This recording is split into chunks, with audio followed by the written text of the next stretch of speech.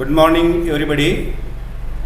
We are now starting the workshop on the revised syllabus of BSc Part 3. Now I request to convener of this workshop, Swarsha Jagtap Madam.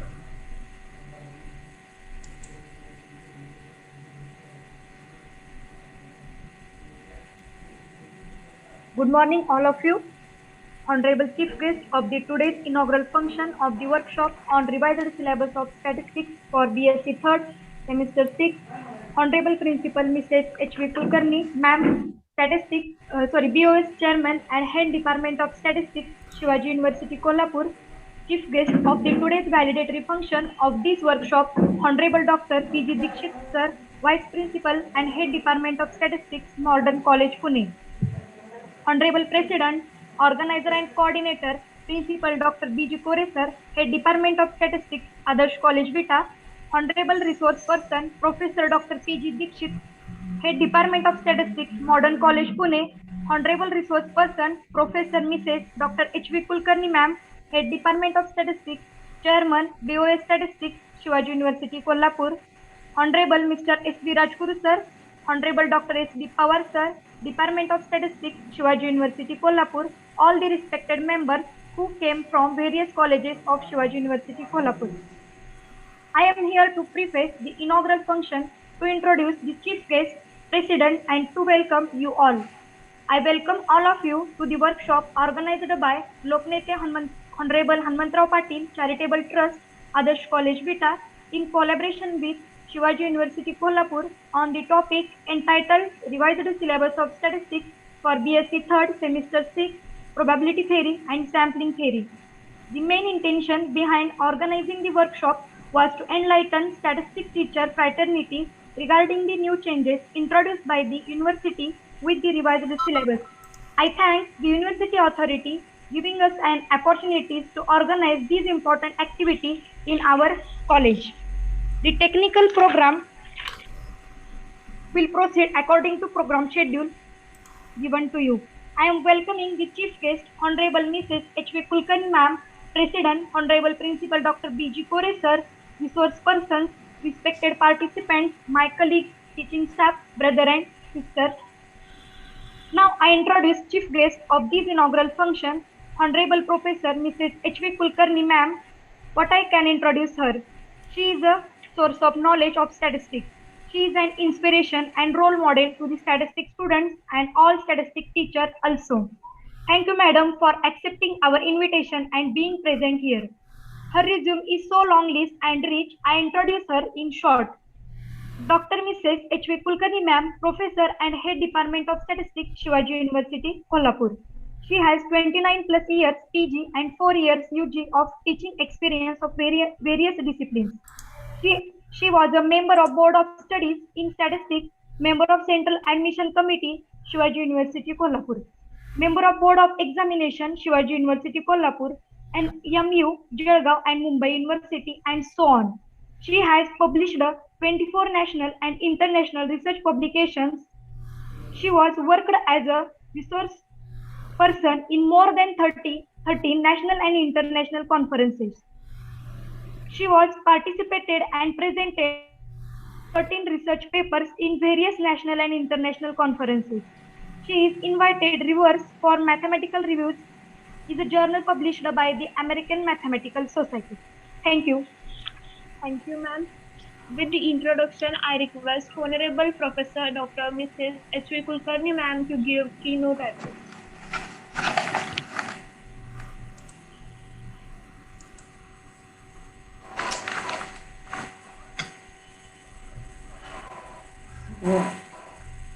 सगळ्यात पहिल्यांदा मी principal doctor BG. कोरे sir यांचं मनापासून आभार मानते. Miss जगतापचं पण आभार मानते. For kind words. सरांनी मला या कार्यक्रमामध्ये इन्व्हाइट केलं आणि आपल्याबरोबर इंटरॅक्शन करण्याची संधी दिली, याबद्दल मला मनापासून आनंद आहे. दरवर्षी आपण BSc भाग 1, 2, 3 यापैकी कोणत्या तरी एका सिलेबसचं आपण रिव्हिजन करत असतो. प्रत्येक वर्षाची रिव्हिजन ही दर 3 वर्षांनी येत असते. ही रिव्हिजन आपण करत असताना वेगवेगळ्या स्टेक होल्डर्सकडून सूचना आपण मागवत असतो. उदाहरणार्थ अल्युमिनी, आपल्या BOS अभ्यास मंडळामध्ये इंडस्ट्रीचे पण काही रिप्रेझेंटेटिव्ह आहेत, अदर युनिव्हर्सिटीचे रिप्रेझेंटेटिव्ह आहेत. करंट स्टुडंटपैकी रँक होल्डर जो स्टुडंट असेल तो प्रत्येक मीटिंगमध्ये इन्व्हाइट केला जातो आणि या सगळ्यांची मतं वगैरे घेऊन आपल्या विषयाचा करंट ट्रेंड बघून विशिष्ट असे रिव्हिजन्स दरवर्षी आपल्या अभ्यासक्रमामध्ये केले जातात. तर अर्थात हा बदल जो असतो तो एकदम ॲब्रप्टली करता येत नाही. काही हळूहळू थोडेच आपण बदल करत असतो. तर यावर्षी आपण काही बदल केलेले आहेत, त्याबद्दल मी येईनच. पण त्यापूर्वी मला काही थोडंसं हे प्लॅटफॉर्म मला बोलण्याचा मिळालेला आहे आणि आपण बरेचसे म्हणजे इथे BScचे टीचर सगळे एकत्र झालेले आहेत. तर हा प्लॅटफॉर्म घेऊन मला थोडंसं प्रत्येक कॉम्पोनंटबद्दल थोडंसं बोलायचं होतं. तर ह्या प्लॅटफॉर्मचा आधार घेऊन मी बोलते. पहिला म्हणजे आपल्या प्रॅक्टिकलमध्ये 40 मार्काचा एक प्रोजेक्ट कॉम्पोनंट आहे. तर आमचं UG अशी बऱ्यापैकी सुस्ताच्या माध्यमातून इंटरॅक्शन येत होतं. आपण पूर्वी प्रॅक्टिकल प्रोजेक्टच्या आपण कॉम्पिटिशन्स पण घेत होतो. पण अलीकडं ही प्रोजेक्ट कॉम्पिटिशन मला वाटते गेल्या 2 वर्षापासून झालेली नाहीये. तर ती थोडीशी सुरू करावी मार्फत असं मलाही वाटतं. तर हा प्रोजेक्ट कॉम्पोनंट आहे तो फार महत्वाचा आहे. कारण थिअरी विद्यार्थी जे शिकतात ती विद्यार्थ्यांचा सुरुवातीला बऱ्यापैकी कल असतो की काहीतरी पाठ करायचं आणि थिअरीमध्ये पेपरमध्ये लिहायचं.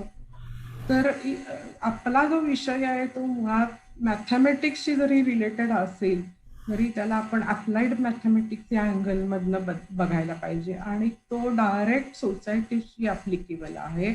हे आपल्या विषयाचं मोठं आणि स्टॅटिस्टिक्सनं सोसायटीसाठी खूप मोठं योगदान दिलेलं आहे. तर ते PC महालनोबिस, CR राव ह्या अशा दिग्गज लोकांनी आपला विषय खरोखर खूप उंचीवर नेऊन ठेवलेला आहे आणि त्याची प्रॅक्टिकल ॲप्लिकेशन नॅशनल सॅम्पल सर्वे वगैरे. आता तर एक MOSFI ही आपली एक मिनिस्ट्रीची एक वेगळी डिपार्टमेंट आहे. तर डायरेक्टली सोसायटीशी आपले स्टॅटिस्टिक्स हे रिलेटेड आहे. तसंच स्टॅटिस्टिक्सची ॲप्लिकेशन्स ही एका विशिष्ट डिसिप्लिनसाठी अशी रेस्ट्रिक्टेड नाही आहे. कारण स्टॅटिस्टिक्स हे basically it is probability modelling. Probability ही मॉडेलिंग कशासाठी करतात तर ते अनसर्टनिटी मॉडेल करण्यासाठी करतात आणि अनसर्टनिटी या मानवी आयुष्याच्या कणाकणामध्ये भिनलेली आहे. प्रत्येक स्तरावर अनसर्टनिटीला माणसाला तोंड द्यावं लागतं आणि ही मॉडेलिंग योग्य प्रकारे करणं हे स्टॅटिस्टिक्सचं अविभाज्य अंग आहे. आणि हे मॉडेलिंग करून डे टू डे लाईफ मध्ये फेस होणाऱ्या प्रश्नांची उत्तर स्टॅटिस्टिकल इन्फरन्सच्या स्वरूपात काढणं हे त्याचं मोठं एक अंग आहे स्टॅटिस्टिक्सचं. आणि ही गोष्ट त्यांना बाळकडू दिल्याप्रमाणे UG लेव्हलला कळली तर त्यांना बऱ्यापैकी पुढे जाऊन ते सोसायटीसाठी काहीतरी चांगलं काम करू शकतील. त्यांना चांगल्या जॉब ऑपॉर्च्युनिटीज येतील. अर्थात आत्ताचे सध्याचे टीचर पण ते योगदान देत आहेतच. पण म्हणजे अलीकडच्या 2 वर्षात माझा UGशी प्रोजेक्टशी तितका काही संबंध आलेला नाही. त्यामुळे मी जे काय बोलते ते माझं पास्ट डेटावर अवलंबून आहे. त्यामुळे त्यात बदल झाले असेल तर मला लोकांनी थोडंसं एक्सक्यूज करावं. तर ह्या प्रोजेक्ट कॉम्पोनंटमध्ये मुलं बऱ्याच वेळेला काय करतात की रेडीमेड कुठल्या तरी वेबसाईटवरचा डेटा घेतात आणि काहीतरी ग्राफिकल रिप्रेझेंटेशन करायचं आणि त्या कोणतीही एस्टिमेशन प्रोसिजर किंवा टेस्टिंग प्रोसिजर न वापरता फक्त डोळ्यांनी ग्राफिकली जे दिसतं त्याच्यावर ते कन्क्लुजन मांडत असतात. अर्थात ग्राफ ही गोष्ट अत्यंत महत्वाची आहेच. त्याने व्हिज्युअली आपल्याला काय घडतंय त्याचा अंदाज येतो, पण अंदाज म्हणजे रियालिटी नव्हे. त्या अंदाजाला जोड देण्यासाठी वेगवेगळ्या स्टॅटिस्टिक्सच्या ऑथेंटिक या टेस्ट वापरल्या पाहिजे. टेस्टिंग ऑफ हायपोथिसिस किंवा कॉन्फिडन्स इंटरवल ही जी स्टॅटिस्टिक्सची टूल्स आहेत ती वेगवेगळी टूल्स वापरून ज्या टूल्समध्ये ऑथेंटिकली प्रोबॅबिलिस्टिक मॉडेलिंग करून ते रिझल्ट ऑथेंटिफाय केले जातात, तर त्या प्रोजेक्ट कॉम्पोनंटमध्ये ह्या गोष्टी अंतर्भूत असाव्यात असं मला मनापासून वाटतं. आणि त्या प्रोजेक्टसाठी एक काहीतरी अशी एक विशिष्ट स्टेप वाईज प्रोसिजर आपण डेव्हलप करायला पाहिजे की सगळ्यात पहिल्यांदा तुम्ही काय ते ऑब्जेक्टिव्ह तुम्ही सेट करा. ऑब्जेक्टिव्ह अटेंड करणं ही सगळ्यात शेवटची जरी गोष्ट असली तरी काय ऑब्जेक्टिव्ह आपल्याला हवे ते सेट करणं ही पहिली गोष्ट आहे. आणि मग त्या ऑब्जेक्टिव्हला अनुरूप सॅम्पलिंग स्कीम वापरणे, क्वेश्चनर तयार करणे, डेटा ऑर्गनाईज करणे, कंपाईल करून तो आजकाल कॉम्प्युटराईज करणे हा सुद्धा एक महत्वाचा भाग आहे. आणि मग आजकाल अनालिसिस हा या सॉफ्टवेअरच्या सहाय्यानं खूपच सोपा झालेला आहे. रेडीमेड पॅकेजेस असतात आपल्याकडं, पण अर्थातच ते कोणतं पॅकेज त्या डेटासाठी सुटेबल आहे आणि ते अनालिसिसचे रिझल्ट काढल्यानंतर त्याचा व्हॅलिडिटी त्या अनालिसिसची मॉडेल व्हॅलिडिटी ही सुद्धा एक महत्वाचं अंग आहे त्यातलं. आणि मॉडेल व्हॅलिडिटी ती साऊंड ते रिझल्ट आले तुमचे तर तुम्ही केलेला अनालिसिस हा व्हॅलिड म्हणायला काही हरकत नाही. तर हे काहीतरी टेक्निकली स्टॅटिस्टिक्स वापरून त्या मुलांनी त्या प्रोजेक्टमध्ये काहीतरी चांगले रिझल्ट काढावे असं एक मला थोडंसं वाटतं. दुसरी गोष्ट म्हणजे प्रॅक्टिकल कॉम्पोनंटमध्ये यावेळी OR बरोबरच R हा कॉम्पोनंट आणलेला आहे. थोडीशी रिअरेंजमेंट आहे. R मला वाटतं आधीपासून असणारच आहे, पण ह्यावेळी तो ORच्या पेपरमध्ये समाविष्ट केलेला आहे. तर आजकाल कॉम्प्युटरायझेशन, कॉम्प्युटरशी रिलेटेड टेक्निक या डिसिप्लिनची ग्रोथ अत्यंत झपाट्यानं होत आहे आणि आपल्या मुलांना त्या पेस बरोबर ऍडजस्ट होण्यासाठी बेसिक जे काय टूल आहे ते R लँग्वेज. ह्या R लँग्वेजवर मुलांची अत्यंत मास्टरी असणं गरजेचं आहे. अर्थात ती एकाएकी होणार नाही. एकाएकी BSc 3 मध्ये ते R वर मास्टरी बनवतील असं मी काय अपेक्षा करत नाही. पण प्रत्येक कॉलेजमध्ये त्या टीचरनी त्यांना योग्य प्रमाणात कॉम्प्युटर आणि R सॉफ्टवेअर हे अवेलेबल होईल याची दक्षता घेतली पाहिजे. आणि मला वाटतंय सुस्तासारख्या माध्यमातून आपण सगळ्यांसाठी ग्लोबली प्रयत्न केले पाहिजेत की अर्थात माझा हा प्रयत्न काही प्रमाणात चालू आहे, पण त्याला फारसा अजून काही मला रिस्पॉन्स मिळालेला नाही. तर त्याबद्दल मी काही इथं बोलत नाही जास्त. पण R हा अत्यंत महत्वाची गोष्ट आहे. जे आता स्टॅटिस्टिक्स झपाट्यानं बदल होत चाललेले आहेत त्यामध्ये IT टूल्स खूप विगरसली वापरली जाणार आहेत. त्यामध्ये पायथॉन, R बरोबरच Python, natural language processing, image processing ह्या सगळ्या गोष्टी आता हळूहळू स्टॅटिस्टिक्सचा एक भाग म्हणून यायला लागलेल्या आहेत. आणि त्याबरोबर ऍडजस्ट होण्यासाठी बेसिक गोष्ट म्हणजे ही R आहे. आणि माझ्या कॉलेज बंधूंनी पर्टिक्युलरली स्वतः व्यक्तिशः लक्ष घालून मुलांना R मध्ये कसं चांगलं नॉलेज देता येईल, त्यांच्याकडून कशा पद्धतीनं प्रॅक्टिस करून घेता येईल ते थोडंसं बघणं गरजेचं आहे. अर्थात बरेचसे लोक हे करत असणारच आहेत, पण तरी पण मी थोडंसं हे रिपीट करते या गोष्टी. त्यानंतर आणि एक गोष्ट म्हणजे मी आता जरी ग्राफिकल टूल बद्दल बोलले, ग्राफिकल टूल हा काही एखाद्या स्टॅटिस्टिकल अनालिसिसचा एंड पॉइंट जरी नसला तरीही ग्राफिक्स माणसाला डायरेक्ट मनाशी संपर्क साधतात ग्राफिकल गोष्टी. तुम्ही आर के लक्ष्मणची व्यंगचित्र आपल्यापैकी बऱ्याच लोकांनी बघितलेली असतील. किती साध्या सोप्या गोष्टी चित्राद्वारे किती मनाचा ठाव घेणारी असतात ही चित्र.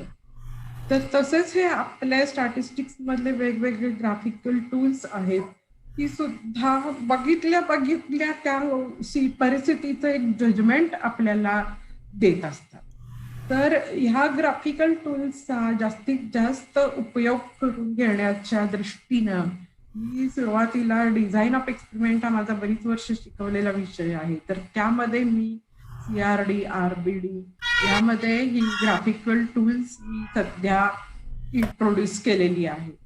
तर ह्या ग्राफिकल टूल्स मध्ये मेनली एकतर रेसिड्युअल अनालिसिस हा अत्यंत महत्वाची गोष्ट आहे. Model verification design of experiment मध्ये किंवा इव्हन रिग्रेशन मॉडेल मध्ये काय करतो की आपण हा ऑब्झर्व डेटा असतो, त्या ऑब्झर्व डेटाचं दोन गोष्टीमध्ये डिकम्पोजिशन करत असतो. एक म्हणजे स्टॅटिस्टिकली मॅथमॅटिकली मॉडेल केलेला कॉम्पोनंट, आणि दुसरं म्हणजे मॉडेलनं त्यातलं जे मेन क्रक्स आहे, तो इम्पॉर्टंट भाग आहे, तो मॉडेल काढून घेतो. आणि आपण कसं दही घुसळल्यानंतर, साईचं दही घुसळल्यानंतर लोणी आणि ताक वेगळं वेगळं होतं. तर लोणी म्हणजे आपल्या मॉडेलनी एस्टिमेट केलेला पोर्शन आणि ताक म्हणजे रेसिड्युअल्स. तर सुगृहिणी असतात त्या आणखी घुसळून त्या ताकात आणि काही लोणी आहे का हे पण बघत असतात. तर त्या बघतात त्याप्रमाणे आपण हा रेसिड्युअल अनालिसिस केला पाहिजे. त्या रेसिड्युअल मध्ये आणखी काही असाइनेबल कॉजेस हिडन आहेत का, असले तर तेही आपल्या मॉडेलमध्ये आले पाहिजेत. मॉडेलनी जास्तीत जास्त त्यातला असाइनेबल कॉज एक्सप्लेन केला पाहिजे आणि उरलेलं जे आहे ते प्युअरली रॅन्डम एरर व्हेरिएशन असायला पाहिजे. तर हे चेक करण्यासाठी वेगळे वेगळे टूल्स आहेत. उदाहरणार्थ रेसिड्युअलचा मीन हा 0 असायला पाहिजे, रेसिड्युअलचा व्हेरियन्स हा कमीत कमी असेल तर चांगलं. त्यानंतर तुम्ही नॉर्मल असम्पशन करत असाल तर रेसिड्युअल हे नॉर्मली डिस्ट्रीब्युटेड असले पाहिजेत, कारण तुमच्या ज्या एफ टेस्ट आहेत त्या नॉर्मॅलिटीच्या असम्पशन्सवर अवलंबून असतात. मुळात ते असम्पशन जर सॅटिस्फाय झालं नाही तर तुम्ही काढलेले कन्क्लुजन्स चुकण्याची शक्यता असते. तर रेसिड्युअल अनालिसिस हा अत्यंत महत्वाचा आहे कोणत्याही स्टॅटिस्टिकल मॉडेलिंग मध्ये, आणि तो पार्ट यावेळी मी या डिझाईन ऑफ एक्सपेरिमेंट मध्ये इन्कॉर्पोरेट केलेला. दुसरी गोष्ट म्हणजे box plot, treatment wise box plot. तुम्ही आता वायहॅट काढता, एस्टिमेट करता, तर त्या वायहॅटचे ट्रीटमेंट वाईज बॉक्स प्लॉट काढले तर व्हिज्युअली तुम्हाला त्या ट्रीटमेंट्स मध्ये डिफरन्स आहे का, किंवा तुमचं जे होमोजिनिटी असम्पशन असतं की सगळे ऑब्झर्वेशनचे व्हेरियन्स इक्वल आहेत, तर ते तुमच्या ट्रीटमेंटवर तर अवलंबून नाही ना व्हेरिएशन. ह्या सगळ्या गोष्टी बॉक्स प्लॉटनी व्हिज्युअली करतात आणि त्यामुळे ह्या गोष्टी मी यावेळी इन्कॉर्पोरेट केलेल्या आहेत. तसंच माननीय दीक्षित सरांनी आणखी एक सजेस्ट केलेला होता कॉम्पोनंट की नॉन नॉर्मल डेटा असेल तर काय करायचं. तर नॉन नॉर्मॅलिटीसाठी पॅरामेट्रिक इन्फरन्स जो आहे तो सध्या रिसर्च स्टेटला आहे. डायरेक्ट काही इन्कॉर्पोरेट आपण करू शकत नाहीये, त्यामुळे तो non parametric design of experiments म्हणून कॉम्पोनंट घातलेला आहे. तर आत्ताच्या या एक दिवसाच्या वर्कशॉपमध्ये या सगळ्या गोष्टी एक्सप्लेन करणं शक्य नाहीये, त्यामुळं वेळ मिळेल तसं नोट्स तयार करून किंवा त्याच्यावर ऍडिशनल लेक्चर्स वगैरे अशी अरेंज करावीत असं मी सरांना रिक्वेस्ट करते. त्यानंतर प्रोबॅबिलिटी थिअरी जो पेपर होता त्याचं थोडंसं नाव बदललंय, प्रोबॅबिलिटी थिअरी अँड ऍप्लिकेशन्स. कारण प्रोबॅबिलिटी थिअरी प्युअरली मॅथमॅटिकल नाही, तर त्याचे थिअरीमध्ये ऍप्लिकेशन्स आहेत हे त्यातनं कळावं आणि त्यात ऍप्लिकेशनचा भार पण घातलेला आहे. तसंच रिलायबिलिटी थिअरी हा आधी दुसरीकडे होता, तो कॉम्पोनंट हा प्रोबॅबिलिटी थिअरी अँड ऍप्लिकेशन्स मध्ये घातलेला आहे.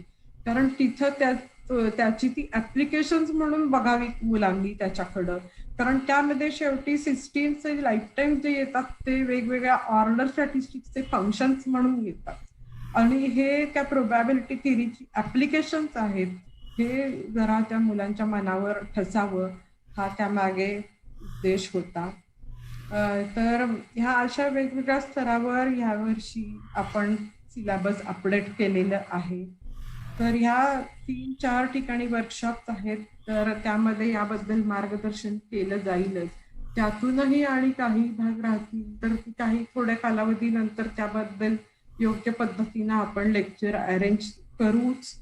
आणि माझे सर्व शिक्षक बंधू या गोष्टी लक्षात घेतील आणि त्या विद्यार्थ्यांपर्यंत मनापासून पोहोचवतील अशी मला नक्कीच आशा आहे.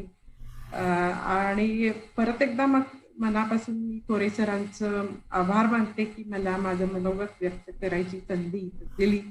एवढं बोलून मी माझं मनोगत सांगते. Thank you sir. नमस्ते मॅडम, धन्यवाद. Thank you, ma'am. Now I request Honorable Principal, Organizer and Coordinator Dr. B.G. Kore sir, Head Department of Statistics, Adarsh College, Vita, to preside over the workshop.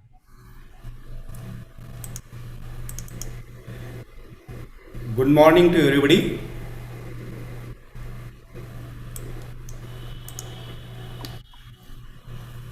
I am very much happy to be here as a president of this inaugural function and organizer of this workshop on revised syllabus of statistics for BSc Part 3, Semester 6, Paper F13, Probability Theory and Applications, and Paper F15, Sampling Theory.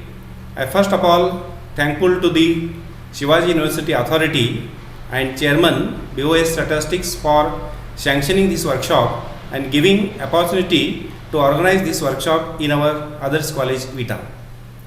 Chief guest and resource person of the today's workshop, Honorable Professor Dr. Mrs. H.V. Kulkarni, Chairman BOS Statistics and Head Department of Statistics, Shivaji University, Kolhapur. Resource person and chief guest of the today's workshop in the valedictory function, Honorable Professor Dr. P.G. Dikshit, Vice Principal and Head Department of Statistics, Modern College, Pune. I am very much thankful to Founder President Honorable Advocate Sadashivaraw Patil, President Honorable Advocate Vaibhav Dada Patil, Executive Director Honorable Pandurang Patil for their kind support and best wishes for organizing this workshop. I welcoming to Chief Guest Honorable Professor Dr. Mrs. H.V. Kulkarni, Honorable Professor Dr. P.G. Dikshit, Honorable Resource Persons Dr. S.D. Pawar, Mr. H.V. Rajguru, Shivaji University, Kolhapur. I also express my gratitude towards them for their kind support provided and showing keen interest for organizing this workshop. I am welcoming the respected BOS members of statistics, teachers and student participants of the workshop who joined online from various colleges of Shivaji University, Pune University, Solapur University. From the bottom of my heart and express my heartfelt gratitudes about you all for online joining this workshop from various corners of Sangli, Satara, Kolhapur, Solapur and Pune district. After observing presence of all of you, really I am very much satisfied. This is pandemic situation. You all gathered under this roof of Loknete, Honorable Hanumantrao Patil, Charitable Trust, Adarsh College, Vita. I am welcoming convener of this webinar, Mrs. Varsha Jagtap, IQAC Coordinator Dr. Sambhaji Shinde, all teaching and non-teaching staff of this college, students, brothers and sisters. I am here to deliver a presidential address of the inaugural function of this workshop. The purpose of organizing the workshop is very clear: to provide guidance to the subject teachers regarding revised syllabus of statistics, also to provide a forum for the interaction and exchange of ideas among the academicians engaged in the area of the statistics and its applications. The technical program will proceed according to program schedule given to you. At it consists of keynote address, resource persons guidance regarding various units of revised syllabus of statistics. The topics selected for the workshop are most relevant and important in the context of syllabus. Now I talk some words about our institution. The Loknetya Honorable Hanmantrao Patil Charitable Trust, founded by Honorable President Advocate Sadashirao Patil in 1994 with the motto, "Nothing can be as scared as knowledge is." Our trust is one of the leading educational institute in the Vita city. The value of its contribution to education in general is enormously great, as it has from the very beginning tried all the best to lay emphasis on the education of the downtrodden, the poor and ignorant, that really from the major bulk of society. For the fulfillment of dream of Loknetya Honorable Hanmantrao Patil into reality, Honorable President Advocate Sadashirao Patil has established this educational institution. Presently, Trust runs one senior college, one junior college, one engineering college, one polytechnic college, 4 secondary schools, one nursing school, 2 primary schools, 2 public schools, 1 B Farm and 1 D Farm, 1 industrial training center, 1 YCMU center. In all, 18 units are beginning run successfully by the trust. Now about our college. The Loknetya Honorable Hanmantrao Patil Charitable Trust started Others College in June 1999, owing to which the higher education has been made available for thousands of students residing in the town Vita and the area nearby it, whose right of the college education was usurped by poverty and which has proved to be great boon for them. The college has been affiliated to Shivaji University, Kolhapur. The college offers UG courses in BA, BCom, BSc, BCA, PG courses in economics, Hindi, history. Distance education is also provided by the college. NSS and sports facilities are provided in the college. More than 1200 students are taking education in the college. The building of our college stands on the wide expanse of 1 acre of land with administrative building, spacious lecture halls, well equipped and spacious laboratories, well stacked library, ladies hostel, dedicated faculties, internet facility, swimming tank, indoor and outdoor sports facilities. The college encourages holistic development of students. Friends, we all are in lockdown stage due to COVID-19 pandemic. Along with all sectors, education system is also passing through crucial situation and facing big challenges. In such situation, online mode is the only alternative in front of us. We have to shift from blackboard to broadband. Development of e-content, online teaching and learning is need of time in this COVID-19 pandemic situation. We hope very soon the situation will be normal.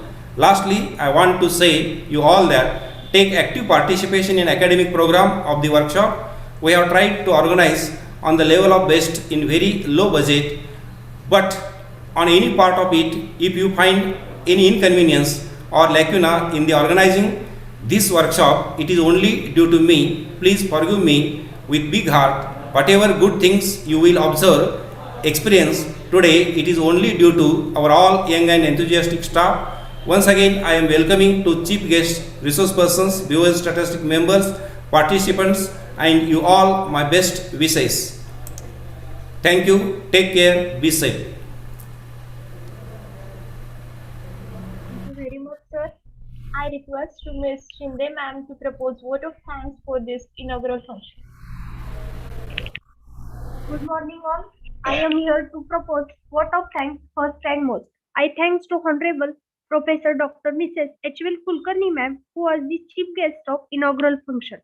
I also thank to the Honorable Professor Dr.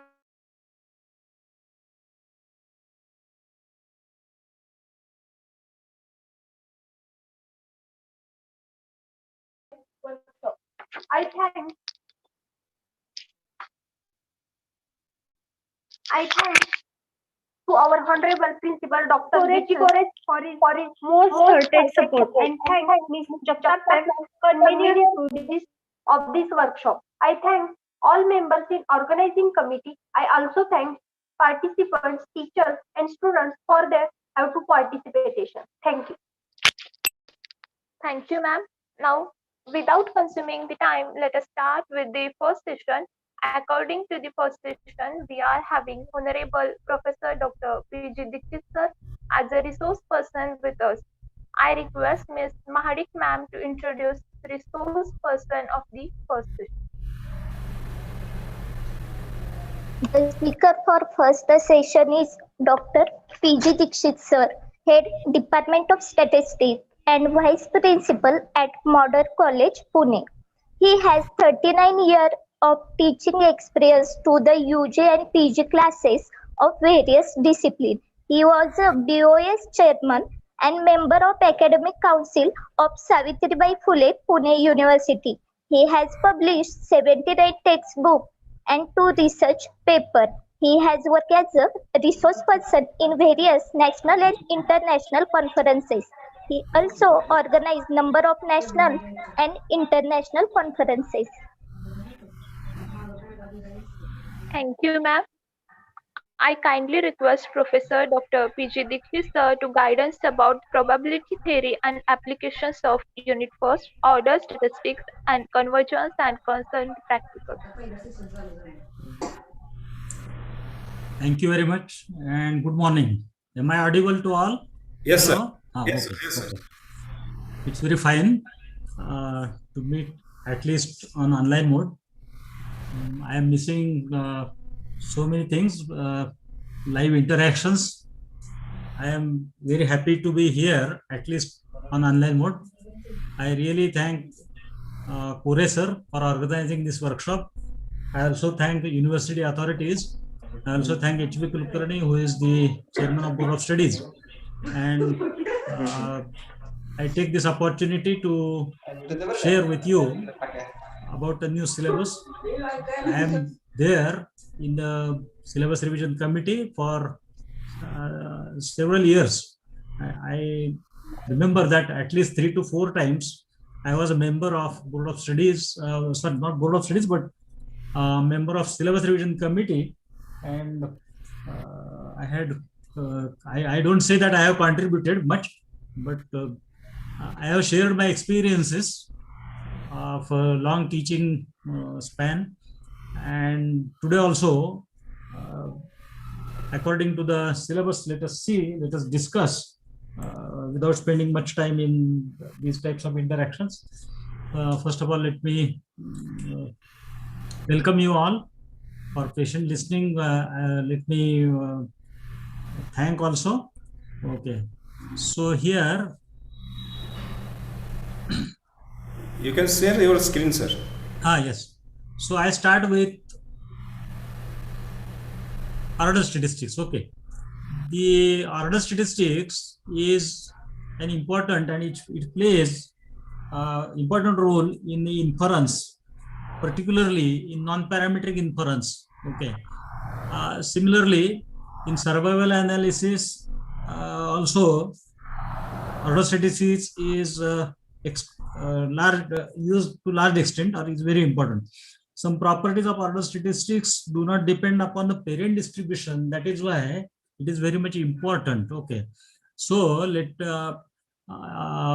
are teaching this order statistics for a long time. I know there are very experienced teachers like Posti and all. I do not take names of all, but as a part of good presentation, I have started with the definition itself, although it is there available in your notes and everywhere.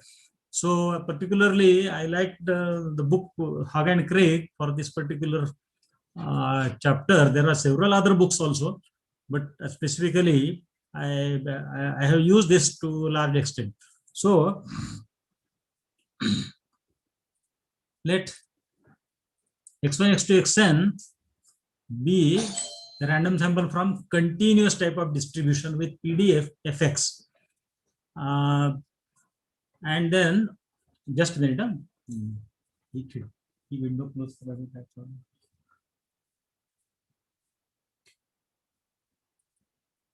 Okay. So suppose x1, x2, xn is a random sample from a continuous type distribution with PDF fx, and its support is interval a to b. Let x1, x2, xn be an ordered arrangement of x1, x2, xn's, x bracketed 1, bracket 2, bracket n, and it is in increasing order of magnitude. Then xi, I taking values 1 to n, is called as ith order statistic of a random sample x1, x2, xn. This is a definition by Hogg and Craig book. Note that the major difference in x1, x2, xn and x bracket 1, x bracket 2, x bracket n is x1, x2, xn's are independent and identically distributed, but the order statistics are not identical, and they are not IID in nature. They are not identically distributed, as well as they are not independent also. So dependence, we'll come to the dependence part later.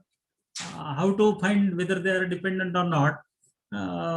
One basic measure is nothing but covariance or correlation. We'll obtain that later on, and how they are interrelated, we'll see.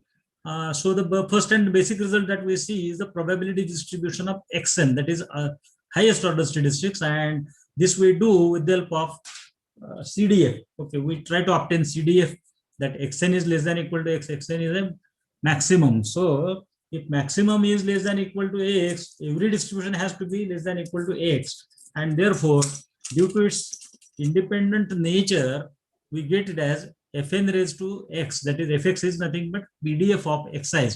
So it is nothing but the PDF is nth power of fx. Okay, and you can show that this is also PDF by checking whether these basic four properties of CDF are satisfied or not. That is, fx is non-negative, fx is non-decreasing, f infinity is 1, f minus infinity 0, and fx is right continuous. All these properties are satisfied, and therefore this is a proper CDF. Okay, and now by taking derivative of this, we can obtain the PDF, and that is n times fx raised to n minus 1 into this PDF. Okay, similarly, distribution of x1, that is minimum, that can be obtained, and it is it is just similar to the earlier one. So this is x1 less than equal to x, and then we obtain it like this, that is we obtain its complement, 1 minus probability that x1 is greater than x, that is minimum is greater than x. Minimum is greater than x is possible when every observation is greater than x. म्हणजे वर्गातला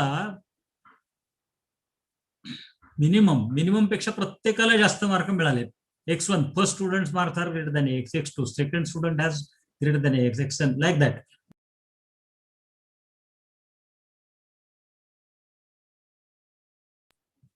X's are independent. Hello, I am audible. Hello. Yes, Hello? sir. Yes, sir. Yes. Okay. Yes. Because I got one message that you are unmuted or something of that sort. Okay. Anyway, so this is how you get CDF, and by differentiating this, taking derivative, we can get the PDF. Okay.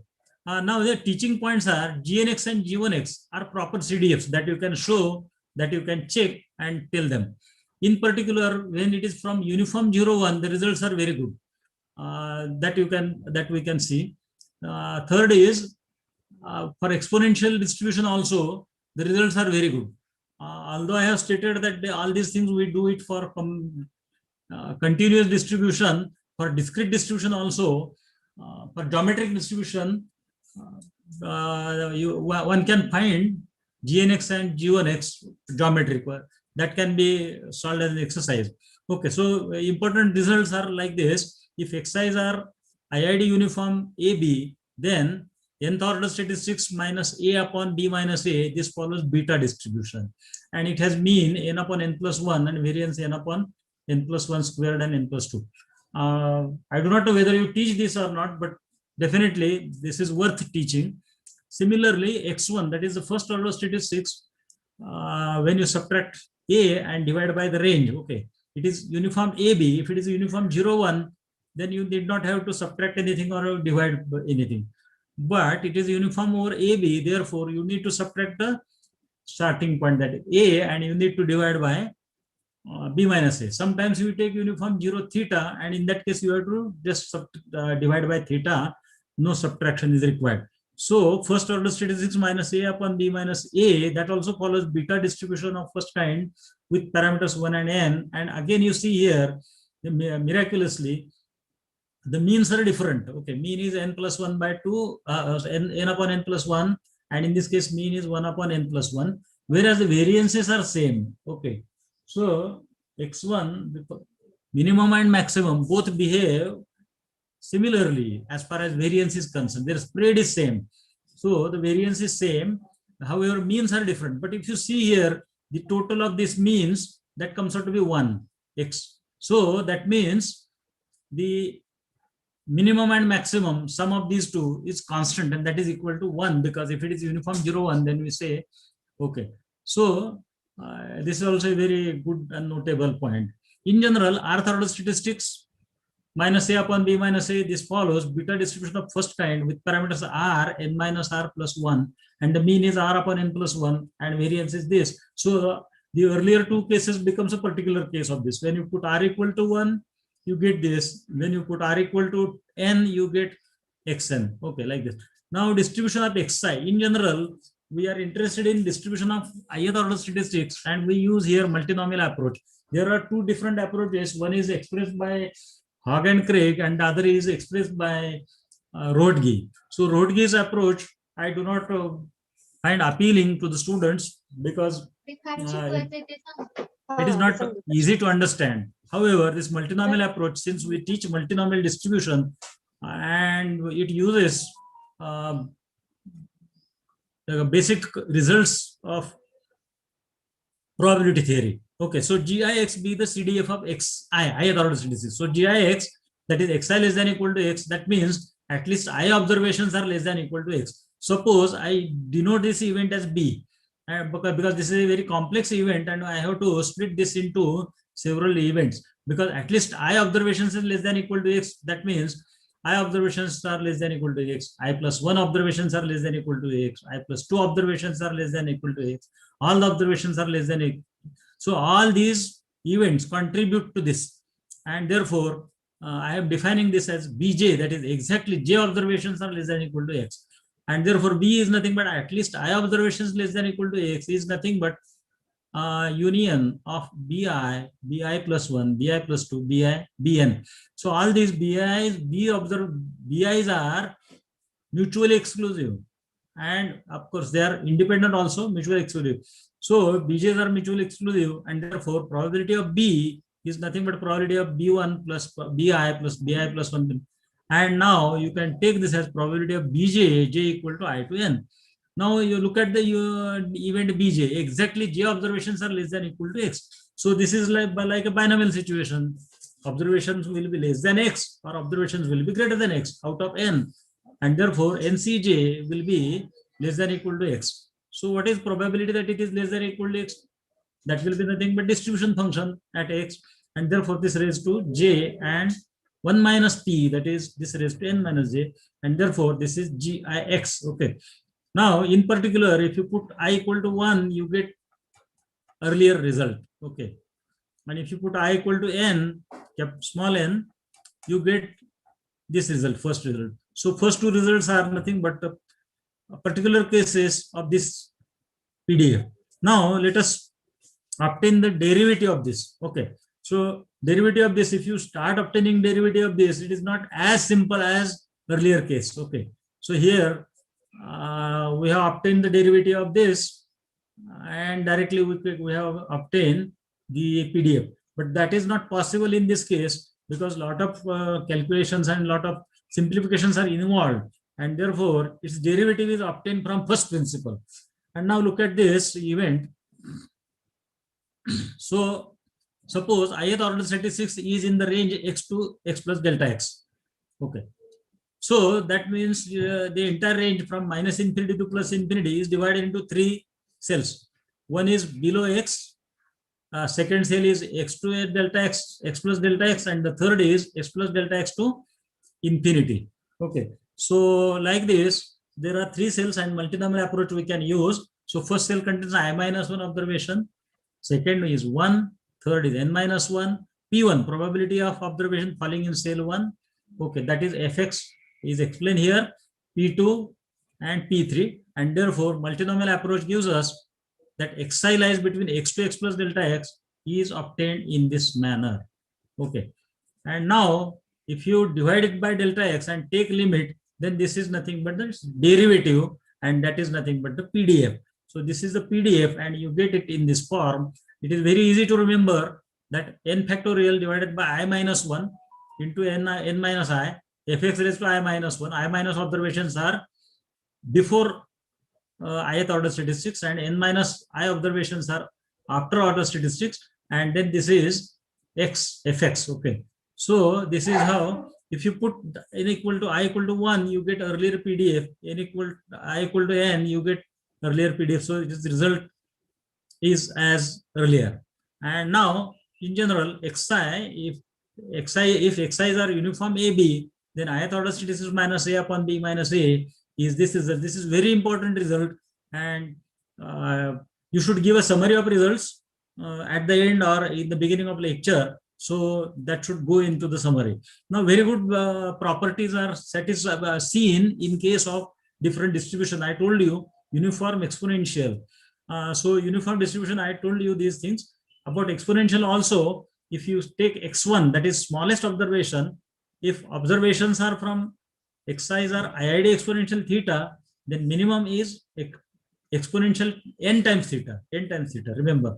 So this is very important result, and it is useful in many places.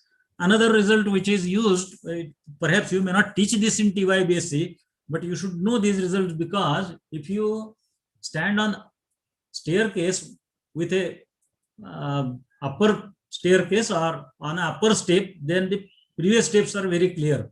Therefore, you should climb up and then see the earlier steps which are below. So because of that, I have included these results. Proof I am not, of course, taking into consideration.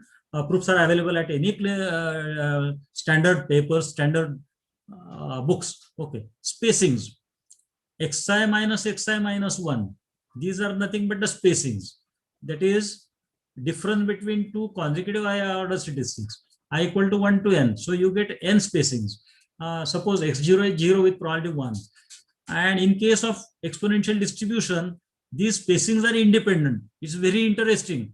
Xi's are not independent, but the spacings, the difference between two consecutive order statistics are very important. So that is being used in the theory of survival analysis in very good manner. Okay, the inference in survival analysis becomes simpler because of this particular property. It's very interesting property. It's not difficult to prove, but that can be stated. Of course, a TY student can understand it, but if it is not in syllabus, you don't drop it. It doesn't matter. But it should be a point of curiosity for all of us. Now, next is normalized spacing. This is a spacing. Okay, these are exponential, independent exponential, but not identically distributed. Those are not IID. And after making some change, one can make it IID also. So if you multiply this by n minus I plus x, so this n minus I plus x into the spacing, those are IID exponential theta. This is very interesting and surprising result. So normalized spacings of exponential distribution are IID exponential.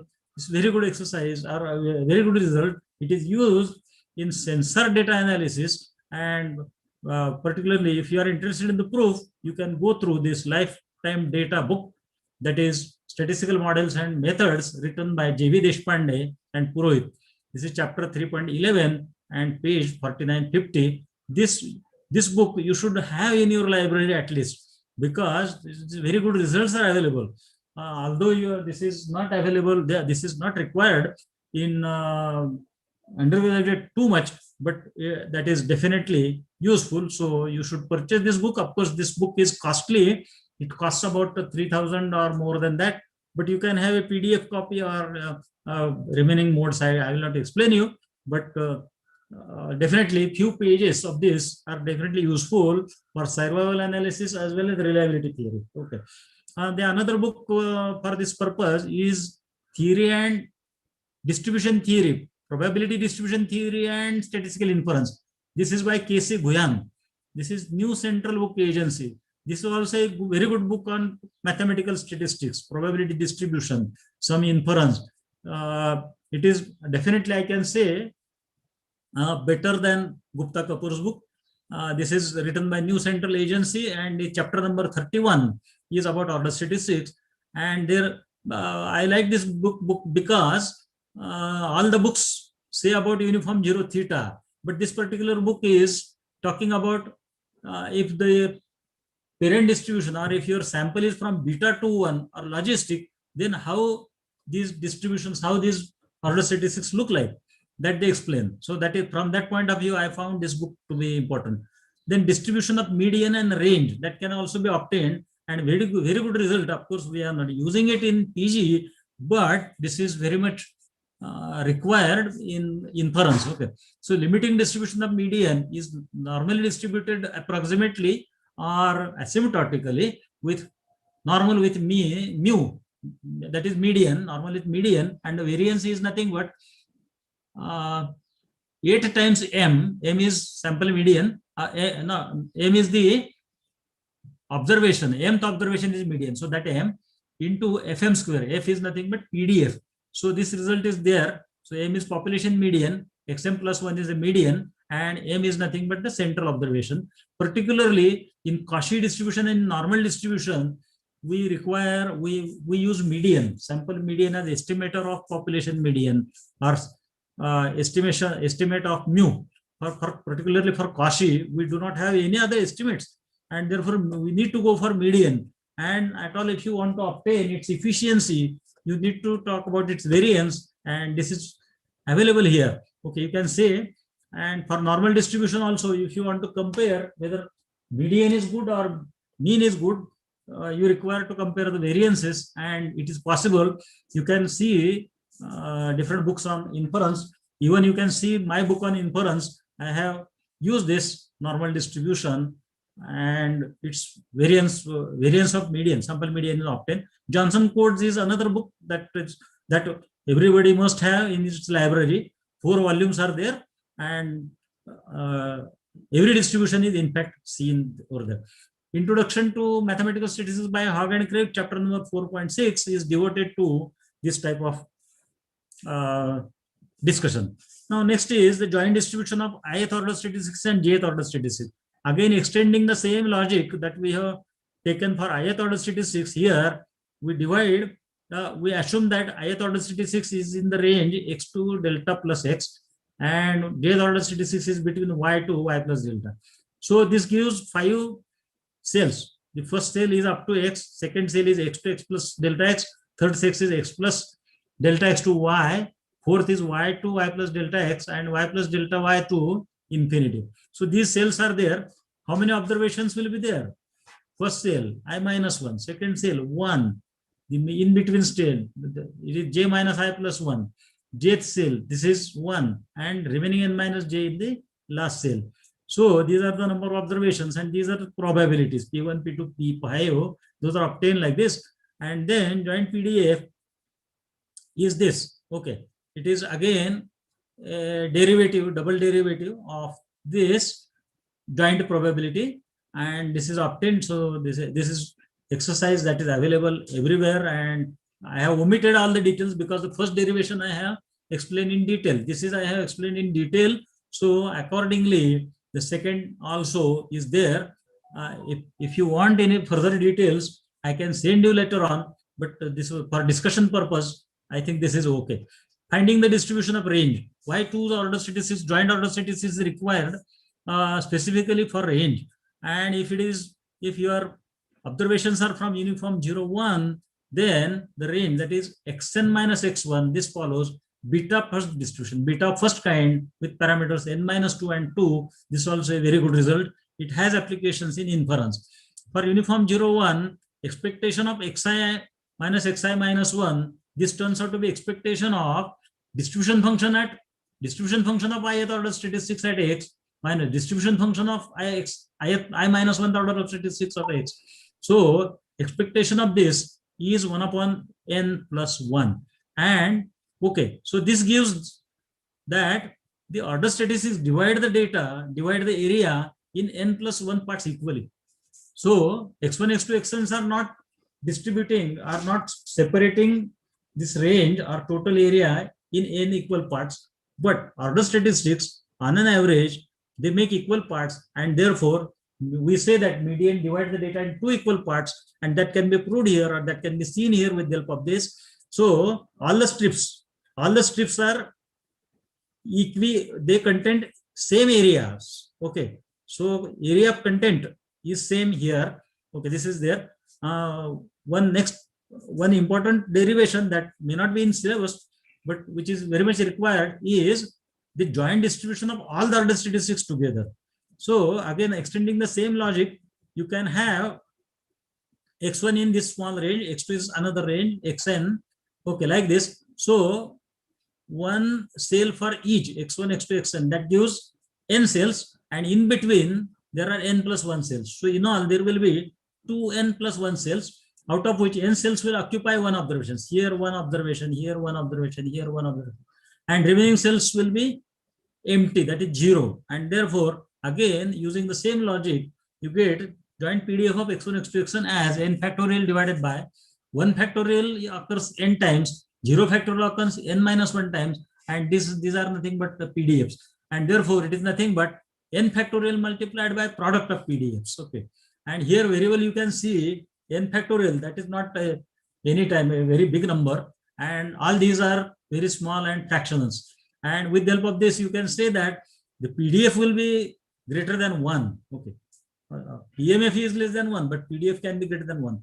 And the next is, you can talk about correlations and covariances. Okay. Earlier I told you that order statistics are not correlated, are not independent, they are correlated. And how they are correlated, it is very interesting. Correlation you can find out. Okay. Interesting results are there. I can state that correlations next. Okay. So before that, let me tell you that in point estimations, applications in estimations, in point estimations, we use it very much. Suppose x1, x2, xn is a random sample from uniform 0 theta, then many possible estimators of theta are available. Okay. One is xn, that itself is MLE also. So by adjusting this constant factor, we can make it unbiased. So n plus 1 by n times xn is an unbiased estimator of theta. Similarly, every ith order statistic can be made unbiased, because xi upon theta, that follows beta distribution with I and n minus I plus 1. And if you multiply this xi by n plus 1 upon I, then this t happens to be unbiased estimator of theta. So with respect to every order statistics, there will be one unbiased estimator. So there will be n unbiased estimators. And we know that if there are two unbiased estimators, convex combination gives infinitely many unbiased estimators. So in this case, infinitely many unbiased estimators are possible, and one among the best one can decide that part is there in theory of inference. Okay. Next is xn minus x1 is sample range which estimates population range theta. If it is uniform 0 theta, then population range is theta, and sample range is xn minus x1. So sample range, if you multiply and divide by this quantity, that becomes unbiased estimator of theta. So at least 3 estimators are there. One is xn, that is MLE, this t. Second is using sample range, this. And third is using moment estimator, that is 2x bar, is also unbiased. And you can make comparison between all these. And of course, xn being MLE, that turns out to be the best. Okay. Next is interval estimation. In case of interval estimation, if XR XS is confidence interval for median, then its confidence coefficient can be obtained. And this confidence coefficient is like this. So the sole purpose of studying order statistics is nothing but using it in estimation part. And therefore, we do not have enough space in inference paper. Therefore, this is covered in probability theory. Otherwise, the best way is, or best place will be, where exactly we are using, at that place only we should include this thing. Anyway, and using this order statistics, one can find confidence interval for quartiles also. So I have written it for first quartile, that is NCI. Okay, first quartile is between XR to XS. Okay, NCI half 1/4 raised to I and 3/4 raised to n minus I. If it is Q1 is replaced by Q3, then this will be, this 1/4 will be replaced by 3/4, and this 3/4 will be replaced by 1/4. So this was all about order statistics that I have decided to talk. So now let me go to the next part, that is convergences. And after convergences, after discussion about convergences, I will entertain any doubts or questions from audience. Okay, so let me go to the convergence part. Okay. Yes, is it okay up to now, up till now? Hello participants, was it all right up till now? Yes, sir. Yes, sir. Okay, sir. Okay, so I think there may be some doubts in your mind, but I will clear those later on. Now it is very important, the first introduction of this topic is very important. Please listen it carefully. I will explain very slowly, because convergences of real numbers, sequence of real numbers. A sequence of real numbers an converges to A, and there is only one type of convergence in mathematics, you can say. Or you can say there are two types of convergence. One is point-wise convergence, and another is absolute convergence or uniform convergence. So these are the, but in statistics, there are 4 different modes of convergence. One is almost sure, the second is convergence in probability, third is convergence in distribution, and fourth is convergence in quadratic mean or convergence in arc mean. Why these 4 convergences, 4 modes of convergence are required? It's very important to listen. It's very important to understand, because I think we never think in this direction. Okay, so of course this direction is given by Dr. Prasad to me, who was my MPhil guide. Okay, so let x1, x2, xn be a sequence of random variables instead of random numbers, instead of real numbers, sequence of real numbers. It is sequence of random variable on a probability space omega script f p. Now let us see what this event means. xn random variable takes value a. That means it is nothing but a set of points of omega for which xn omega is a, where a is in real line. Okay, do you understand that? Okay, so a particular random variable takes some value is nothing but a set. Remember, it's very important. It is a set. Now let us talk about xn minus x. It is less than epsilon, because this is what we require in convergences. We talk about this event. Okay, this should happen for every epsilon after some n. Okay, so if you want to happen that xn minus x less than epsilon, this should be that it is set of points of omega for which xn omega minus x omega, this is less than epsilon. Is it meaning? Okay, so this is a set. Xn takes some value, x also takes values. Suppose xn is a normal random variable, and x also another random variable, a limiting random variable. So this xn takes any value between minus infinity to plus infinity, and you want to restrict it to the difference, you want to restrict it to epsilon. So this happens again a set, which is a set, and therefore xn minus x less than epsilon for n equal to 1 to infinity is a sequence of sets. And now we want to talk about the convergence of sequence of sets. Okay, आपल्यापैकी कोणाला लक्षात आहे का sequence of sets आणि monotonic sequence of sets आणि मग त्याचं convergence, त्याचे limit of sequence of sets हे शिकलोय का आपण कधी? तर मला वाटतं की लॉंग बॅक, म्हणजे माझ्यासारख्या म्हाताऱ्या माणसाने कधीतरी शिकलेलं आहे, पण आताच्या ह्या तरुण प्राध्यापकांमध्ये हे कन्सेप्ट सांगितले जात नाहीत, कारण हे मेजर थेरटिक कन्सेप्ट आहेत. So convergence of sequence of sets is difficult to handle as compared to the sequence of real numbers, and therefore hence sequence of set is to be converted to sequence of real numbers. आणि म्हणजे हा set जो आहे, ही sequence आहे, ही real नंबरला convert करायला पाहिजे, आणि ही कन्वर्ट करण्याचे 4 मार्ग आहेत. एक म्हणजे ऑलमोस्ट शुअर, दुसरा प्रोबॅबिलिटी डिस्ट्रीब्युशन, तर तिसरा डिस्ट्रीब्युशन आणि चौथा अर्थ मीन. आणि म्हणून तिथे there are different 4 ways of okay. Now the first way is in our syllabus is probability, convergence in probability. So instead of saying that this is less than epsilon x, instead of handling this in this sequence of sets, we handle probability of this. Okay, we obtain probability of this for n equal to 1 to infinity. So this becomes a sequence of real numbers. And once it becomes a sequence of real numbers, then the life is very simple because everything is known to us. That type of convergences we have handled several times.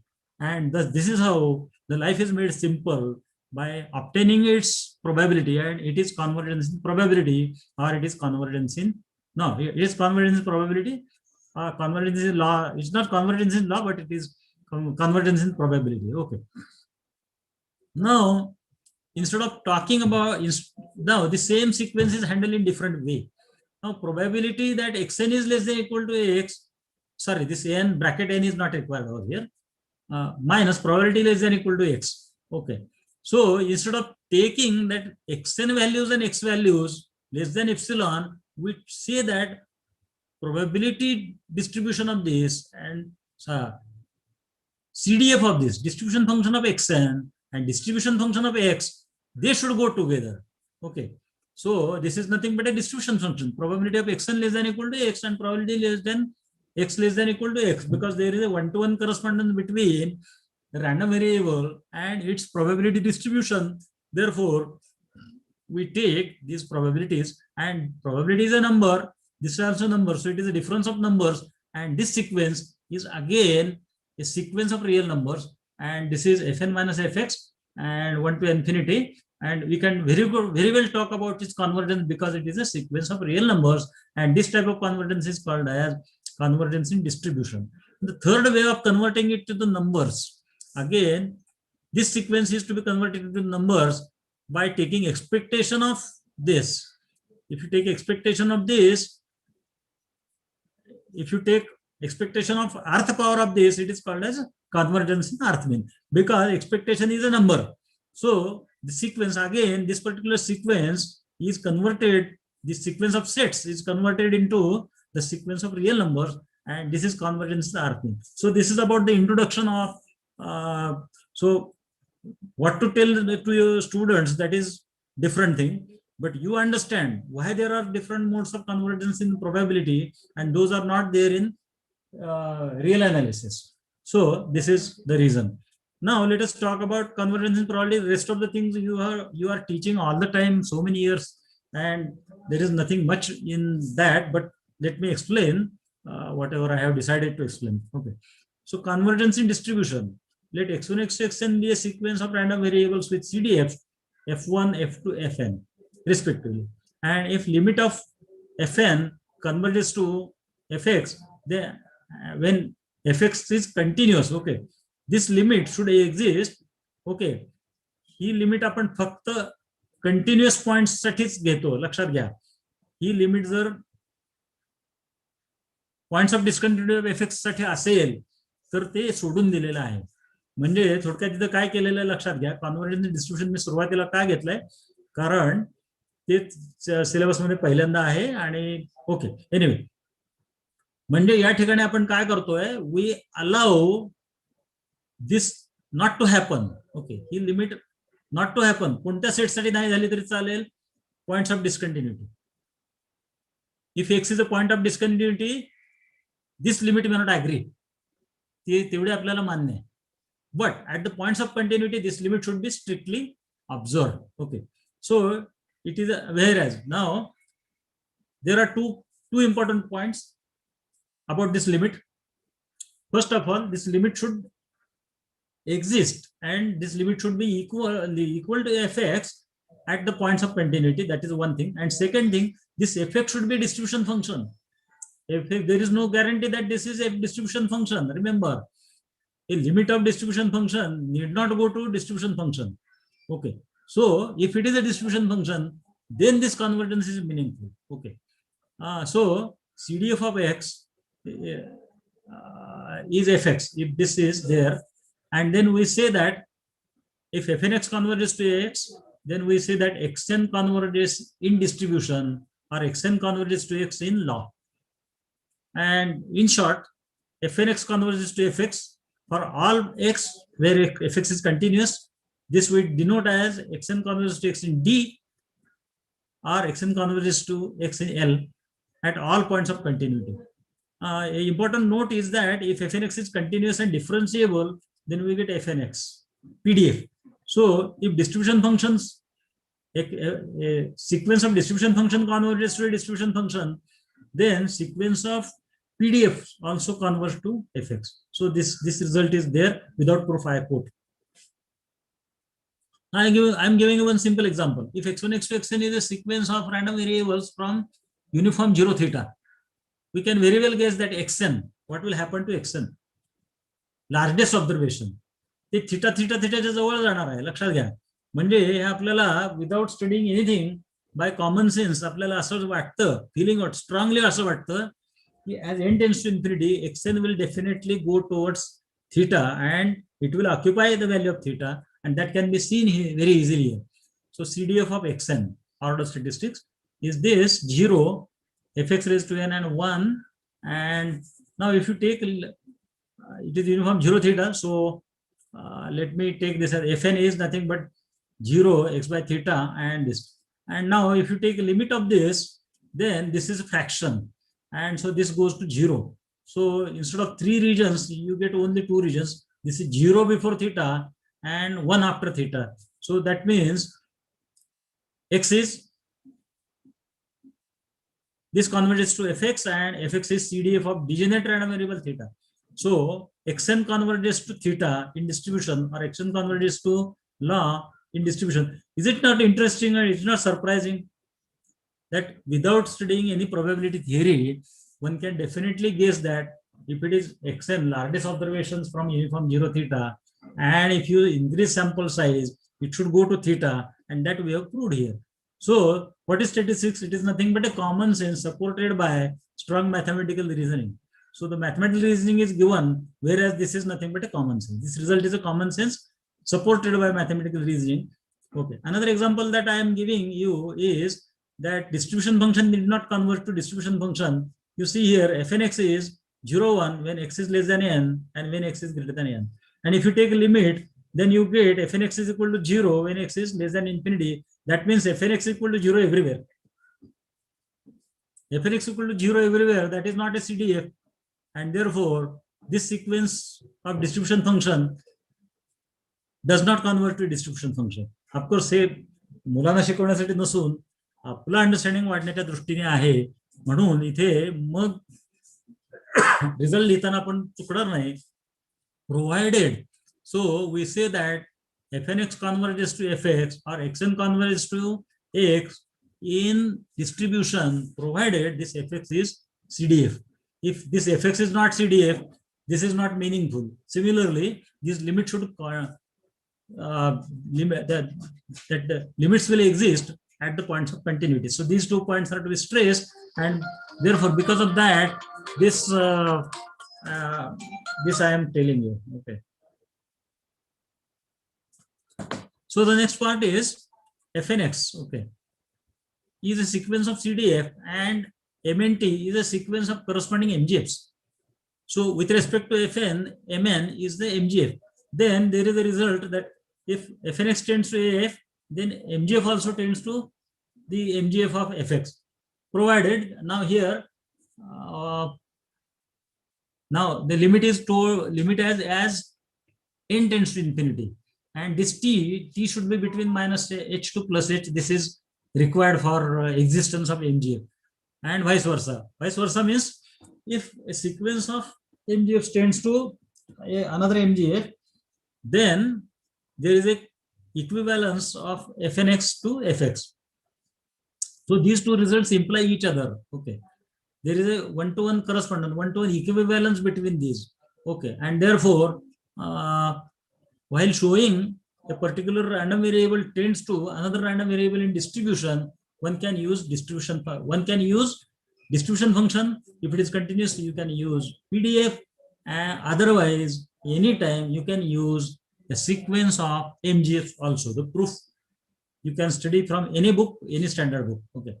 So direct application of convergence in distribution is to the central limit theorem. So central limit theorem is nothing but a particular case of this. So the statement, just for completion purpose, I am giving the statement. Otherwise, it is available everywhere.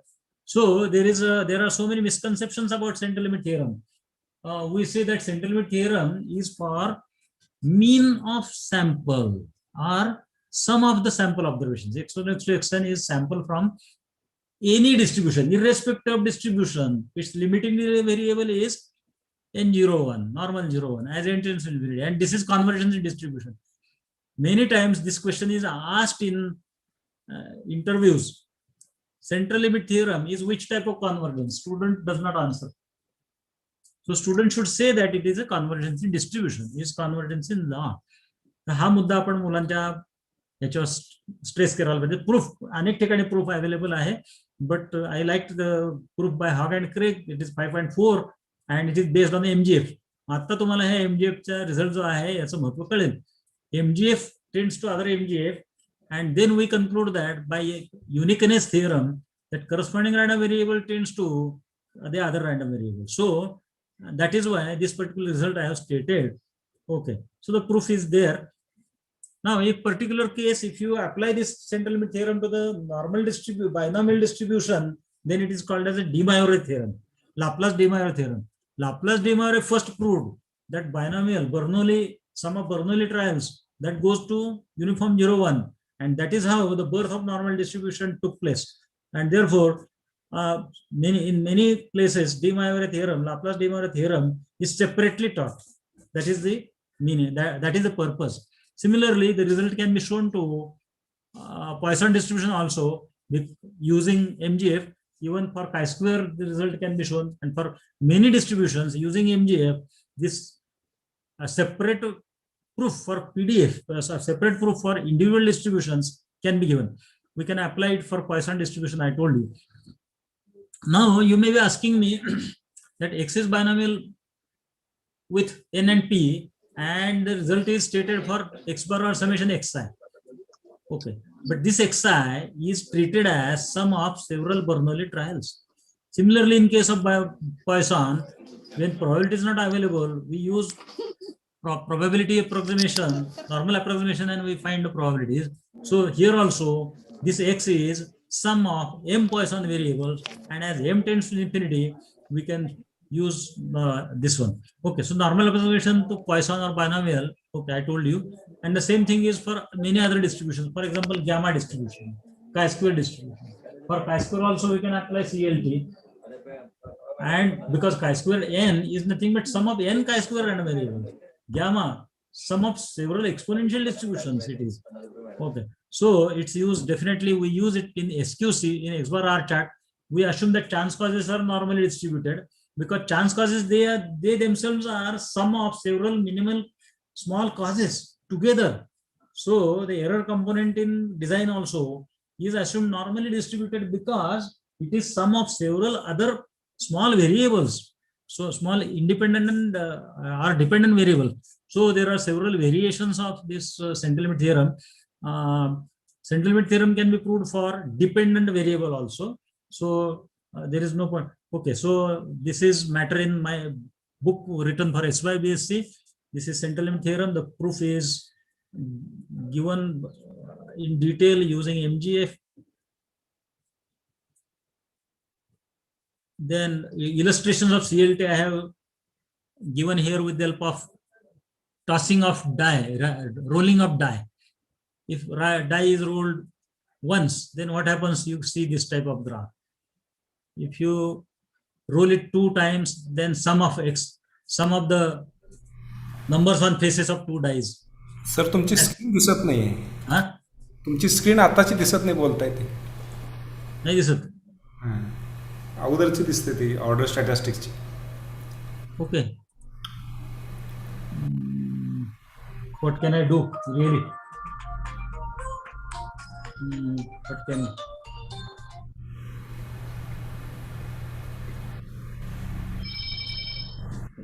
okay, anyway, I will send it later on otherwise. Okay, okay sir. Okay, so n equal to 2, that is sum of the numbers on two faces, that immediately shows symmetry and it occupies bell-shaped nature immediately. For n equal to 4, it is very much there. N equal to 5, n equal to 6, and for n equal to 17, 18, almost it is bell-shaped. So illustrations of CLT are there. हे दिसते का screen आता का नाही दिसत ही? Hello नाही sir नाही. Okay, Laplace डिमार थेरमचा आहे हे. बोलताय Proof की दिलाय. दिसत नाही. नाही दिसत sir. Okay, these are exercises. मी नंतर तुम्हाला पाठवतो ही. ओके, ओव्हरऑल कॉन्व्हर्जन्स सर दिसत नाही. Now can you see? Can you see this? No sir सुरुवातीला क्लोज करा. आता जे प्रेझेंटेशन आहे ते स्टॉप करा. स्टॉप प्रेझेंटेशन आणि परत प्रेझेंट करा. आणि next. Okay okay, just minute.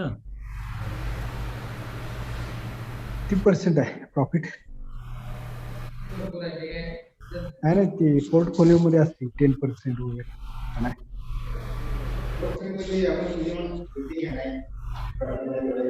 नाही पर्सेंट येते त्याचं. हो मॅडम, 9% वगैरे येते की. हॅलो, पोर्टफोलिओ शेअर करा आणि ते तुम्ही थोडं 6. मग आमचं ते मुलगा चालवतो, मी पैसे वरती टेस्ट करतो. ह्या जायचंय ओरिजिनल त्या डेस्कटॉपला आहे ते शेअर. हा, मिनिमाइज कसं करायचं? ओके, हा इथे व्ह्यू. आता काय करायचं? कुठे मिनिमाइज करायचं? इथे. आता शेअर करा तुमचं.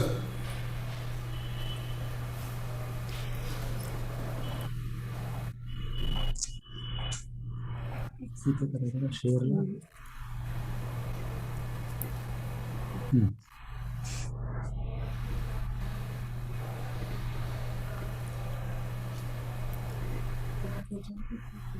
त्याचा क्लिक करायचा इथे.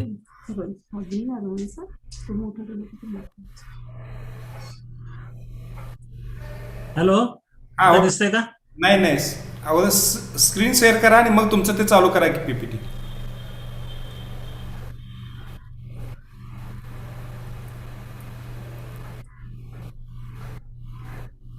हॅलो.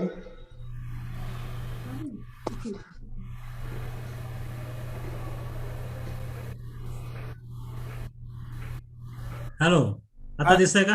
नाही नाही नाही सर, असं नाही तर ओरल चालू करा, नंतर पाठवा. 1-2 मिनिटात होईल ते.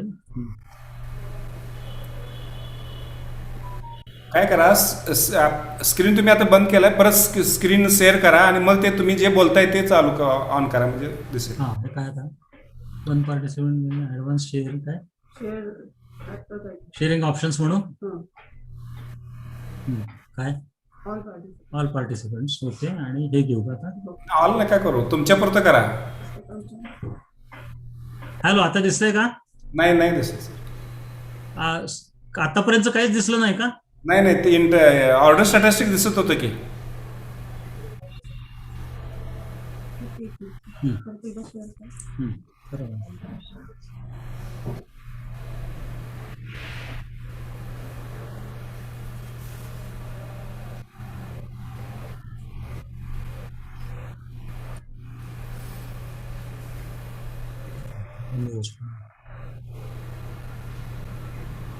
ओनली होस्ट करा. You can share.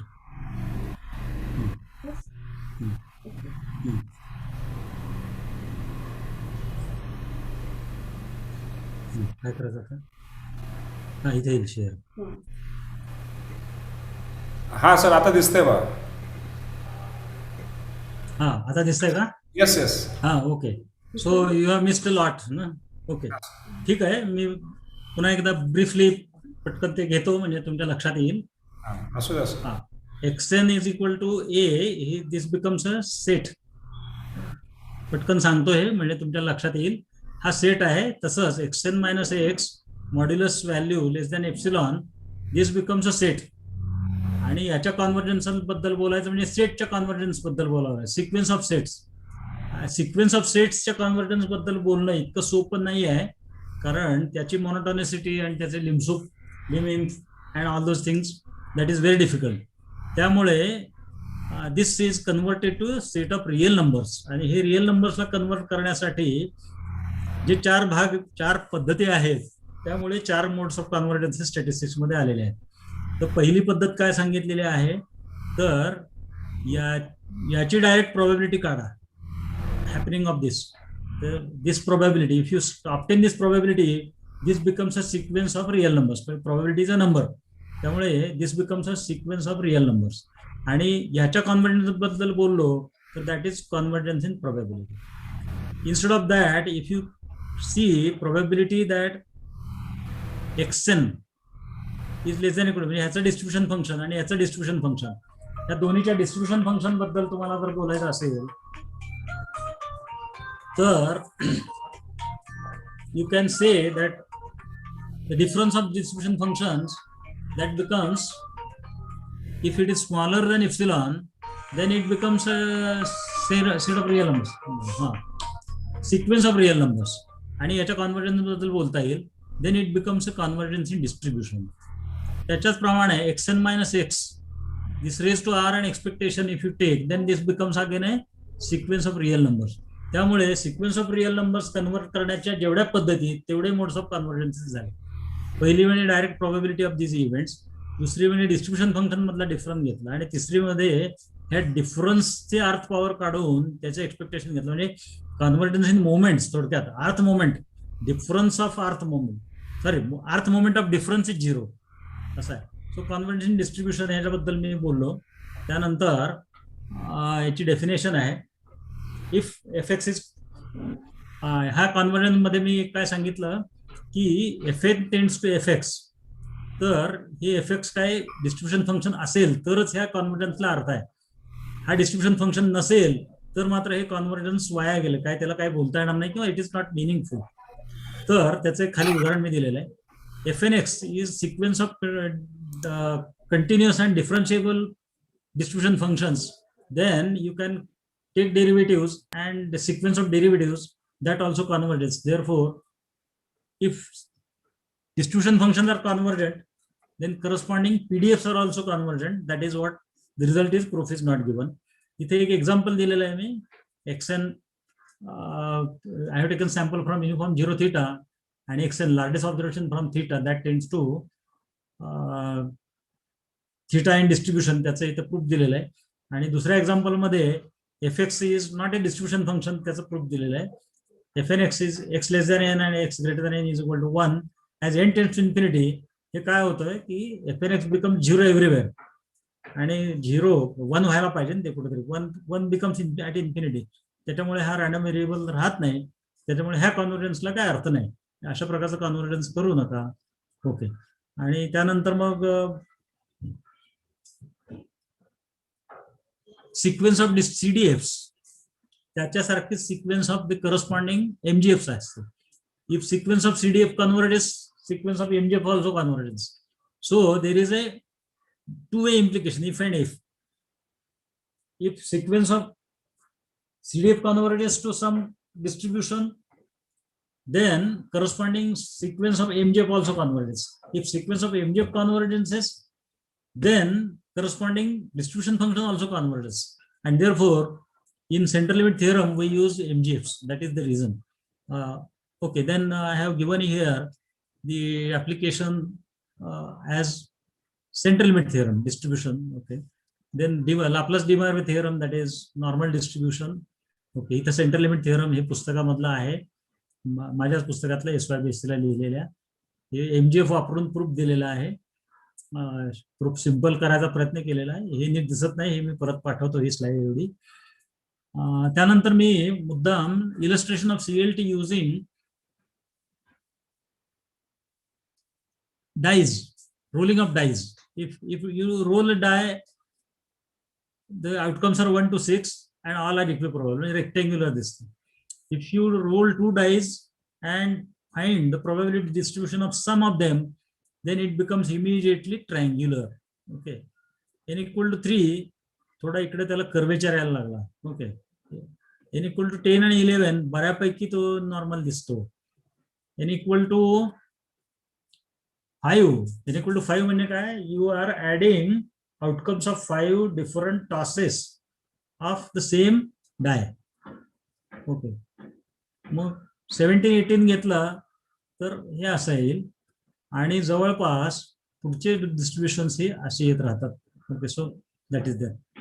आणि हे काही ग्राफ्स आहेत. तसाच ग्राफ याच्यामध्ये निरनिराळ्या डिस्ट्रीब्युशनचा दिलेला आहे. आणि इंटरप्रिटेशन ऑफ CLT. आता बघा, binomial distribution tends to normal distribution. त्याचा अर्थ काय, binomial is continuous discrete distribution आणि normal is discrete. How a discrete distribution tends to continuous distribution, Poisson tends to normal distribution. कोणतं डिस्ट्रीब्युशन नॉर्मल म्हणजे काय, तर त्याचा अर्थ असा आहे की you find probability using binomial for large n, it is almost similar up to some decimal places to normal distribution. म्हणजे distribution does not live its place, only the probabilities किंवा डिस्ट्रीब्युशन फंक्शन्स त्यांची त्या values normal आणि त्या डिस्ट्रीब्युशनच्या सारख्या राहतात, असा त्याचा अर्थ लावायचा आहे. लाप्लास डिमायर थेरमचं प्रूफ इथं दिलेलं आहे. ते आपल्याला पॉयसॉनचं पण प्रूफ तसंच इथं दिलेलं आहे. You can go through. आणि हे काही एक्सरसाइजेस मुद्दाम दिलेले आहेत. हॉग अँड क्रेग मध्ये छान एक्सरसाइजेस दिलेले आहेत, ते सगळे सोडवा. मुलांना सोडवायला सांगा, छान आहेत एक्सरसाइजेस. नाव कॉन्व्हर्जन्स प्रोबॅबिलिटीच्या बद्दल मी सुरुवात करत होतो. Sequence of x1 x2 xn is set to convergence probability to random variable x if this happens. Okay, आता ही xn minus x greater than epsilon हा सेट आहे आणि त्याची प्रोबॅबिलिटी बघतो. त्याच्यामुळे हे सिक्वेन्स ऑफ रिअल नंबर झाले. त्याच्यामुळे आपल्याला कॉन्व्हर्जन्स बद्दल बोलता येतं. म्हणजे रिअल अनालिसिसला कॉन्व्हर्जन्स जे आपण शिकलो ते इथे जसं तसं वापरतात. xn convergence to xn probability हे अशा पद्धतीने लिहिलं जातं. Sequence of random variable may convert to constant and if suppose xn converges to mu, it is constant. Mu is degenerate random variable. त्यानंतर हे असं दिसतं. याचे ऍप्लिकेशन 2 आहेत. एक म्हणजे कन्सिस्टन्सी ऑफ एस्टिमेटर आणि दुसरा weak law of large numbers. जसं आपण centre limit theorem is application of distribution function किंवा कन्व्हर्जन्स इन डिस्ट्रीब्युशन. बऱ्याच वेळेला मुलांना हा प्रश्न इंटरव्ह्यू मध्ये विचारला जातो की distribution centre limit theorem is convergence of what type, what is the mode of convergence is used over there. आणि याचं उत्तर मुलं देत नाहीत, कारण आपण संपूर्ण सेंटर लिमिट थिअरम शिकवताना कॉन्व्हर्जन्स इन डिस्ट्रीब्युशन शब्दच कधी वापरत नाही. त्यामुळे मुलांच्या डोक्यात ठसत नाही ह्या कॉन्व्हर्जन्स इन डिस्ट्रीब्युशन असतो. Whereas in weak law of large numbers convergence in probability हा शब्द आपण अनेक वेळा वापरतो, त्यामुळे त्यांच्या ते लक्षात असतं. Okay, so application there are 2 application. So consistent estimator, इथे पण आपण TN इज कन्सिस्टंट एस्टिमेटर असं म्हणतो. असं नाही म्हणता, असं म्हणायला नको आहे. आपण सिक्वेन्स ऑफ एस्टिमेटर्स आहे, n equal to 1 to infinity sequence of estimators and it is TN converges to theta. Okay, त्याला एक महत्वाचा रिझल्ट म्हणजे if variance goes to 0 as n tends to infinity then xn converges to mu that is mean. हा result आहे आणि हा चेबीचेव inequality वरून त्याचा प्रूफ दिला जातं. So if x1 x2 xn.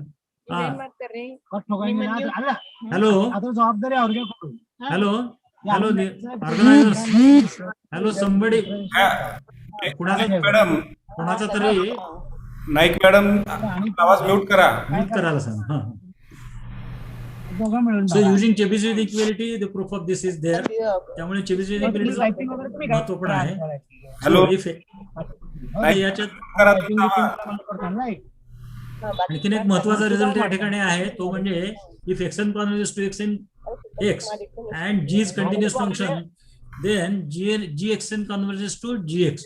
आणि याचा उपयोग आपल्याला all raw moments convert to central moments हे दाखवण्यासाठी होतो. Okay, weak law of large numbers, there are so many weak law of large numbers available, but Khinchin's weak law of large number I think it is expected in syllabus. सिलेबसमध्ये तुम्ही काही म्हटलेलं नाही, पण Khinchin's law of weak law of large numbers हे तुमच्या ह्याच्यामध्ये मनात असावं असं मला वाटलं, म्हणून मी सांगतोय. So the statement is if x1 x2 x is a sequence of added random variables with mean mu and variance sigma square, then x bar n converges to mu in probability. Again, proof एका ओळीत proof याचं देता येतं using Chebyshev's inequality. Use of weak law of large numbers खूप वेगवेगळ्या ठिकाणी करता येतो. मुद्दाम इथे एक सिम्युलेशनचं एक उदाहरण मी दिलेलं आहे. समजा आपल्याला गॅमा 5.7 काढायचं आहे. गॅमा 5.7 कसं काढता येईल, तर gamma n is this. Gamma 5.7 म्हणजे हे हा इंटिग्रल झाला. थोडक्यात हा इंटिग्रल आपल्याला सोडवायचा आहे. मग हा इंटिग्रल सोडवला म्हणजे काय आहे, तर हा integral, this integral can be looked upon as expectation of x raise to 4.7. म्हणजे 4.7 तर रॉ मोमेंट म्हणून याच्याकडे आपल्याला बघता येईल, प्रोव्हाइडेड एक्स इज एक्सपोनेन्शियल. आणि आपल्याला आता इथं आपण वरती बघितलेलं आहे raw moments convert to central moment by weak law of large number. So xi raised to 4.7 divided by n, this converges to mu, this converges to its corresponding moment. मग आता हे xi कुठून आले, तर you can take a random sample from exponential 1. So this is how you can estimate. म्हणजे थोडक्यात काय झालं, एस्टिमेट ऑफ 5.7 इज दिस. तसंच beta distribution, beta function when the parameters beta mn are non-integers, how to obtain, त्याचं एक उदाहरण इथे दिलेलं आहे. So you can view this as beta 2.7 5.3 can be viewed like this, आणि मग हा इंटिग्रल होतो, आणि this can be viewed as x to the power 1.7 and 1 minus x to the power 4.3 where x is from uniform 0. इथे PDF नाही आहे 1, त्यामुळे तो uniform गृहीत धरू शकतो. आणि by weak law of large numbers the raw moment of this converges to central moment where x1 x2 x1 is a random sample from uniform 0 1. So this is how. Another example I have given you. You want to evaluate e raised to sin x into e raised to minus x dx. तर हे e raised to x हा PDF गृहीत धरायचा आणि expectation of sin x म्हणून याच्याकडे पाहायचं. So you can view this as expectation of e raised to sin x, and by weak law of large numbers you can obtain. Many times the example is there. Unbiased and consistent estimator Sanga, unbiased and inconsistent estimator Sanga, biased consistent example Sanga, biased inconsistent estimator सांगा. तर unbiased and consistent x bar from normal 0 1. Unbiased आणि इनकन्सिस्टंट चे उदाहरण काढणं फार अवघड आहे. तर इथे action म्हणजे फक्त लास्ट ऑब्झर्वेशन आम्ही घेतलंय, ऑर्डर स्टॅटिस्टिक्स नाही. X N any observation is unbiased for mu, पण as N tends to infinity त्याचं डिस्ट्रीब्युशन नॉर्मलच राहतं. ते काय हे होत नाही, कन्व्हर्टेड टू म्यू किंवा कन्व्हर्टेड टू म्यू होत नाही. त्यामुळे X N is inconsistent. Okay, unbiased आहे का आहे, कन्सिस्टंट नाही आहे. मग तसंच बायस कन्सिस्टंट एक बायस ऍड करून टाका, biased and inconsistent. Okay, X N and 1+n. So like this it is. So convergence in probability implies convergence distribution. हा, पण उलट त्याचं खरं नाही आहे. पण if convergence in probability is to a constant, then both the convergences are they imply each other. Convergence distribution to constant and convergence in probability to constant, they are one and the same. Convergence in quadratic mean मगाशी सांगितल्याप्रमाणे याचा difference घेऊन त्याची second moment, variance of this goes to 0. and then so among these three the weakest convergence is quadratic mean, and stronger than that is convergence distribution, and strongest among these three is probability distribution. Chebyshev inequality, Chebyshev theorem पहिल्यांदा सांगावा. It is like this: if gx is non-negative function, then probability that gx is greater than epsilon is expectation of gx upon epsilon.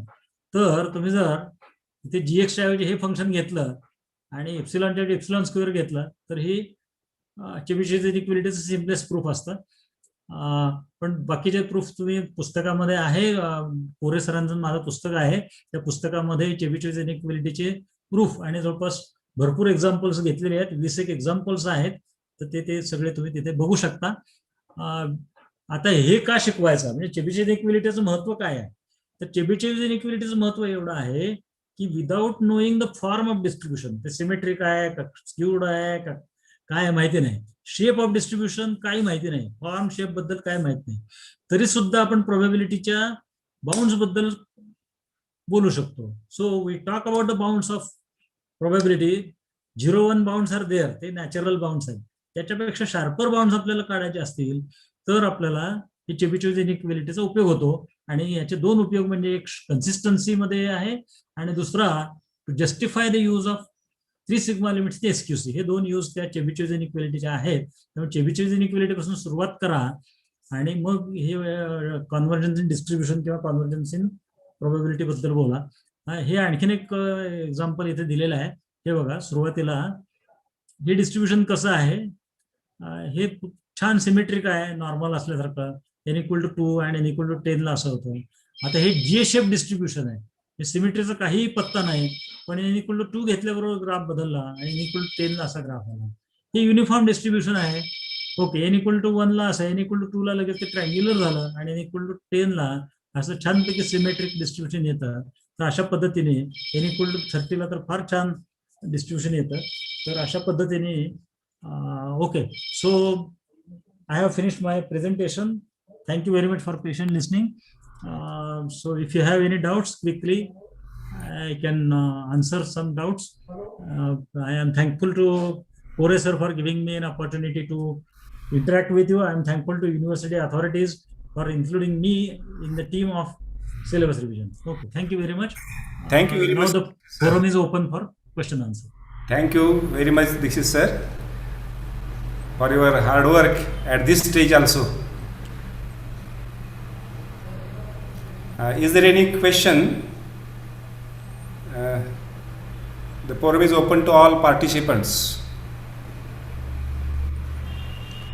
Otherwise, we will go to the next session. Thank you, sir, for your valuable guidance. I request Ms. Shinde ma'am to introduce the resource person of this second session.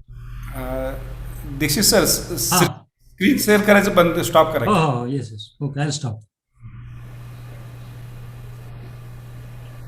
Thank you very Speaker much. for second section is Honorable Professor Mrs. Dr. H.V. Kulkarni ma'am, presently working as a Head Department of Statistics, Shivaji University, Kolhapur.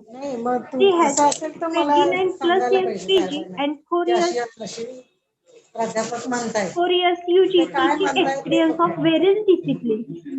She was a member of Board of Studies in Statistics, member of Central Admission Committee, Shivaji University, Kolhapur, member of Board of Examination, Shivaji University, Kolhapur, NMU Jalgaon and Mumbai University, and so on.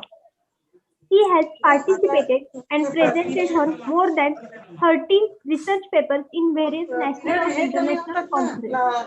तुमचे period कमी होतात की नाही sir? Thank you, ma'am. I kindly request Professor Mrs. Dr. H.V. Kulkarni ma'am to guide us about the probability theory and applications of Unit 2nd, reliability theory and constant practice. Thank you madam. Dixit, हा मला screen share करायचं आहे sir. इथं ते मला काय ते host disabled participant screen share. एकच मिनिट, दीक्षित सर स्क्रीन स्टॉप करतात, मग तुम्हाला करते. हा, आता करू शकता मॅडम. हा,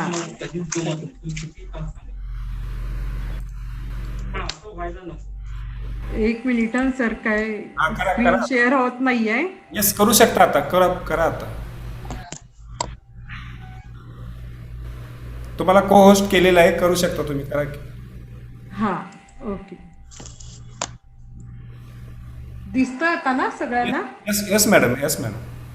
Okay, thank you. So, I will be talking on the reliability,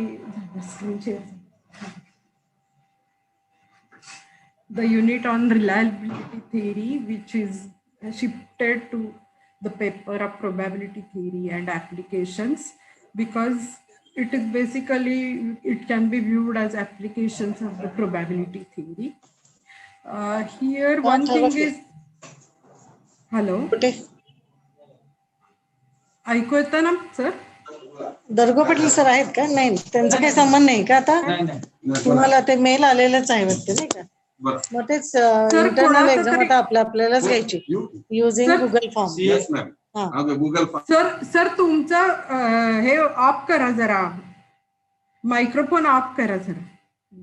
hello, हा माझा आवाज येतोय ना ऐकू सगळ्यांना? Yes, yes, madam. Yes. हो मॅम. हा okay okay thank you. So for this component, unfortunately, there are not many books. There is only one book by Barlow and Prochain, written long back in say 1975, and unfortunately it is out of print. So many of you may not be having access to that book. Some of you might be having some Xerox copies, and it is not also there in the pre-repositories like LibGen, etc. So here I have tried to prepare some extensive notes, at least for the first part of that component, and later on, as time permits, I can prepare some more notes and share with all of the UG teachers. So this unit deals with the systems of components and their reliability. So we can call these systems as multi-component systems. How they are interrelated with each other gives rise to a particular structure to the system, and one is particularly interested in obtaining their reliability. Reliability is the probability, particularly that a particular system is working in a particular environment. So this is some introductory part. Particularly, I have prepared this. I will share all these notes with all the teachers later on through Professor B.G. Kore. So this is particularly prepared from keeping in view the students and sort of prepared notes for these students. So when a very complex device consisting of a large number of components is constructed, it is often impossible to sure that it will function the task for which it is intended. Failures of components due to causes which are hard to anticipate and particularly impossible to prevent may lead to failure of the entire structure. In such situations, the best one may strive for in designing the structure is to attain a high probability that the system will function its task. It has become customary to refer to the probability that a structure will function the task for which it was designed as the reliability of that particular structure. A simplifying assumption is implied here in this definition of reliability that a structure can only either function or fail. Most of the time, this assumption may not be very realistic because it is only instantaneous functioning is considered in this definition. However, we should keep it in mind that our students are beginners in this area. So this is a kind of beginning for them for this kind of. So however, it should be noted that it is possible to study a more general concept of reliability, which accounts also for the possibility of partial functioning in the form of multiple states. Multiple states means one can have defined failed state, some weakly functioning, strongly functioning, and so forth. There can be multiple states. So a lot of literature is also available for systems working under multiple states. However, the present study will be limited to only dichotomic or binary type of reliability, where we either consider a component to be functioning in the functioning state or in the failed state. It should be pointed out that the time element does not explicitly enter into our definition in dichotomic reliability. However, it may enter in the definition of what we can define the definition of functioning or failing in a suitable manner. For example, a structure can be predefined to function if it functions in a certain manner for at least 400 hours. This itself is, might say, definition of functioning, and assumed to fail if it breaks down before that time. But there also are practical situations where a structure is considered as functioning when it is in working order for instantaneous use or for the current time and not necessarily for any length of time. The dichotomic reliability includes the time-dependent reliability as a special case. One of the main purposes of mathematical theory of reliability is to develop methods by which one can evaluate the reliability of a structure when the reliabilities of its individual components are known. This is the basic purpose of this particular unit, to evaluate the reliability of the entire structure when reliabilities of its components are known. Now we will define have some formal description of the structure. In order to study the relationships between the reliabilities of the individual components of a structure and the reliability of the entire structure, one has to know how functioning or failure of various components affects functioning or failure of the entire structure. For this purpose, we shall describe the state of any device, single component or complex structure by writing or defining one when it is functions, denoting the functioning state by 1 and denoting the failed state by 0. If a structure consists of n components, it will be called a structure of order n. The state of all components of such a structure will be described by a vector of n coordinates, say x equal to x1, x2, xn, etc., where xi denotes the state of the ith component and xi equal to 1 means that the ith component is functioning and xi equal to 0 means that the ith component is in the failed state. The vector x can be called as the state vector. The collection of all possible states in the n tuple x corresponds to the vertices of an n-dimensional cube. For example, if you have only two components, there are only two such vectors, 0 and 1, and 1 and 0.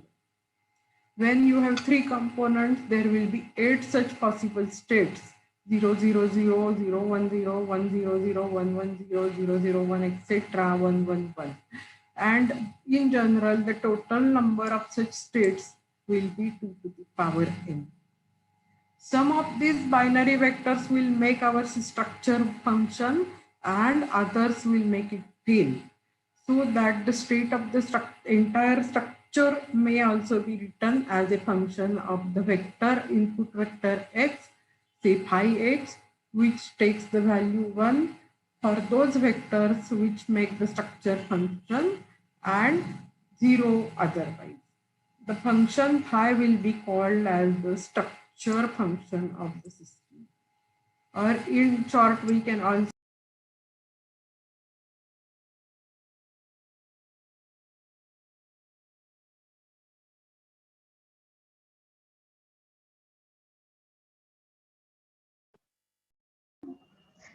Ma'am आवाज clear येईना झालाय.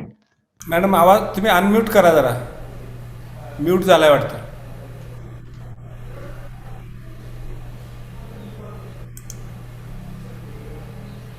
Kulkarni madam please unmute करा तुमचा. Hello, येतोय आवाज ऐकू. Okay. The function phi is called a structure function, or in short, the structure, simply structure. The number of components functioning when the state of all components is given by the vector x is clearly given by the function x, and this sx is simply summation xi because xi's are binary.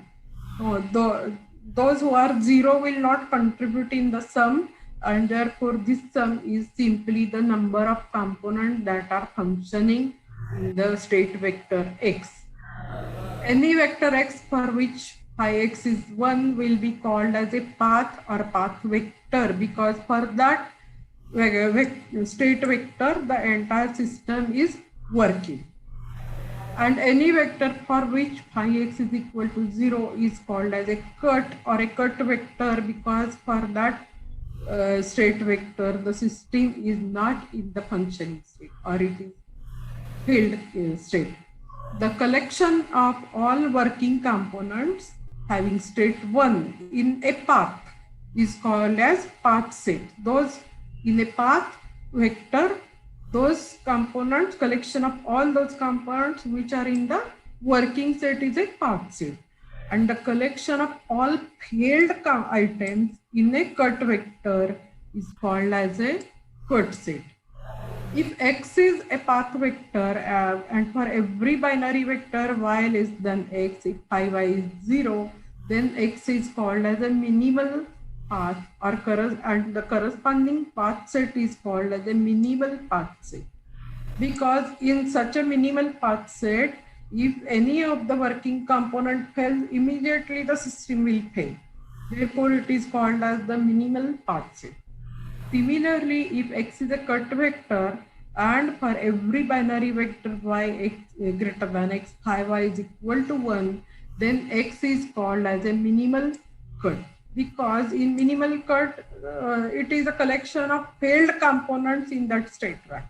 So if any of the failed components start working, the system will start working, and therefore it is called as a minimal cut. Or and the corresponding path set, cut set cut set is called as a minimal cut set. Here we have some notation. X is equal to x1, x2, xn is the state vector. The vector with all components in the failed state is denoted by bold type 0. A vector with all components in the working state is denoted by bold type 1. Vector x greater than or equal to vector y means component wise inequality for all the components. And similarly, x greater than y means a component wise inequality. Furthermore, if we want to append an additional component n plus 1, the notation is x comma x n plus 1, and it is the set of n plus 1 states of the n plus 1 component. A coherent structure is usually called as coherent if it is increasing in each argument. That is, if y is greater than x, phi y is greater than or equal to phi x. And furthermore, when all the components are failed, the system has to fail. And if all the components are working, the system also must work. If these two are satisfied, it can be shown that all the components in the system are relevant in the sense that there is at least one vector x, say when the component I stops working, the system stops working, and when the component I starts working, the system will be working. In that sense, ith component is said to be a relevant component to the system. So if along with 1, 2 also holds, then it can be shown that all the components in the system are relevant components. So these things you are already familiar with. Parallel system, a structure is said to be parallel if it fails if and only if all its components, or in other words, it is in the functioning state if at least one component is in the functioning state. And the structure function can be written mathematically as 1 minus product I equal to 1 to n 1 minus xi, because xi's are binary, it's equality sign राहिली आहे. So this can also be written as maximum of x1, x2. In this particular representation, maximum of x1, x2, xn, when the binary states are replaced by their actual lifetimes, capital X1, capital X2, etc., then this becomes the largest order statistics. So the lifetime of a parallel system is nothing but is equal to that of the lifetime of the largest order statistics when the components are component lifetimes are denoted by x1. Here the only cut is the 0, 0, 0, vector 0, 0, 0, where all the components are in the field state. So therefore, this arrangement can be diagrammatically represented like this.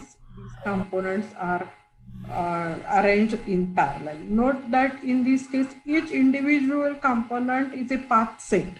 So this arrangement also can be viewed as a parallel arrangement of all the path sets.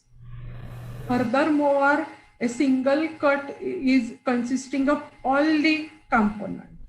So within a cut set, usually the components will be arranged in parallel. And because there is a single cut set, the same arrangement can be also viewed as a series arrangement of all its cut sets. So in the for any system, a block diagram can be viewed in two distinct ways. It can be a parallel arrangement of all the path sets, or it can be a series arrangement of all its cut sets. So these are two equivalent representation of a same system, and these representations will be helpful in evaluating the entire system lifetimes in terms of component lifetime. Note that here each individual component, just I have explained this.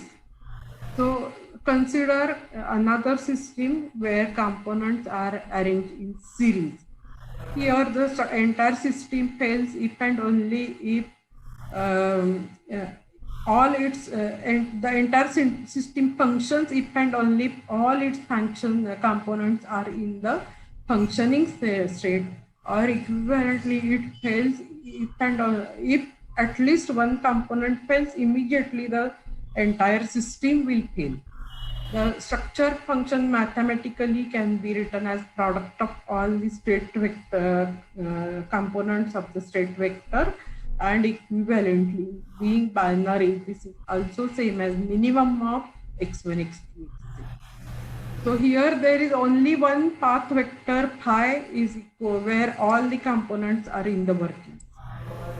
So diagrammatically, this is an example of a series system with 4 components. So each individual component is a cut set here, and this can be viewed as a series arrangement of all the cut sets. Furthermore, 1, 2, 3, 4 itself is a single path set consisting of all the components, and therefore this can also be viewed as a parallel arrangement of all its path sets. So in general, in a block diagram, all components within the same path set need to be connected in series, while all components within the same cut set need to be connected in parallel.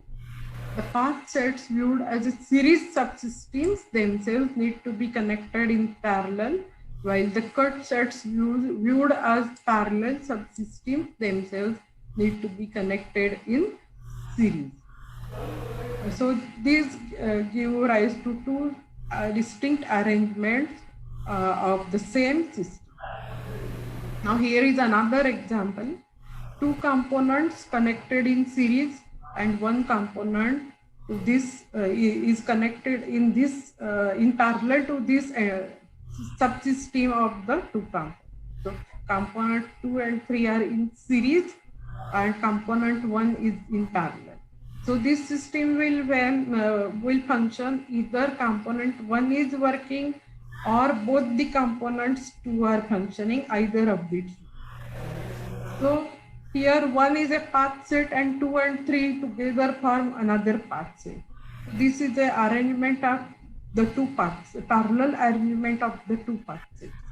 Equivalently, we can view as 1 and 2 as a cut set, because if 1 and 2 both are in the failed state, the system cannot work. Here, if 1 and 3 are both in the failed state, the system cannot work, and therefore 1 and 2 and 1 and 3 are the 2 cut sets. Within the cut set, they are connected in parallel, and across the system, the cut set themselves are connected in series. So these are 2 equivalent representations of this system consisting of 2 components connected in series and the subsystem connected in parallel to the one of the single component. So these two representations enable us to write down the block diagram. These are block diagram enabled us to write down structure function. So we look at these two as subsystem. So this is a single subsystem connected in parallel. Whenever we have a parallel arrangement, the structure will be of the form 1 minus 1 minus the structure of the one of the parallel subsystem into 1 minus the structure of other parallel subsystem. So here this component itself serves as a subsystem, so 1 minus x1. Into these 3 together connected in series is another subsystem connected in parallel with this. So the structure of this subsystem is x2 into x3 because they are connected in series. And because the entire structure is in parallel 1 minus x2. This is how I write the structure function of this system, and the block diagram enables me to do. So this can also be written as, because all those operations on binary numbers will produce themselves binary numbers. And because of binary nature, I can represent this in terms of maximum and minimum type of. So this is maximum of x1 and minimum of x1. These are the lifetimes of the individual subsystems connected in parallel. So equivalently, using this representation, I can write the structure function in the equivalent form as two things are connected in series, so 2 brackets will get multiplied. Within each bracket, these are parallel systems. So for this subsystem, the structure is 1 minus x1 into 1 minus x. For this subsystem, the structure is 1 minus x1 into 1 minus x. So these two are individual substructures of these two parallel subsystems, and the two parallel systems themselves are connected in series, and therefore these two brackets are multiplied. So this equivalent representation can also be written in terms of minimum order statistic. It is a minimum of whenever there is a product, minimum comes, and whenever this parallel operation is there, maximum comes. So this within this bracket, this is maximum of x1 x. Within this bracket, it is maximum of x1 x, and they are connected in series, so their minimum. So this is how, in general, the structure of a system is usually written. Another example with 3 components is 2 components in parallel and a single component in series. This is a better representation of this system. 2 components, 2 and 3 are in series, and this in parallel, and this parallel arrangement itself as a subsystem connected in series with a single component. Now here, this is a cut set representation. 2, 3 itself is a cut and 1 itself is a cut, because if 1 fails, the system cannot function. If 2 and 3 both fails together, the system cannot function. And therefore this is a cut, this is also a cut. Within the cut, they are connected in parallel, and across the cuts, they are connected in series.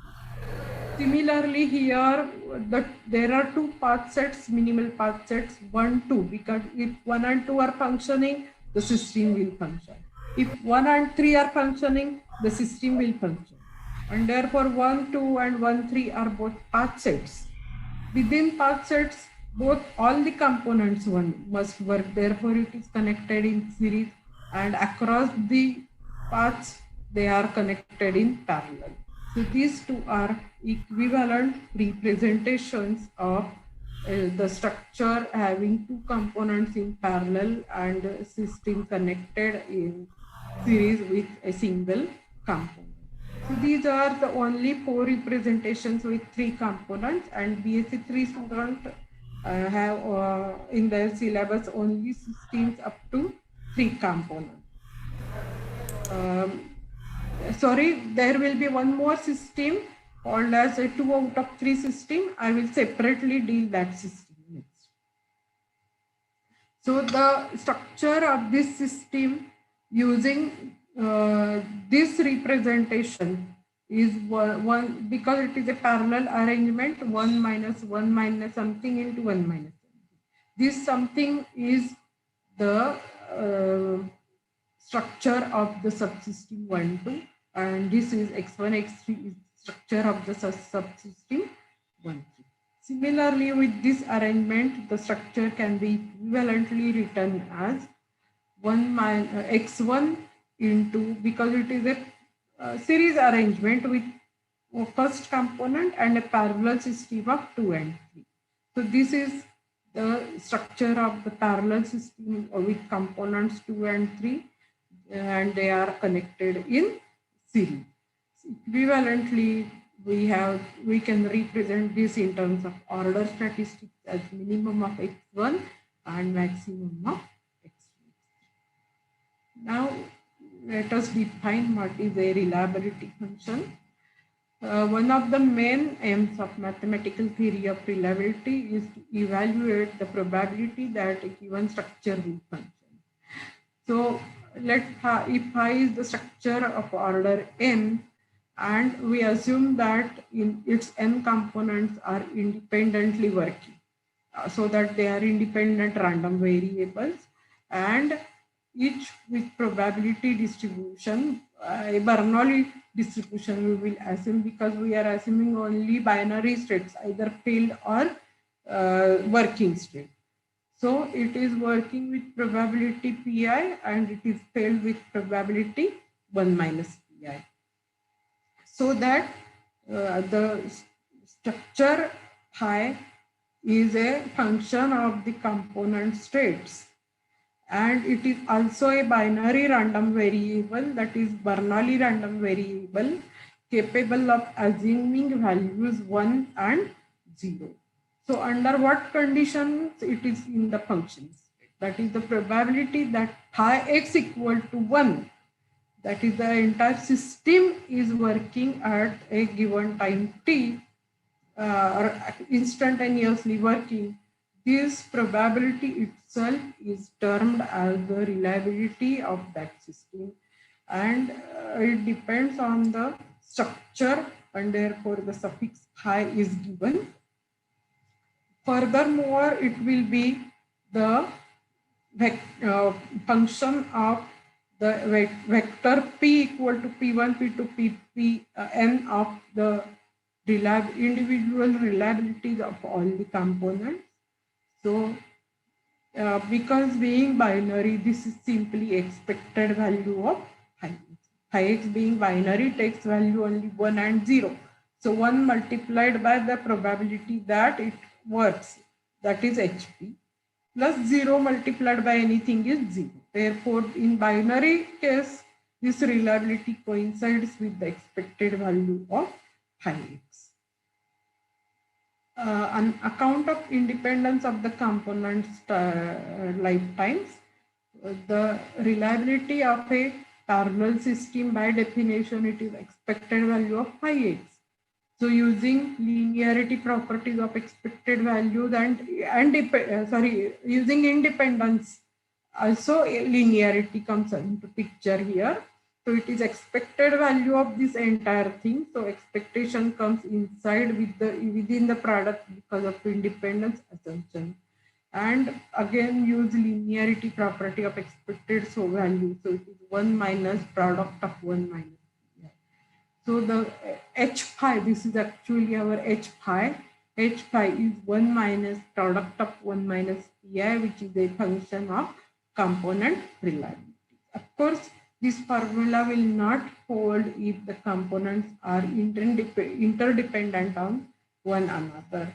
If they are dependent, some multivariate probability distribution needs to be explored for their joint distribution, and in using that multivariate distribution, this reliability needs to be computed. So you can simply tell this fact to your student, but for exam purpose, they need to study only independent components.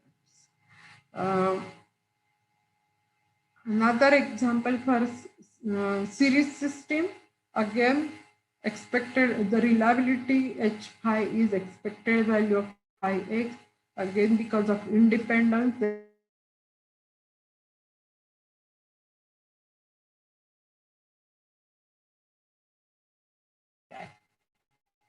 no so note that if any component is weak, because then pi will be very small and then it will make the entire system very small.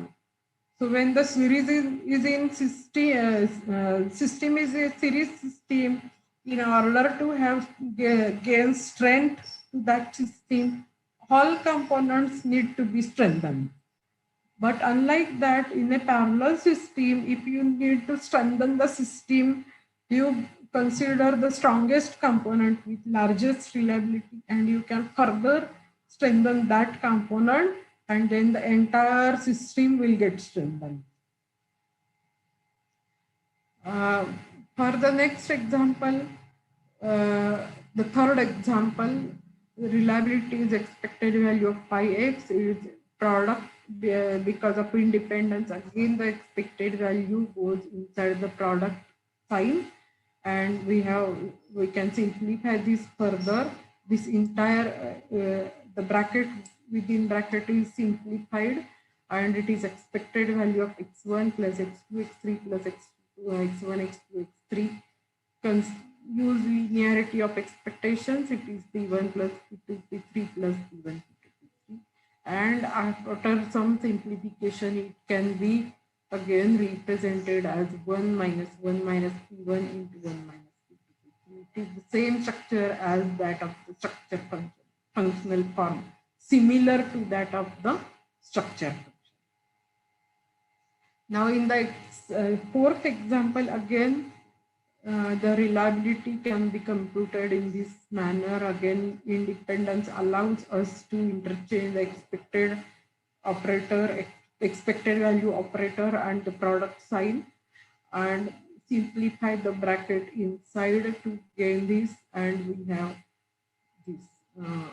Yes, the reliability is given to this. Usually because of independence, the functional form of the reliability function will be similar to the functional form of the structure file. But this needs to be checked. It will not. It is not as a rule, because for three component system it goes well. But if you have more number of components, it may not go well, because there you may get some square component square. And for binary number, squares will reduce to the same number. So that will disturb the functional form of the reliability. So for three component system, it is okay. In particular, suppose your components are exponentially distributed with parameters say lambda I, independently distributed. Then this pi means the component I is working at time t. T is fixed for all the components, because we are talking about the functioning of the entire system at a fixed time t. So we need to consider the reliability of each individual component at the same time t. And for exponentially distributed, this is nothing but the survival function, that the ith component survives beyond time t, and it is e to the power minus lambda I into t. So pi will be e raised to minus lambda I into t, and in each of these expressions, if you insert this value pi equal to e to the power minus lambda I t, you will get the relevant expressions under exponentially distributed exponentially and independently distributed components. Now let us talk about the reliability of a k out of n system. In general, a k out of n system works if and only if any k of the n components are working. Any means at least, any can also be called as at least k out of the n components are functioning. So the block diagram can be for say for 2 out of 3 system can be written as 1, 2 is any 2 out of 3. So there are 3 possible subsets of size 2 from 3 components. 1, 2, 1, 3, 2, 3. Each of these is a path set, because if 1 and 2 are working, the system is working. If 1 and 3 are working, the system is working. If 2 and 3 are working, the system is working. So each of these 2 component subsets is a path, and within the path they are arrayed in series, and across the path sets they are arranged in parallel. The good thing about a 2 out of 3, or in general a k out of 3 system, is that the same sets can also work as the cut sets, because if 1 and 2 are both in the failed state, then only one component may be working and the system cannot be working. So 1 and 2 is also a path set. At the same time, for path set we consider working component. So if 1 and 2 are working, the system works. But for cut sets we count the failed component. So if 1 and 2 are in the failed state, the system fails, because there can be at most one remaining component. So this is 1, 2 works as a path set as well as a cut set. So this is a speciality of 2 out of 3 system. The collection of its path sets is same as the collection of its cut sets. So another representation you can write for yourself. Considering these as a cut sets, you can write each of them as parallel within the structure, and then consider the parallel arrangement of, म्हणजेच हे structure मी आडवं लिहिलं ते उभं असं right तुम्ही rotate केलं तर ते तुम्हाला कट सेटच्या रिप्रेझेंटेशन मध्ये दिसेल. So using this block diagram, easily you can write down the structure function of the system, either x1, x2, or this symbol is for or x1, x3, or x2, x3. Whenever you have a product, you have this. Whenever you have this symbol, it means 1 minus of that quantity. So 1 minus x1, x2, 1 into 1 minus x1, x3 into 1 minus x2, x3. And after simplification, it becomes this. This is the structure function of the 2 out of 3 system. And if you take its expected value, you will get the reliability function. So reliability function, because of independence, is simply P1, P2 plus P1, P3 plus P2, P3 minus 2 times.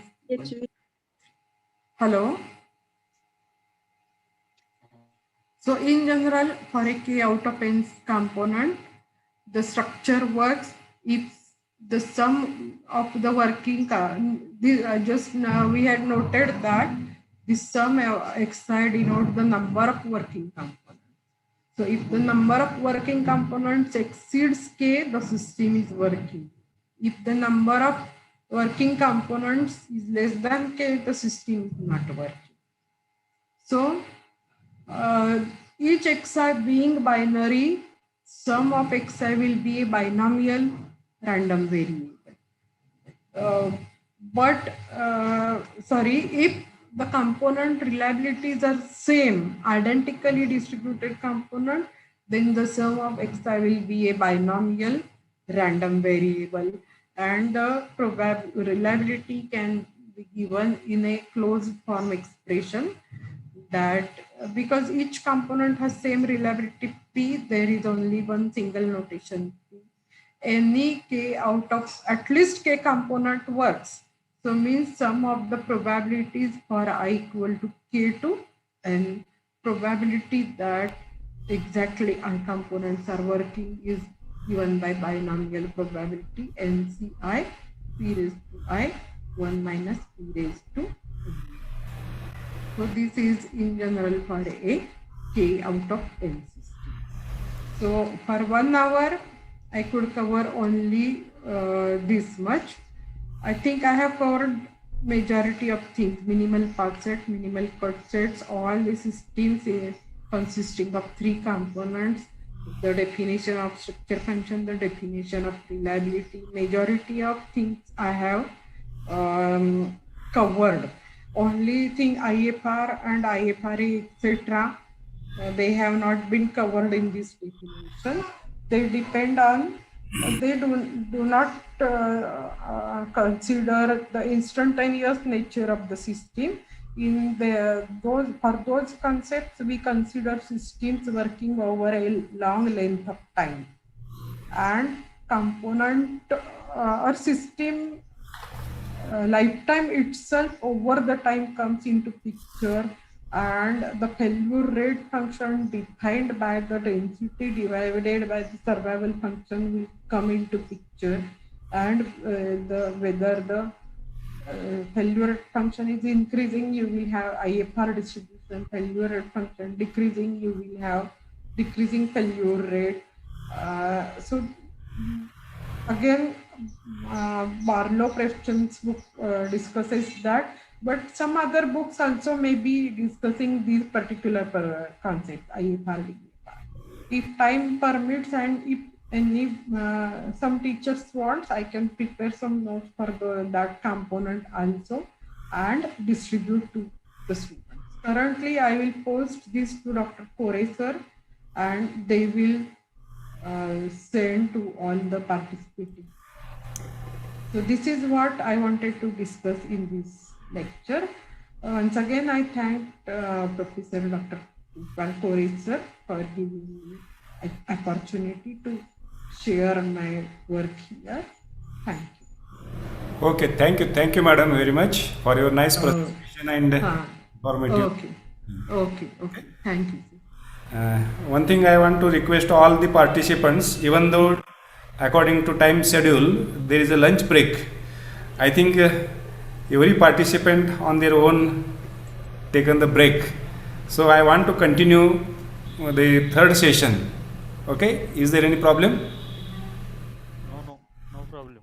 Okay, thank you, sir. Now I hand over to the convener, Varsha Jagtap madam.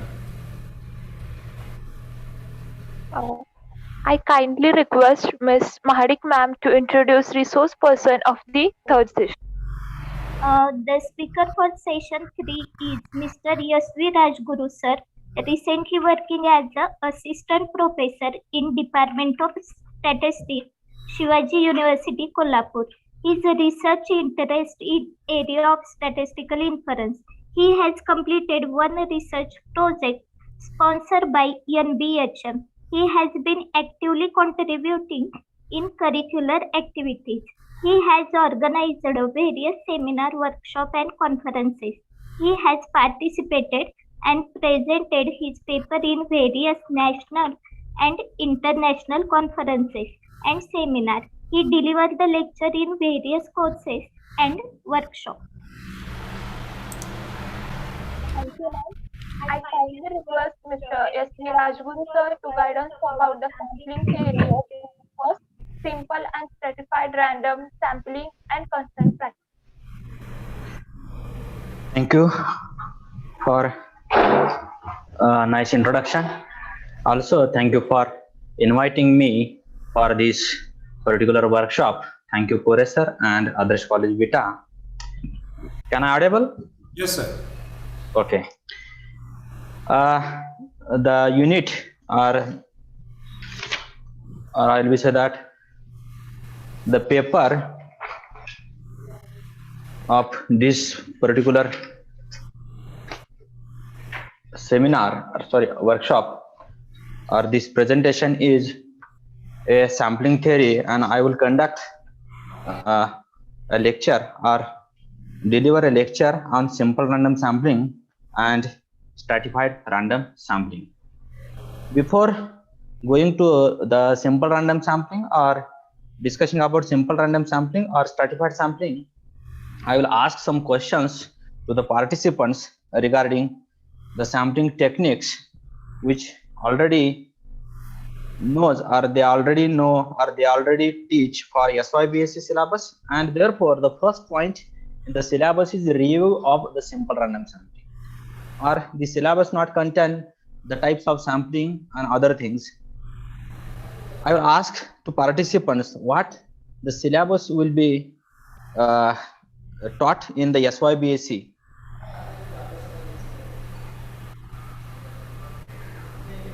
SYBSC मध्ये काय काय शिकवलं गेलं होतं? हा सगळा part अगोदर शिकवला म्हणजे शिकवला जातो आणि टीवायला फक्त डेरिव्हेशन वगैरे असतात, असं काय असते का?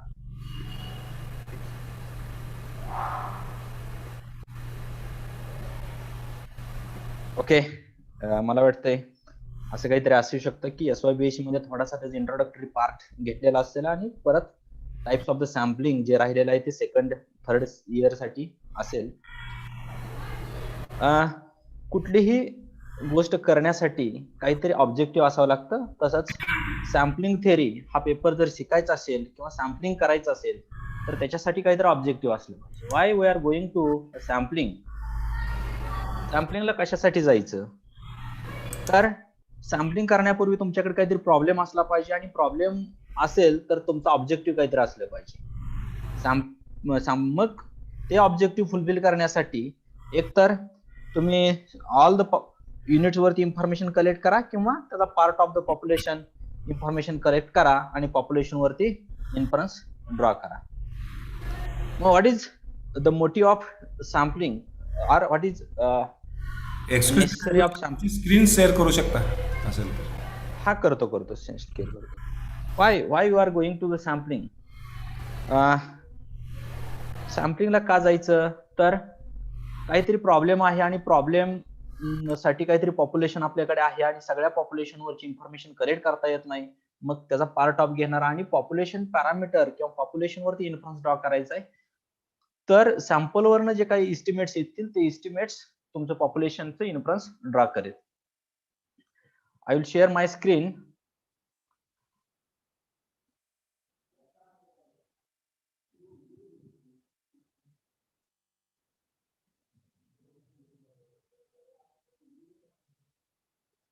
This is actual syllabus. The syllabus is a simple random sampling, the revision of simple random sampling, and these points will be discussed in the syllabus. Simple random sampling without replacement, simple random sampling with replacement, the sampling for dichotomous population, and the determination of sample size, stratified sampling, and the stratified sampling with SRS WR and SRS WR. Also the allocation problem in stratified sampling. I will discuss some points before going to the simple random sampling. Statistical tool can be used on a data set to draw a statistical inferences. These statistical inferences are term used in various purposes. म्हणजे sampling करायचं असेल तर कशासाठी use केलं जातं? काहीतरी inference, statistical inference sample ज्यावेळेस येतं आणि त्या डेटावरनं काढायचं असतं त्यासाठी वापरलं जातं. आणि मग असे बरेच सर्वे होतात की जे सर्वे ऍक्च्युअल फॉर्म्युलेशन, पॉलिसी फॉर्म्युलेशन साठी किंवा बऱ्याच गोष्टीसाठी वापरले जातात. आणि these are the types of the survey. Then what is sampling? Sampling theory provides the tools and techniques for data collection. It provides tools and techniques for data collection and keeping in mind the objective to fulfill the nature of the population. म्हणजे for example एक example घेऊयात. I want to study the economic status of the students admitted in the Shivaji University. मला जर प्रत्येक विद्यार्थ्याचा economic status किंवा त्याच्या फॅमिलीचा economic status जर स्टडी करायचा असेल तर नक्की काय करायला पाहिजे? What is mean by economic status? म्हणजे काय? तर एक असेल त्या फॅमिलीचं ऍव्हरेज इन्कम काय आहे. जे ऍडमिशन घेतात शिवाजी युनिव्हर्सिटीमध्ये त्या विद्यार्थ्यांचं ऍव्हरेज इन्कम काय आहे, हा झाला इकॉनॉमिक स्टेटस. दुसरी गोष्ट म्हणजे काय असेल, मी फक्त इन्कम वरती थांबणार का, ऍव्हरेज काढून चालेल का, आणखी बघायला पाहिजे की त्याच्यामध्ये व्हेरिएशन त्या लोकांच्या जे फॅमिलीज आहेत त्यांच्या इन्कम मध्ये व्हेरिएशन काय आहे.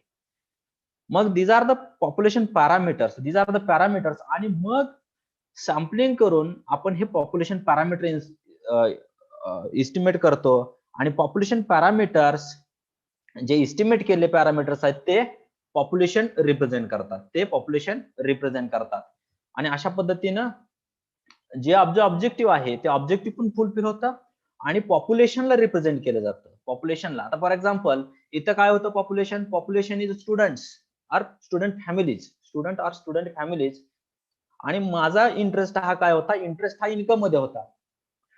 माझा इंटरेस्ट असा असता, I want to estimate the proportion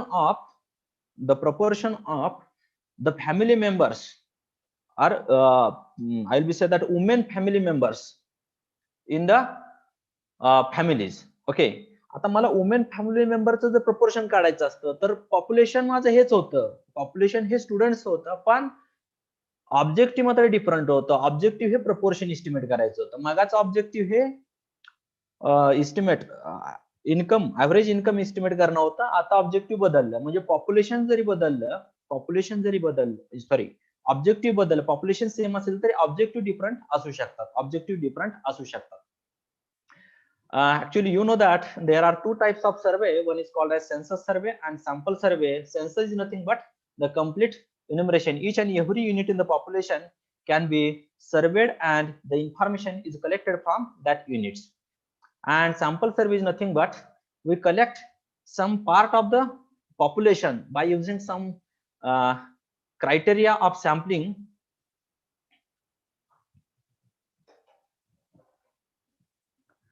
Some criteria of sampling or some methods of sampling, and then we draw the inference about the population parameters. These are the two types of the survey. The most or one of the most important element in the sampling is called as sampling unit. What is sampling unit?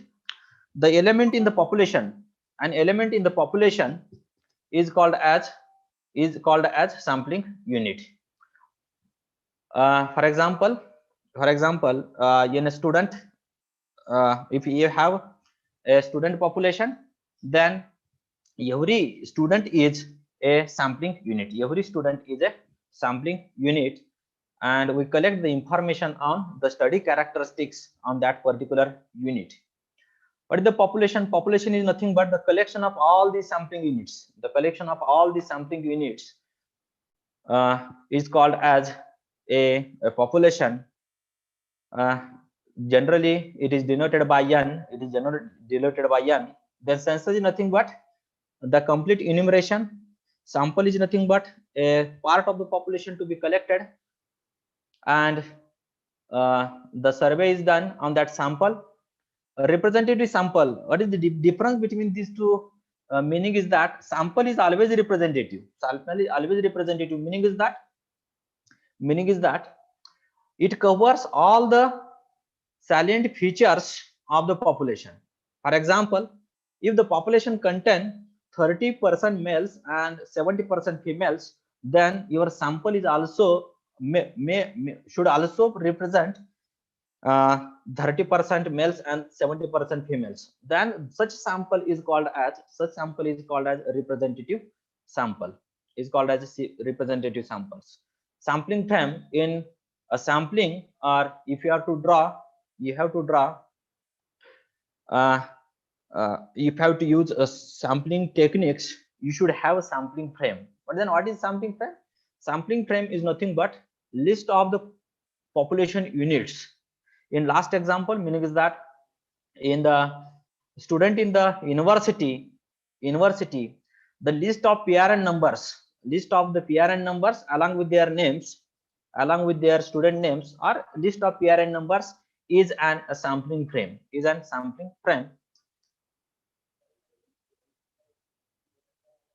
Which to ensure representativeness, random sampling or probability sampling, and non-random sampling. Already you learned what is the random sampling. Random sampling involves the probability of selection of units, and non-random sampling does not involve the probability of selection of units, or it does not satisfy any probability laws. Then such sampling is called as non-random sampling. There are so many types of non-random sampling: convenient sampling, judgment sampling, quota sampling, snowball sampling. These are the types of the non-random sampling.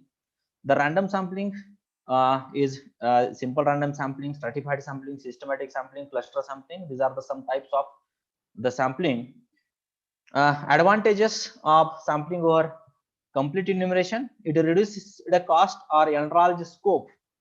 Why is it reduced cost? Because the complete enumeration always requires a more cost, because we conduct the survey for all the population units in the population, and it generally requires high cost. But sample is a part of the population and it requires less cost.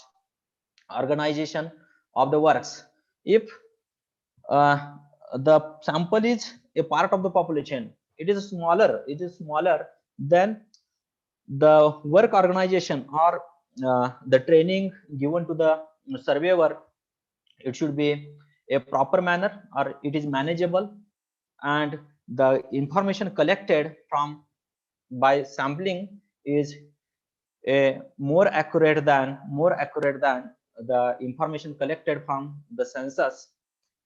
A greater accuracy, I already, because we involve the persons for data collection is well trained persons, and they correct the information accurately because it is a smaller number of units in the sample.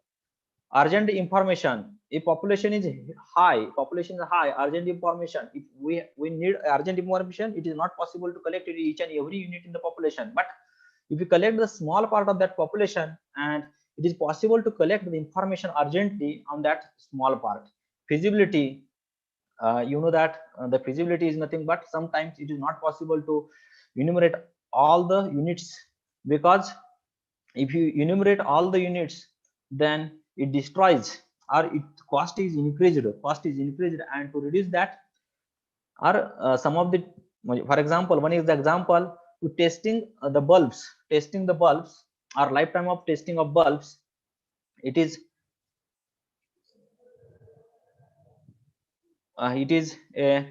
not feasible to enumerate all the observations, or testing all the bulbs. Similarly, in medical experiments, it is not possible to study all the elements in the population. These are the some advantages of sampling over census.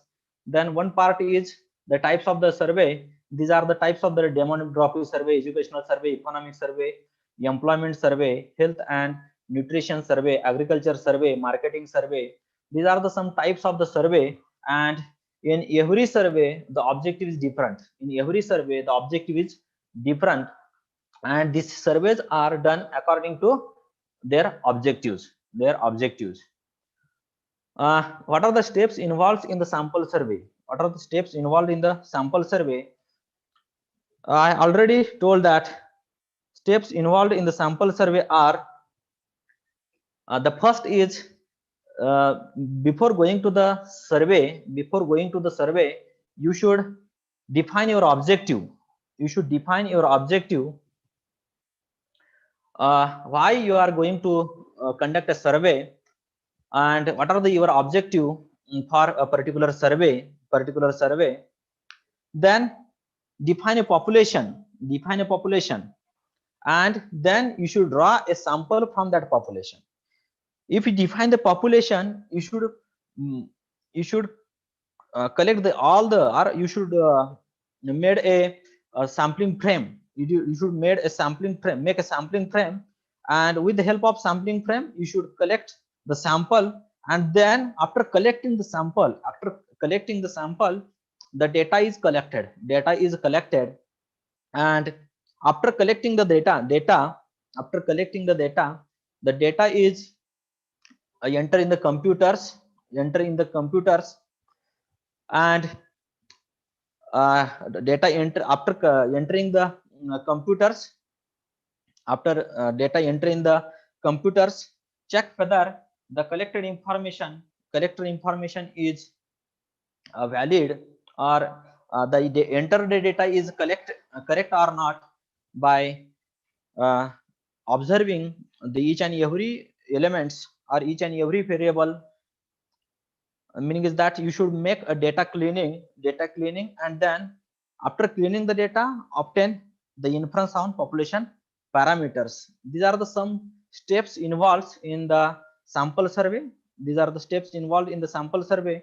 The information get of future, and after drawing the inference on the population, and after obtaining the inference on the population, what is the future plan for the particular survey will be there. Then these are the some sampling techniques, variability control in the sample surveys. what म्हणजे काय तर sampling करण्यापूर्वी तुम्हाला काय करायला पाहिजे, म्हणजे actual data collection करण्यापूर्वी काय करायला पाहिजे आणि कलेक्शन केल्यानंतर काय करायला पाहिजे. सॅम्पलिंग करण्यापूर्वी काय करायला पाहिजे आणि सॅम्पल केल्यानंतर काय करायला पाहिजे, अशा पद्धतीनं जर इन्फॉर्मेशन असेल. फॉर एक्झाम्पल समजा मला एखाद्या क्लासचं इन्फॉर्मेशन कलेक्ट करायची असेल, क्लासची इन्फॉर्मेशन कलेक्ट करायची असेल, आणि माझं कॅरेक्टर अंडर स्टडी काहीतरी असेल. For example I want to obtain the average height of the students. I will say that height हे माझं जर पॉप्युलेशन पॅरामीटर असेल, और ॲव्हरेज हाईट हे पॉप्युलेशन पॅरामीटर असेल, तर दोन गोष्टी माहित असायला पाहिजेत किंवा असू शकतात. Average height of the females are always less than average height of the mails.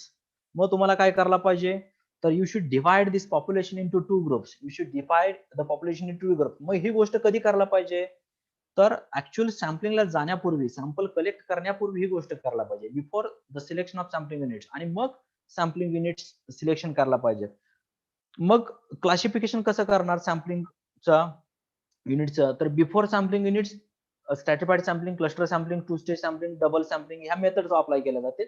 आणि after sampling units, at the time of the sampling unit, systematic and varying probability, and after sampling units the ratio method and regression methods are used for estimation purpose.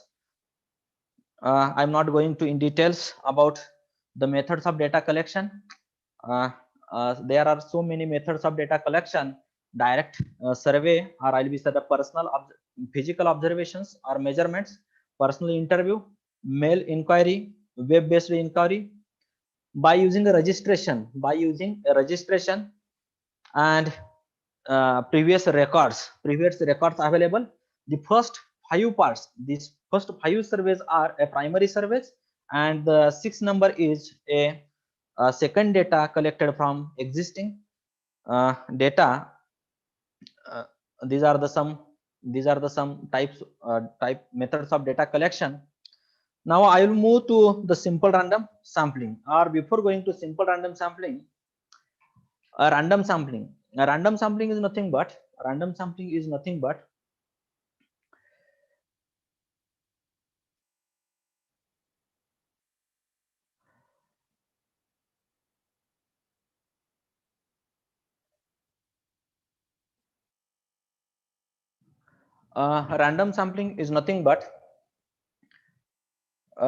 unit in the population have some chance being selected. Unit in the population has some chance in selected in a sample. Then such a sampling is called as random sampling. There are 2 types of random sampling. One is called as with replacement sampling, and other is called as without replacement sampling. With replacement sampling is nothing but if the units in the population are selected and the information on that particular unit is collected, and then we replace this unit in the population. At second draw population contain the capital N units if the initially N units in the population, capital N units, and if you collect the units, information is collected, then replace in the population. At second draw population contain capital N units. At second draw, we collect 1 units from population, collect information, and replace in the population. And this procedure continue till the sample size or the total number of samples to be collected. मग काय होतं या ठिकाणी पहिल्या प्रत्येक ड्रॉला population size ही fix राहते. प्रत्येक ड्रॉला population size fix राहते. Meaning is that the second unit selected is not depends on the first unit selected. The third unit is not depends on the first two units selected. म्हणजे प्रत्येक unit हे independent असतं. जे selection unit होतं ते कसं असतात, independent असतात. म्हणजे with replacement sampling मध्ये जे सॅम्पल युनिट सिलेक्ट होतात ते इंडिपेंडंट असतात. दुसरी महत्वाची गोष्ट, जर आपण बऱ्याच वेळेला विथ रिप्लेसमेंट विदाउट रिप्लेसमेंट बघत असतो त्यावेळेस आपण इंटरेस्ट घेतो की simple random sampling with replacement, simple random sampling without replacement. पण विथ रिप्लेसमेंट असं काही नाही की बाबा त्याचं सिंपल रॅन्डमच असायला पाहिजे. प्रत्येक याच्यामध्ये तुम्हाला विथ रिप्लेसमेंट विदाउट रिप्लेसमेंट करता येईल. म्हणजे बऱ्याच वेळेला प्रोबॅबिलिटी प्रोपोर्शन और व्हॅरिंग प्रोबॅबिलिटी सॅम्पलिंगचा केस येते त्यावेळेस सुद्धा प्रत्येक युनिटला काय सारखी प्रोबॅबिलिटी नसेल तरी सुद्धा तुम्हाला विथ रिप्लेसमेंट आणि विदाउट रिप्लेसमेंट सॅम्पलिंग यूज करता येईल. What do you mean by without replacement sampling? In without replacement sampling, we select a sample unit, collect the information on that unit, and then we replace in the population. म्हणजे sample unit केलं, त्या particular unit note down केलं आणि परत population मध्ये it removed from the population मध्ये remove करायचं.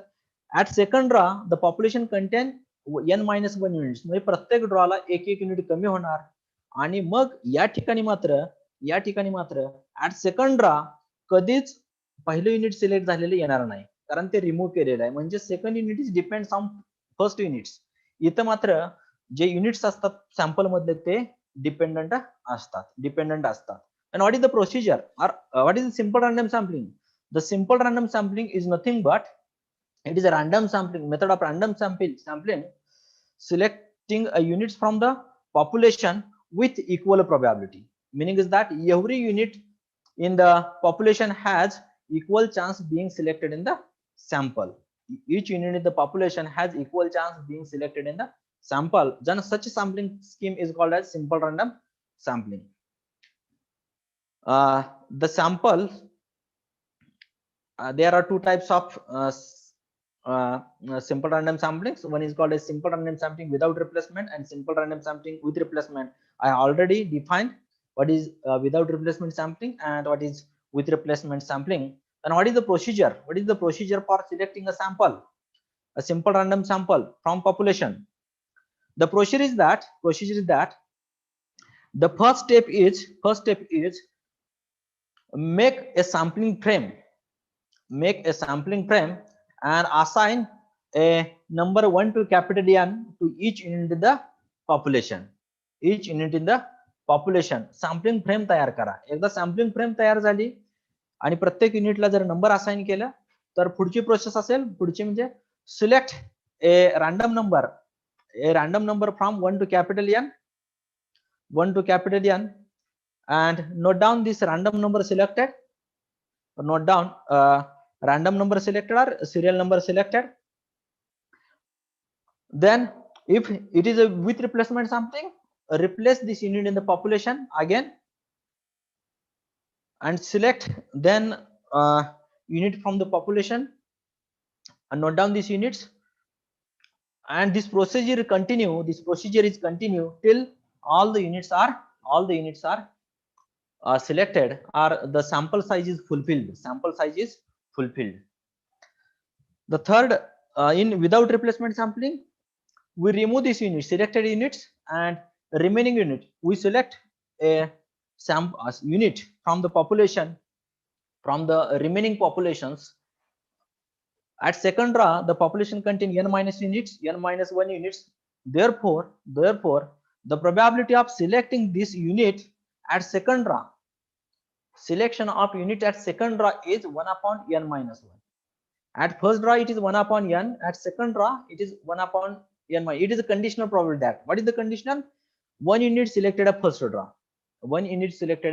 first draw, this will be probability. probability of selection unit.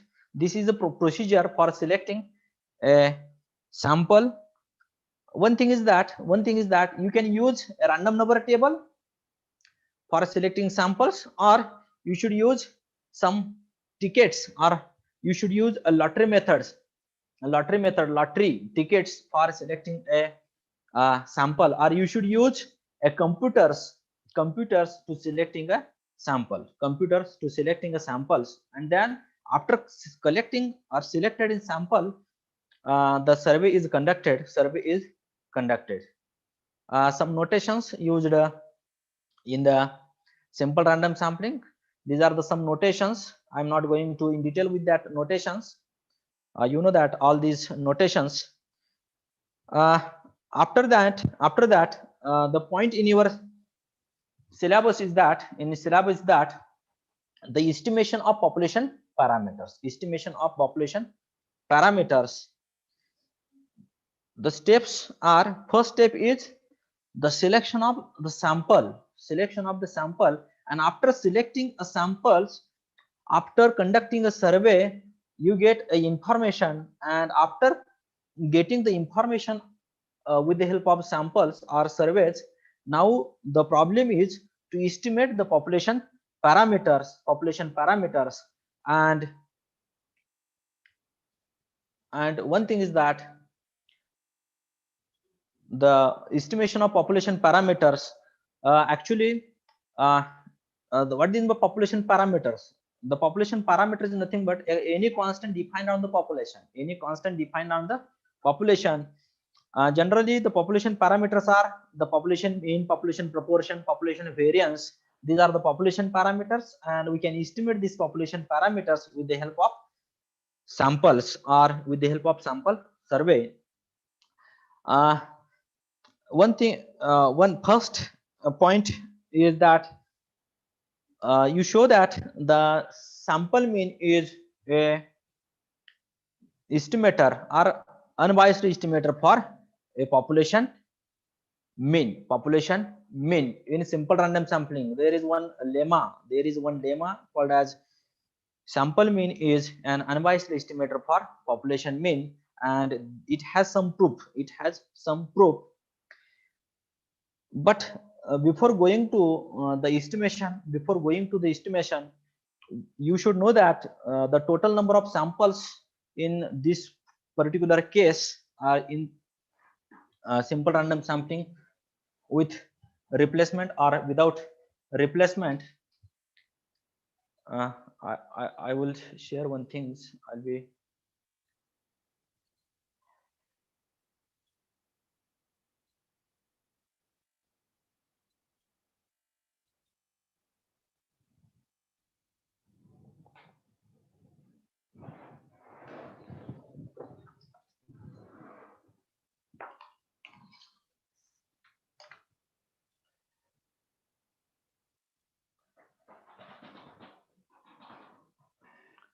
okay.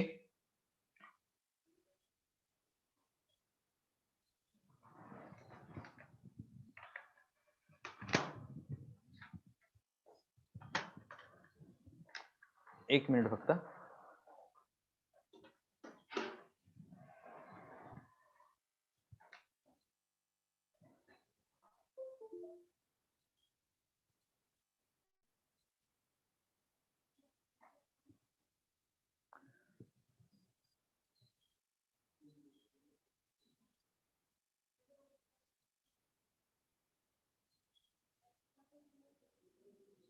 Screen दिसते ना माझी? Yes sir. दिसते सर. आता वर्ड दिसते का? वर्ड फाइल दिसते की? Okay. Probability of drawing sample, SRSWR this. Okay ठीक आहे. या ठिकाणी the total number of samples in SRSWR, NCN, and the probability of selecting this sample, one sample from this NCN sample is 1 upon NCN, because every sample has equal chance being selected in a sample. प्रत्येक sample आपण equal chance असतो, म्हणून तिथे NCN samples मिळतील. NCN samples मिळतील. त्याच्यानंतर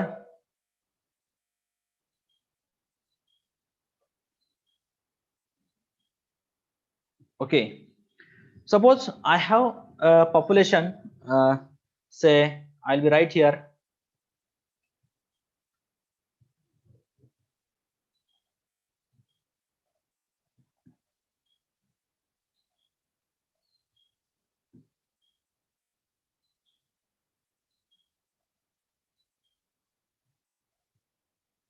Suppose I have a population, say n is equal to capital N, and the sample I want to draw is of size 2, and the sample is selected from the population. Then sampling frame is the units. I will be right here 1, 2, 3, and 4. These are the units in the population, and we listed this. This is the sampling frame, and I will draw a sample, and randomly selected sample is 2, 3 is, and a sample selected. Sir, not visible.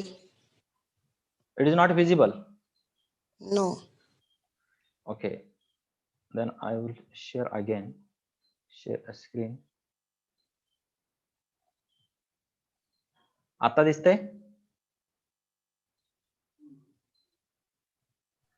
दिसते ना आता? Yes, yes, visible. Okay. This is a sample. Sample selected is 2, 3. Then how many ways this sample to be selected? The ways, the number of ways the sample is selected is, I'll be right here. The first way is selecting 2 at first draw and selecting 3 as second draw, and the second way is 3 at first draw and 2 as second draw. If the sample size is only 2, then there are two possibilities. If sample size is 3, then every sample, if sample is selected like that, I will write here yes is my sample, and the sample selected is yes, I will be S1, S2, and S3. These are the units selected at the sample. Then the possible ways of selecting sample is, there are 3 factorial the possible ways. These are the 3 factorial possible ways for selecting the sample. Meaning is that if you have a sample, if you have one sample, then there are without replacement one sample, then there are 3 factorial ways for selecting. If sample size is n, then the total number of ways for selecting a sample is n factorial. A particular sample is n factorial way it will be selected. Then one theorem is that the probability that any unit selected at any given draw, any unit in the population selected at any given draw is same and is 1 upon n, the probability of any unit selected at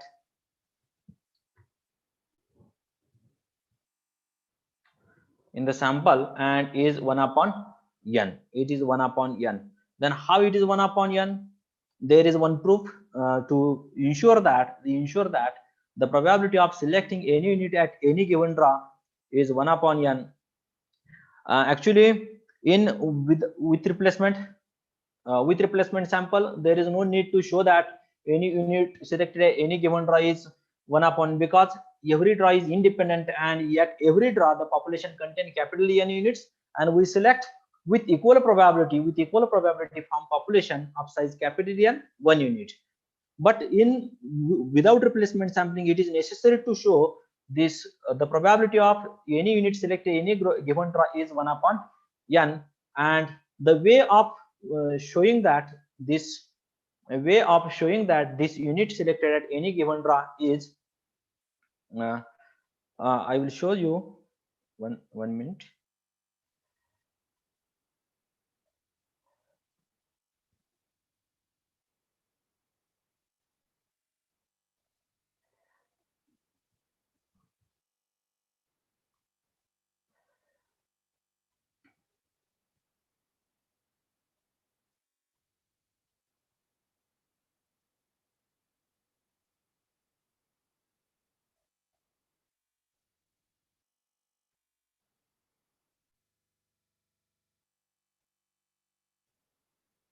okay, screen दिसते का? दिसते sir. दिसते ना?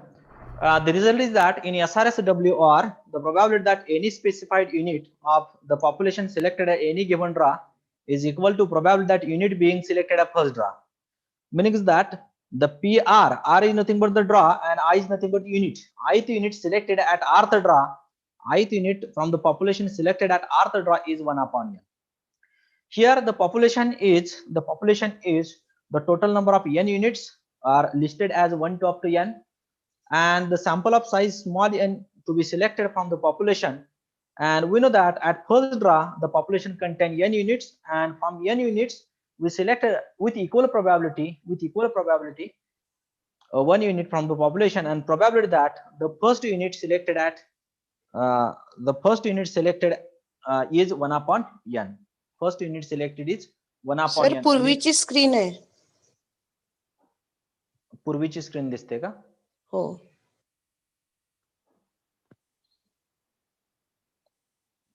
आता दिसते ना? हा दिसते. Okay, this will be P1I is equal to 1 upon n. Then suppose a specified unit selected at rth draw, I'll be say that rth draw, the probability that at rth draw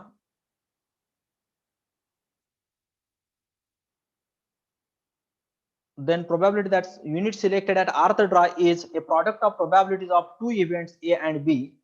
Meaning is that A event is that a specified unit is not selected up to r minus 1 draw, therefore it is selected at rth draw. ते जर r minus 1 draw पर्यंत select झाला असेल तर ते rth draw ला select होणार नाही, because we remove this unit in the population. ते तिथपर्यंत सिलेक्ट झालं नाही म्हणून rth draw ला सिलेक्ट झालं. It is nothing but a product of two events, and these are the two events, and a specified unit I is not selected up to r minus 1 draw, then the probability of not selected at r minus 1 draw इथपर्यंत न select होण्याची probability काय असेल? It is nothing but 1 upon n minus r minus 1, and the probability that rth unit selected at rth draw, but it is not selected up to r minus 1 draw. It is not selected up to r minus 1 draw. Meaning is that it is not selected at first draw into it is not selected at second draw. It is not selected at r minus 1 draw. It is not selected at first draw. The selection probability at first draw is 1 upon n, and the not selection probability is 1 minus 1 upon n. Similarly, the selection probability of unit at second draw is 1 upon n minus 1, and not selection probability is like that.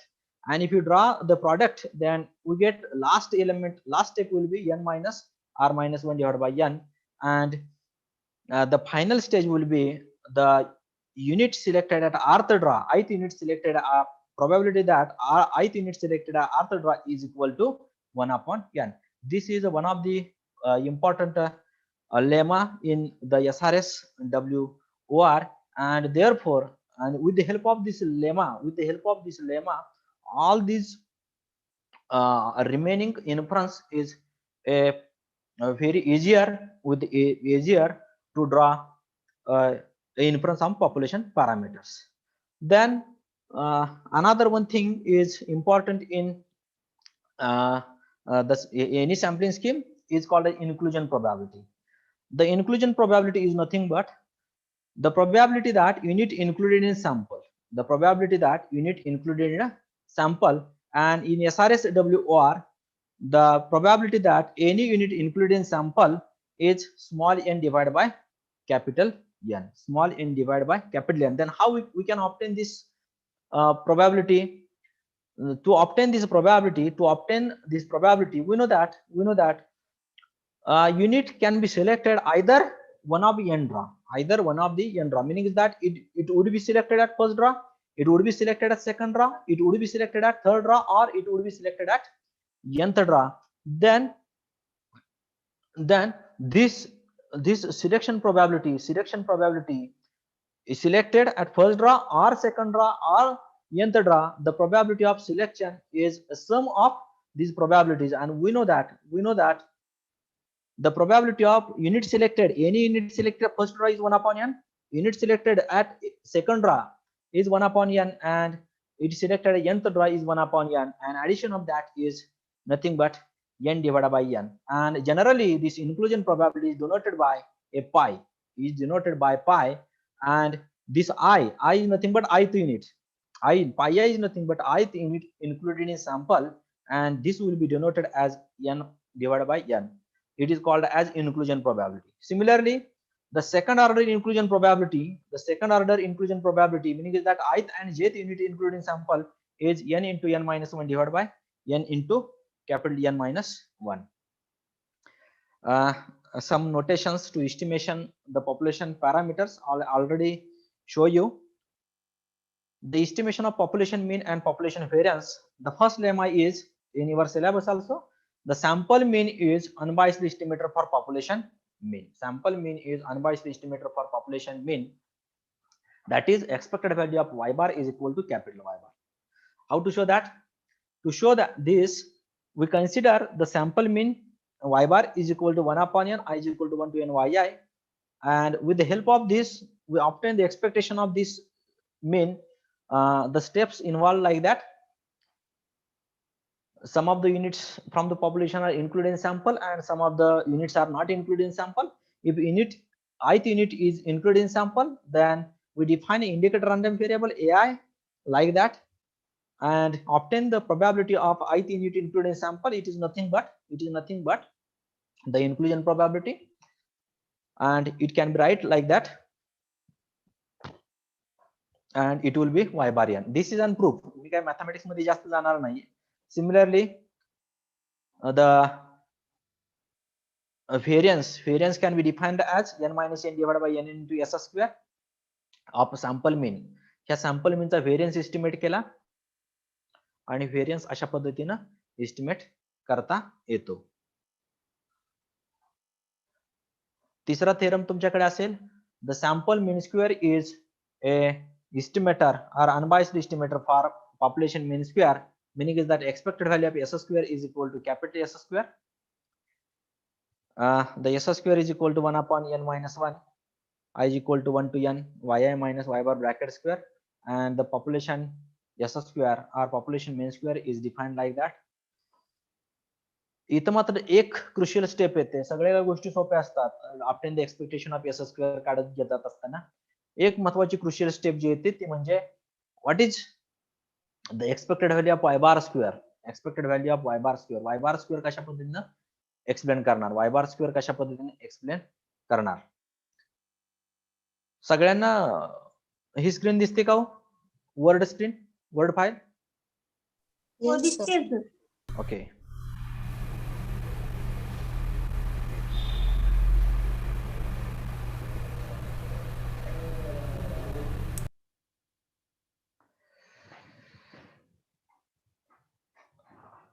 या ठिकाणी जे notations आहे, notation काय आहे, this expected Y bar square, expected value of Y bar square, and you should use the notation how to obtain the expected Y bar square.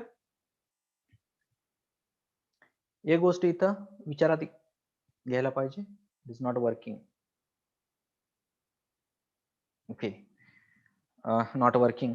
कुठली गोष्ट लक्षात, the expected Y bar square is nothing but the variance of Y bar plus expected Y bar bracket square. कारण variance of वाय बार किंवा एखाद्या गोष्टी variance कसा लिहितो, the variance of x is nothing but the expected of x square minus expected of x bracket square. आणि फक्त ते rearrangement करून घेतल्या, रिअरेंजमेंट करून अशा पद्धतीने स्टेप्स इथे इन्व्हॉल्व करून घेतल्या आणि शेवटी ह्या व्यवस्थित सॉल्व्ह केल्यानंतर at last you get like that, this will be cancelled and we get the expected of s square is equal to capital S square. एक 4 ते 5 रिझल्ट जे महत्वाचे असतात ते माहित असणं गरजेचं आहे आणि ते सिलेबस मध्ये शिकवणं पण गरजेचं आहे. these are the like that. आता मी सांगितलं तुम्हाला, काय सांगितलं, तर sample mean is a unbiased estimator for population mean. मग मी इथं लिहिलं होतं, काय लिहिलं होतं, this Y bar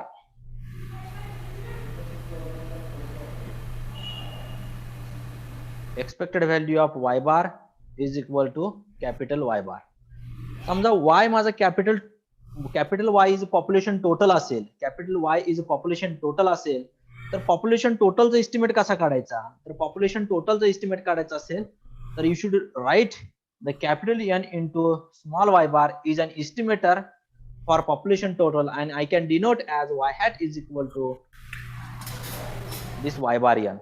And if you obtain the expectation of that, this n into this expected y bar is capital Y bar into n is nothing but the capital Y is a population total. This is a proof for the population. I'll be say that estimator expected value of y hat is equal to capital Y. आणखी त्याच्यामध्ये महत्वाची गोष्ट असते, याच्यामध्ये sampling मध्ये जी महत्वाची गोष्ट येते ते म्हणजे आणखी एक महत्वाची गोष्ट याच्यामध्ये असते, मी इथेच लिहितो. I'll be right here. This is nothing but sampling error.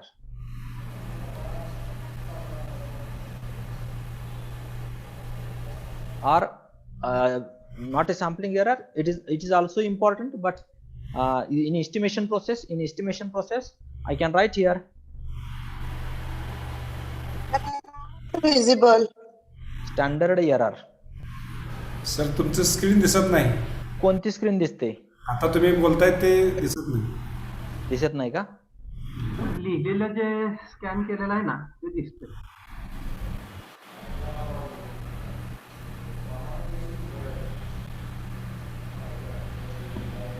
आता दिसत असेल. हा yes. Standard error. What is the standard error? Standard error कशा पद्धतीने काढणार? व्हॉट इज स्टँडर्ड एरर आणि what is difference between standard error आणि standard deviation?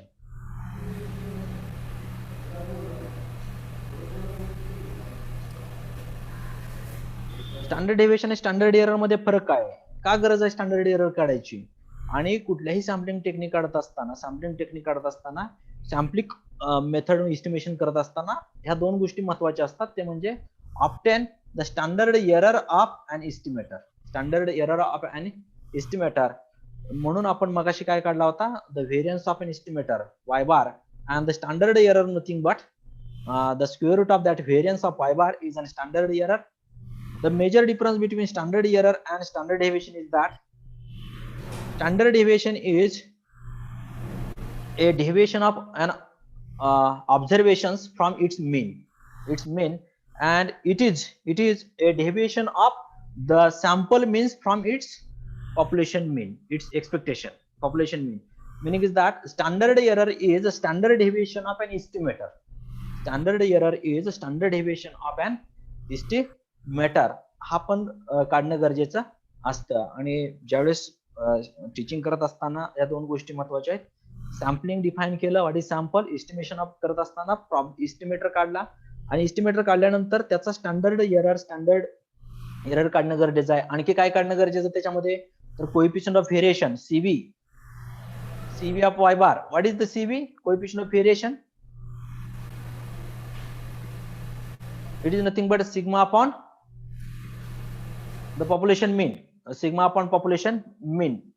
It is a sigma upon. Or I'll be write a sigma. What is the sigma? Sigma, or I'll be write a standard error. Not only sigma. It is standard error of y bar divided by capital Y bar is a standard error. Coefficient of variation of the mean. Coefficient of variation of the mean. अशा पद्धतीने sample mean काढणं गरजेचं आहे. Similar procedure सुद्धा SRS WR साठी पण आहे. आणि त्याच्या पुढे जाऊन आता या गोष्टी शिकत असताना what is the objective? Objective is to obtain. Sir screen दिसत नाहीये. हा शेअर करायला लागलोय. ऑब्जेक्टिव्ह काय होतं? To estimate the population parameters. आणि या ठिकाणी जे ऑब्झर्वेशन्स होते किंवा जो स्टडी व्हेरिएबल होता, तो study variable, here we assume that study variable is continuous mode. It is a numeric mode. Not only continuous, it is a numeric mode. तो numeric मध्ये आहे. समजा तो न्यूमरिक मध्ये नसेल, म्हणजे for example if our interest is to obtain the proportion of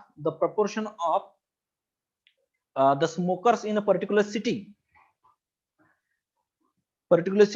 me सिटीचं नाव घेतो कोल्हापूर. ओके, my objective is to obtain the proportion of smokers in Kolhapur city.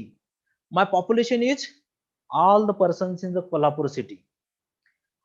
आणि मग आता मी त्याच्यातनं सॅम्पल काढणार आहे. कोल्हापूर सिटी मधल्या प्रत्येक व्यक्तीची मी एक सॅम्पलिंग फ्रेम तयार केली आणि सॅम्पल 3 फ्रेम तयार करून मी सॅम्पल कलेक्ट केलं. समजा n सॅम्पल साईज मला मिळाले. आता माझा जो प्रश्न असणार आहे किंवा मला जे काही आन्सर्स मिळणार आहे ते आन्सर हे येस ऑर नो च्या टाइप मध्ये असणार आहे. हे डायकोटॉमस पॉप्युलेशन असणार आहे. ते कसे असणार आहे? येस ऑर नो च्या टाइप, म्हणजे हे कॅटेगरिकल क्वालिटेटिव्ह नेचरचं पॉप्युलेशन असणार आहे. म्हणजे जे ऑब्झर्वेशन्स किंवा माझा स्टडी व्हेरिएबल हा कसा आहे? क्वालिटेटिव्ह नेचरचा आहे. मग क्वालिटेटिव्ह नेचरचा असेल आणि मग मला आता इस्टिमेशन करायचं आहे. आणि what is the objective is to estimate the population proportion.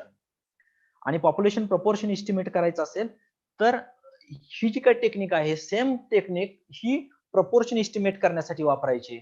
आणि मग प्रपोर्शन इस्टिमेट करण्यासाठी जर टेक्निक वापरायची असेल तर the thing is that the sampling from population proportion and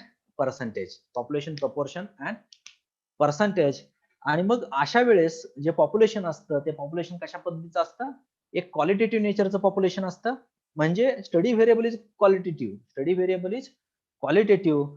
एक तर डायकोटॉमस असेल किंवा एकापेक्षा जास्त पण कॅटेगरी असू शकतील. डायकोटॉमस असेल तर सोपी आहे आणि एकापेक्षा जास्त कॅटेगरी असतील तर मग वेगळ्या पद्धतीने. फॉर एक्झाम्पल एकापेक्षा जास्त जर कॅटेगरी कुठं असू शकतील तर आपला जो काही इंटरेस्ट होता इंटरेस्ट कसा असू शकतो?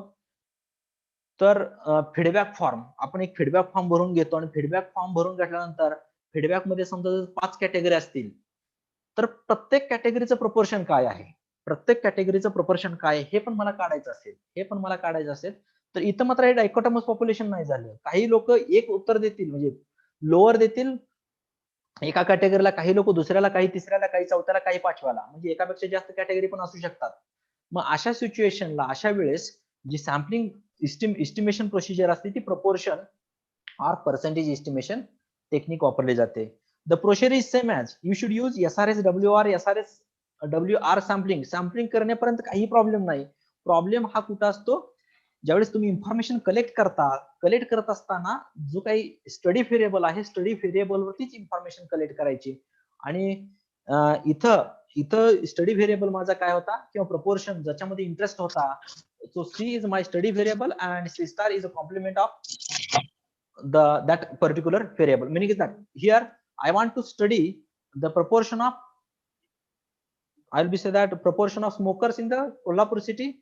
Then C is nothing but the persons who are smokers, and C star is nothing but a complement is nothing but the persons who are not smoker. अशा पद्धतीचं येईल. आणि मग how to estimate this? What is the population proportion? The population proportion is A is nothing but the total number of smokers in the Kolhapur city, and N is a population size. Then the population proportion is A divided by capital N. And to estimate this P with the help of sample collect केल्यानंतर त्याचे units जे असतात, number of smokers किंवा जे yes म्हटले ते yes चं proportion काढा. It is nothing but estimate of population proportion. Same theory, काही वेगळं नाहीये. जे तिकडे थेरी तुम्ही वापरता तीच थेरी असणार आहे. व्हेरियन्स काढत असताना सुद्धा व्हेरियन्स हा इन टर्म्स ऑफ, किंवा आपण याला म्हणूयात इथं हे करत असताना दिस येस ऑर नो घेत असताना it is nothing but binary random variable. If 1 is nothing but the persons belonging to C, and 0 is nothing but unit belonging to C star.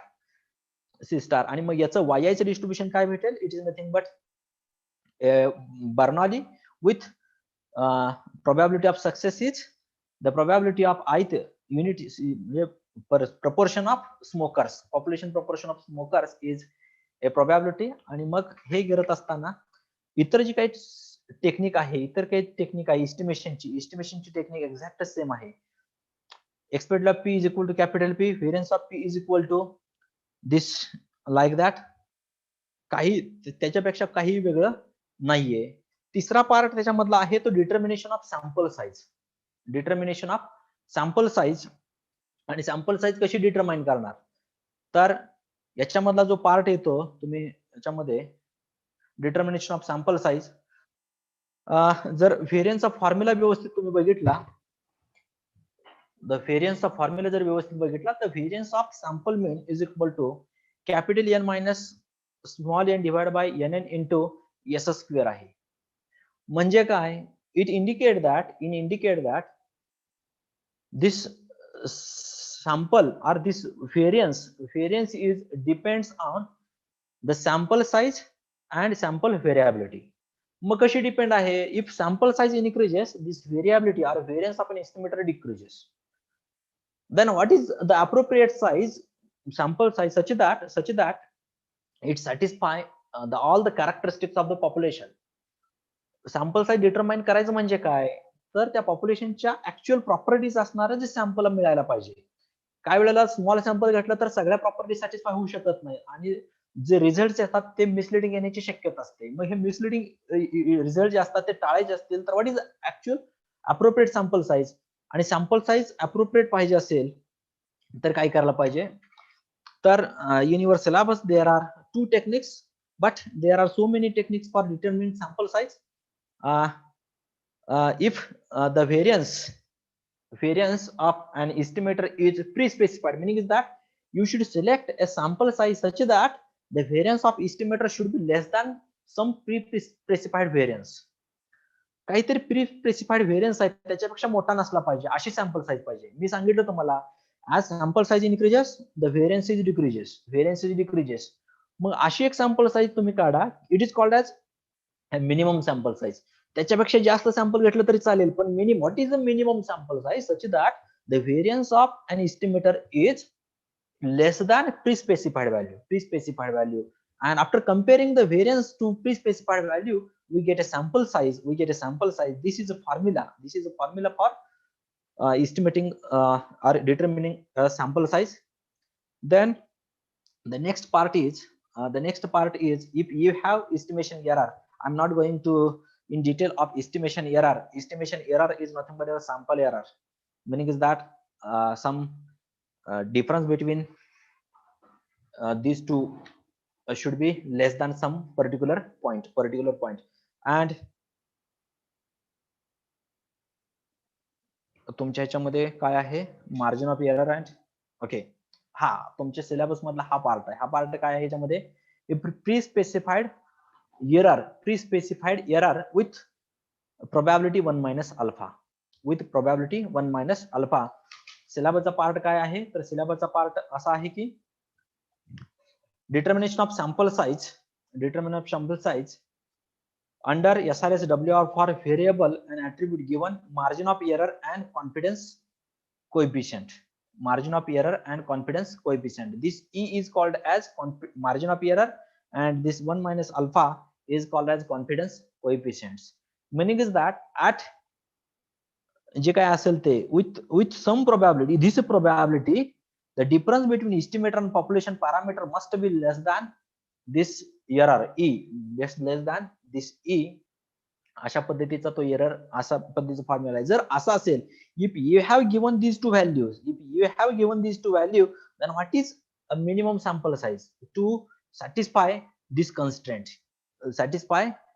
these constraints, and the sample size can be estimated like that. Then the third one is pre-specified width of confidence interval, pre-specified coefficient of variation, आणि coefficient of variation पण त्याच्याशी compare करा. coefficient of variation compare करत असताना this is nothing but a standard error divided by population mean and should be less than, आणि हे comparison केल्यानंतर you get a sample size like that. Relative error, relative with respect to population parameter, and pre-specified cost. These are the some techniques for estimating determination of sample size. दोन गोष्टी ह्याच्यामध्ये आहेत. एक म्हणजे actual SRSWR तुम्ही वापरला, estimator हा तुमचा ऍक्च्युअल वाय बार होता, पण समजा इस्टिमेटर हा इन टर्म्स ऑफ प्रपोर्शन असेल, म्हणजे फॉर एक्झाम्पल वरती जाऊयात आपण, the second techniques for determining sample size. इथं काय घेतलं होतं, here we write this Y bar minus capital Y bar divide by variance of Y bar. समजा माझा इस्टिमेटर हा पी हॅट असेल आणि पॉप्युलेशन पॅरामीटर पी असेल, तर इथं फक्त काय चेंज करणार आहोत आपण, वाय बारच्या जागेला P hat minus capital P divide by variance of P hat, आणि the variance of P hat सुद्धा इथं घेत असताना हा एस स्क्वेअर च्या ऐवजी पी क्यू म्हणून येणार. S² च्या ऐवजी काय येणार PQ म्हणणार, कारण व्हेरिएबिलिटी ही P × 1 - P अशा पद्धतीने आलेली होती आणि ती काय भेटली तुम्हाला PQ. काही फरक नाही, फक्त we replace this S² by the variance or this variance of y bar by variance of p hat. Variance of p hat ने replace करा, you get the sample size for the estimating population proportion. Okay, हे simple random sampling झालं. आणि simple random सॅम्पलिंगला आपण काय म्हणत होतो की each and every unit in the population has same chance being selected in sample. का इक्वल चान्स का द्यायचा? काहीतरी कारण असू शकतं, Here the one assumption is that population is homogeneous. काय assumption आहे आपलं इथं जे assumption आता केलेलं आहे मी, I will stop sharing and I will open first.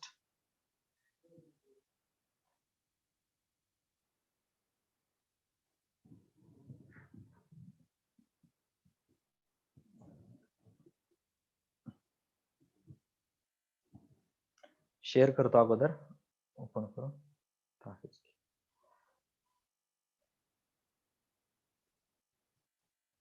File open करतो आणि सेल करतो आणि मग चालू करतो.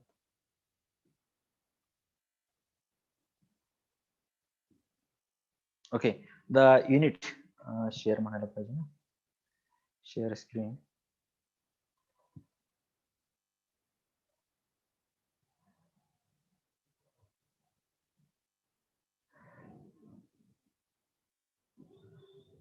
Okay, before going to stratified sampling, in SRS it is assumed that whole population is homogeneous with respect to character under study. Homogeneous जरी आपण म्हणत असलो तर homogeneous कशाशी homogeneous आहे, तर तुमचा जो काही इंटरेस्ट व्हेरिएबल आहे, interest variable with respect to that variable the population is homogeneous. आणि होमोजेनियस असल्यामुळं प्रत्येक युनिटला इक्वल वेट दिलेला आहे, पण असं घडू शकतं की प्रत्येक वेळी काय पॉप्युलेशन होमोजिनियस असेलच असं नाहीये. फॉर एक्झाम्पल, मी एक एक्झाम्पल मग सांगितलं, our interest is to estimate the average height of the person in Kolhapur city. काय घडू शकतं? एक मला माहिती आहे की height is depends on the gender. Here gender is a variable that discriminates the average height. प्रत्येकाची meaning is that the height of female is lesser than height of male. आणि समजा माझ्या पॉप्युलेशन मध्ये फिमेलचं प्रमाण हे मेलपेक्षा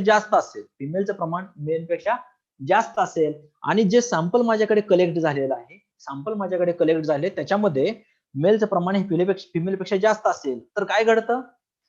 it is not a good sample, it is not represent every strata और every group. तो group जो आहे तो ग्रुप व्यवस्थित रिप्रेझेंट होत नाहीये. मग हे टाळण्यासाठी काय करा, जर इस्टिमेटर जो माझ्याकडे काढलेला आहे तो इस्टिमेटरची प्रिसिजन जर वाढवायची असेल, when the population is heterogeneous with respect to character under study. जर population with respect to heterogeneous with respect to character under study असेल, आणि माझा जो इस्टिमेटर आहे की simple sample mean or I'll be say that weighted sample mean, or I'll be say that काय म्हणूया त्याला, ग्रुप मीन किंवा ग्रुप म्हणता येणार नाही त्याला. ओके, सॅम्पल मीन आपण म्हणूयात. सॅम्पल मीन हा जर माझा इस्टिमेटर असेल तो अप्रोप्रिएट आहे का? मग अशा वेळेस काय होऊ शकतं, जर एखाद्या कॅरेक्टरचं जास्त रिप्रेझेंटेशन आलं, एखाद्या ग्रुपचं जास्त रिप्रेझेंटेशन असेल, तर जो मीन मिळतो, जो काही इस्टिमेटर मिळतो तो अप्रोप्रिएट नसतो. मग हे टाळायचं असेल तर तुम्ही काय करा, तर one thing is that you divide the population into homogeneous groups. आणि एकदा होमोजिनिटी त्या ग्रुपमध्ये आली की it is possible to use simple random sampling for that particular group. त्या विदिन ग्रुपमध्ये आपण काय करू शकतो, SRS वापरू शकतो आणि SRS चं सॅम्पल ड्रॉ करू शकतो. Okay, and this is nothing but a stratified random sampling. In stratified random sampling, we divide the population into groups, but these groups are formed in such a way that within the group homogeneity should be maintained and between the group heterogeneity should be maintained. आणि अशा पद्धतीचे group तयार करतो. It is called as strata. It is called as strata. There are some properties or some basic idea behind the stratification is that divide the whole population heterogeneous population into smaller groups and subpopulations such that sampling units are homogeneous with respect to character understudy within the subpopulation, heterogeneous with respect to character understudy between the subpopulation, and the strata is nothing but the subpopulations. These are the some pictorial representation of the stratification. It is a whole population, the stratum 1, stratum 2, stratum K, and the units drawn from each stratum with the help of simple random sampling or any other sampling technique, not only simple random sampling, any other sampling technique. This is and stratification and sample drawn from the population. The procedure is that the first step is divide the whole population into strata, but the strata is formed such that they are non-overlapping. This strata should not be overlapping. Okay, and then select the sample from each strata, and the total sample size is n is equal to summation ni.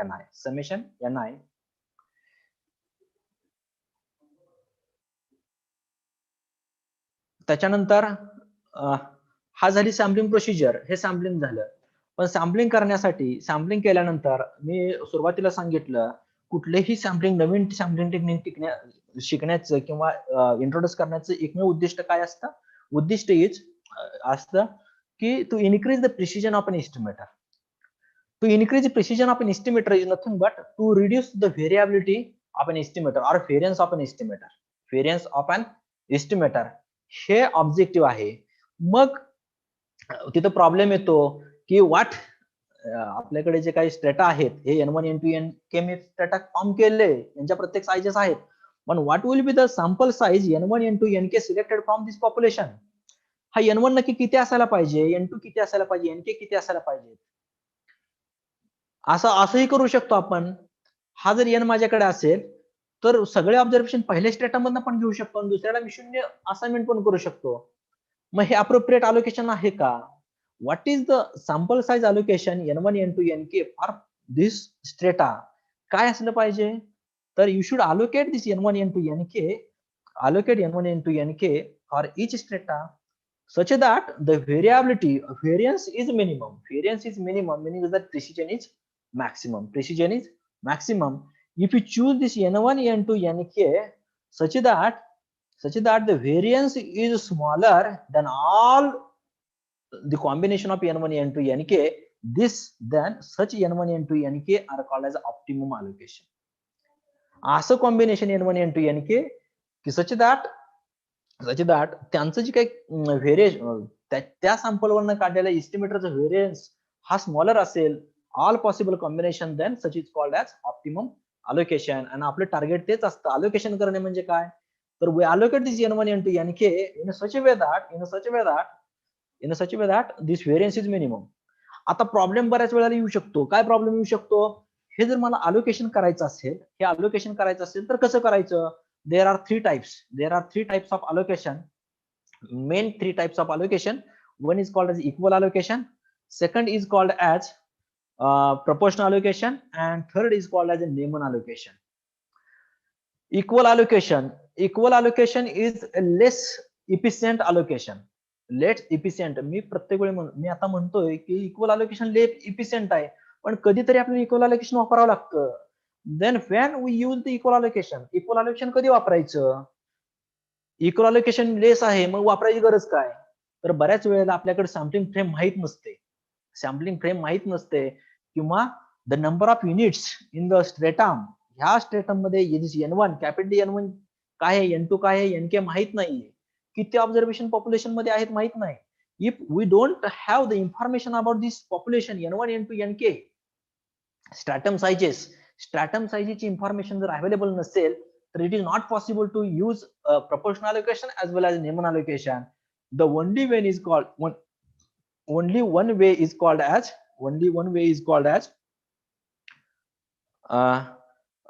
Equal allocation. अशा वेळेस काय करा, equal allocation वापरा किंवा any arbitrary allocation वापरा. पण arbitrary allocation वापरल्यानंतर variance काय सारखा असेल, मग काहीतरी टेक्निक असायला पाहिजे, म्हणून technique is called as equal allocation.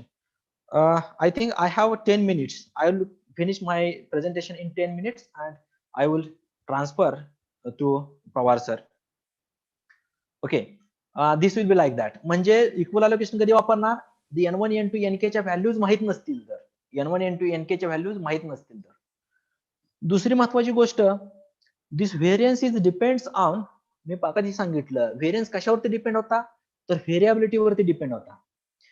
जो व्हेरियन्स व्हेरिएबिलिटी वरती डिपेंड असेल आणि ह्याच पॉप्युलेशन साईज वरती पण डिपेंड असेल, म्हणजे फॉर्म्युला काय होता, n minus capital N minus small n divide by capital N into small n into s square, असा फॉर्म्युला होता. आणि हा फॉर्म्युला होता, आणि हा फॉर्म्युला म्हणजे काय, s square. This variance of an estimator is depends on this size as well as variability. समजा व्हेरिएबिलिटी माहित नाही, समजा व्हेरिएबिलिटी माहित नाहीये, पण ही स्ट्रॅटम साइज मला माहिती आहे, व्हेरिएबिलिटी माहित नाही पण स्ट्रॅटम साइज माहित आहे. जर स्ट्रॅटम साइज माहित असेल तर इक्वल अलोकेशन पेक्षा प्रपोर्शनल अलोकेशन चांगलं भेटतं. म्हणजे प्रपोर्शनल अलोकेशन म्हणजे काय, you should select a sample observation from stratum proportional to stratum size. Proportional to stratum size meaning is that N1 is proportional to capital N1, N2 is proportional to capital N2, Nk is proportional to capital Nk, and this automatically Ni is proportional to capital N. Mug proportional allocation अशा वेळेस म्हणजे this value is known but stratum variabilities are unknown, अशा वेळेस proportional allocation वापरायचं. आणि तिसरं allocation जे Neyman allocation आहे, ते Neyman allocation if both these Ni's are known as well as the population variabilities S1 square, S2 square, Sk square are known, ह्या सगळ्या माहित असतील, अशा वेळेस काय करा, Neyman allocation वापरा. आणि precision of that allocations are depends, कसं आहे precision, Neyman allocation is superior than proportional allocation is superior than equal allocation. हे त्यांचं allocationचं याच्यामध्ये सुपेरियरिटी आहे किंवा efficiency of allocation is like that, असं त्यांच्यामध्ये अवेलेबिलिटी आहे. I am not going to in details of difference between cluster sampling and stratified sampling. The estimation is like that, you should define like observations, and this Ni divided by n is the most important factor, and it is called as I'll be say that it is called as a weight. I'll denote it as weight to the each strata. I'll denote it as weight to each strata. I'll be the proportion of sample units in each strata. Wi म्हणजे काय आहे, proportion of the ith stratum. ith stratum चं proportion आहे. Wi म्हणजे काय, ith stratum मध्ये असणाऱ्या युनिटचं proportion आहे with respect to population. आणि summation of Wi is equal to 1. Summation of Wi is equal to summation of Ni divided by n is equal to 1. हा proportion आहे. हे proportion जर असेल, त्याला मी weight म्हटलं तर ज्यावेळेस एस्टिमेटर डिफाइन करायचा त्यावेळेस the estimator should be depends on this weight. Estimator should be depends on this weight, and the estimator in the stratified sampling is the weighted mean. Here I will obtain the sample mean as 1 upon n divided by 1 upon n into summation Ni into Yi bar, but this is not unbiased estimator. It is one of the estimator, no problem. It is one of the estimator, but it is not unbiased estimator. It is not unbiased estimator because expected value of Y is not equal to capital Y. Is not equal to capital Y. Here is the proof. The proof shows that this Y bar is not a unbiased estimator for capital Y. Then what is the unbiased estimator? We define the weighted mean.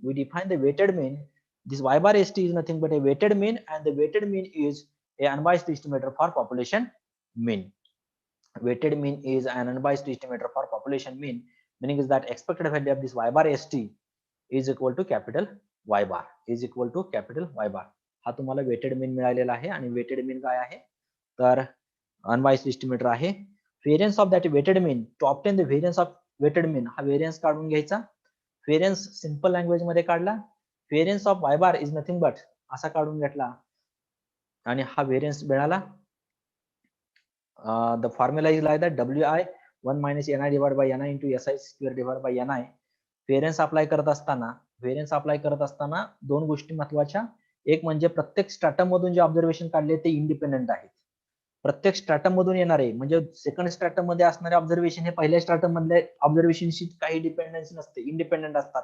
त्यामुळे कोव्हेरियन्स between two stratum means, दोन stratum मीन्सचा जर कोव्हेरियन्स विचारात घेतला तर तो 0 येतो. कोव्हेरियन्स काय येतो? इंडिपेंडेंट असल्यामुळे 0 येतो आणि ती प्रोसिजर कम्प्लीट होते. आणि अशा पद्धतीनं एस्टिमेशन आहे. There are some advantages of stratified. मी इन डिटेल मध्ये जात नाही, तुम्ही ते वाचा. I will provide this notes to you.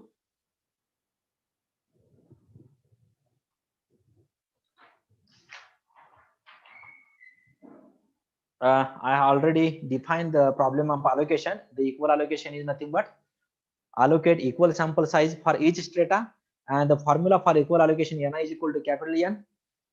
Proportional allocation is nothing but the Ni is proportional to capital Ni, or Ni is equal to C into Ni, where C is called as a proportionality constant, and the proportionality constant can be obtained like that. N divided by capital N is a proportional content. Thus, the sample allocated for ith strata in proportional allocation is Ni is equal to capital N divided by capital N into Ni. Choice of sample size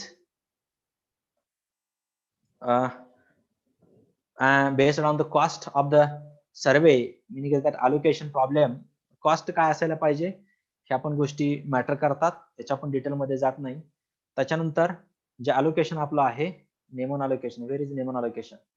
This will be Nemon allocation. Ni is proportional to stratum size as well as stratum variability. Stratum size already as well as stratum variability. C star is proportionality constant, can be obtained like that. If you divide this Ni divided by capital N here as well as capital N here, then this Ni is also written as NWH WISI divided by summation I is equal to 1 to NWISI in terms of weight also. आणि प्रत्येक allocation मध्ये if you have a sample size like that, substitute the sample size in the variance term. Substitute the sample size in the variance term of an estimator here and obtain the variance of an estimator in each allocation.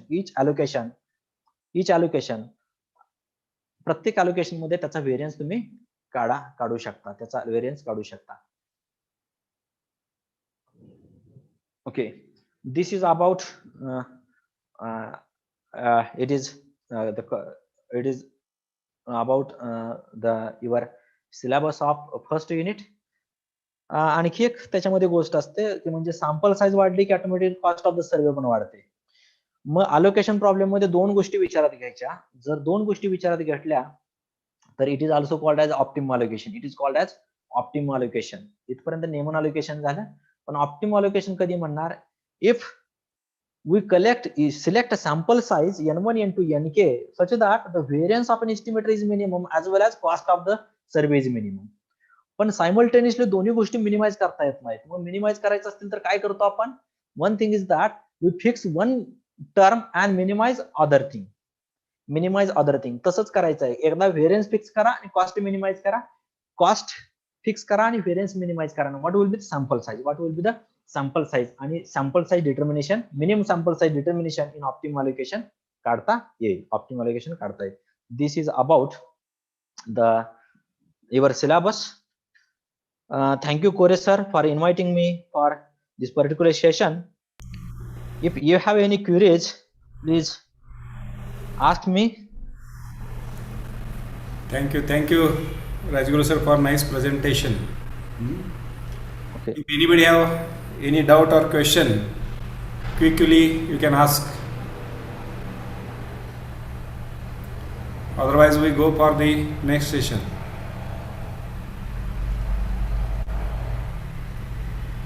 Yes, is there any question?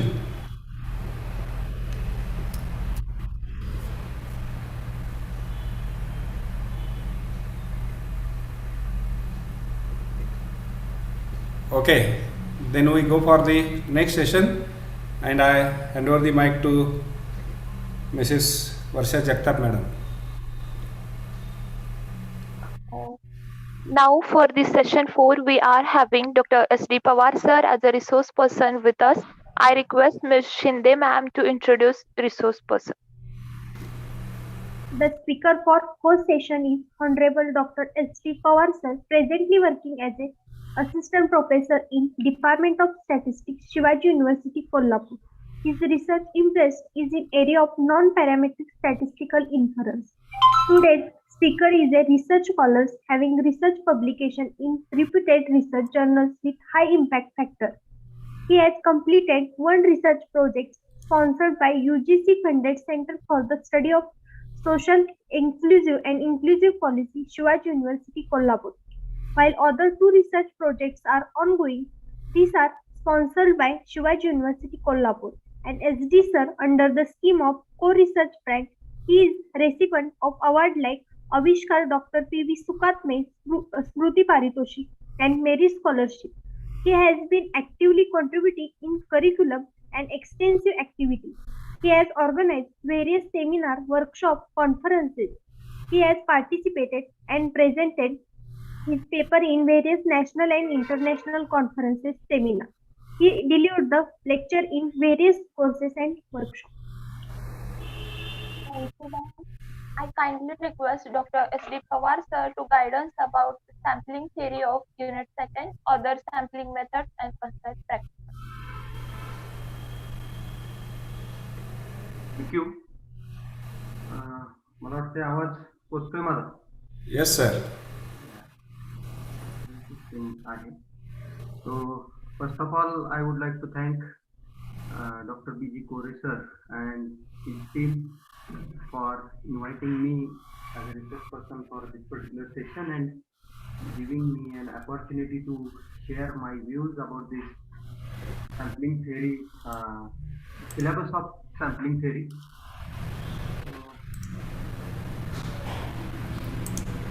I will share my screen. I have prepared a small presentation. I think one participant can share screen.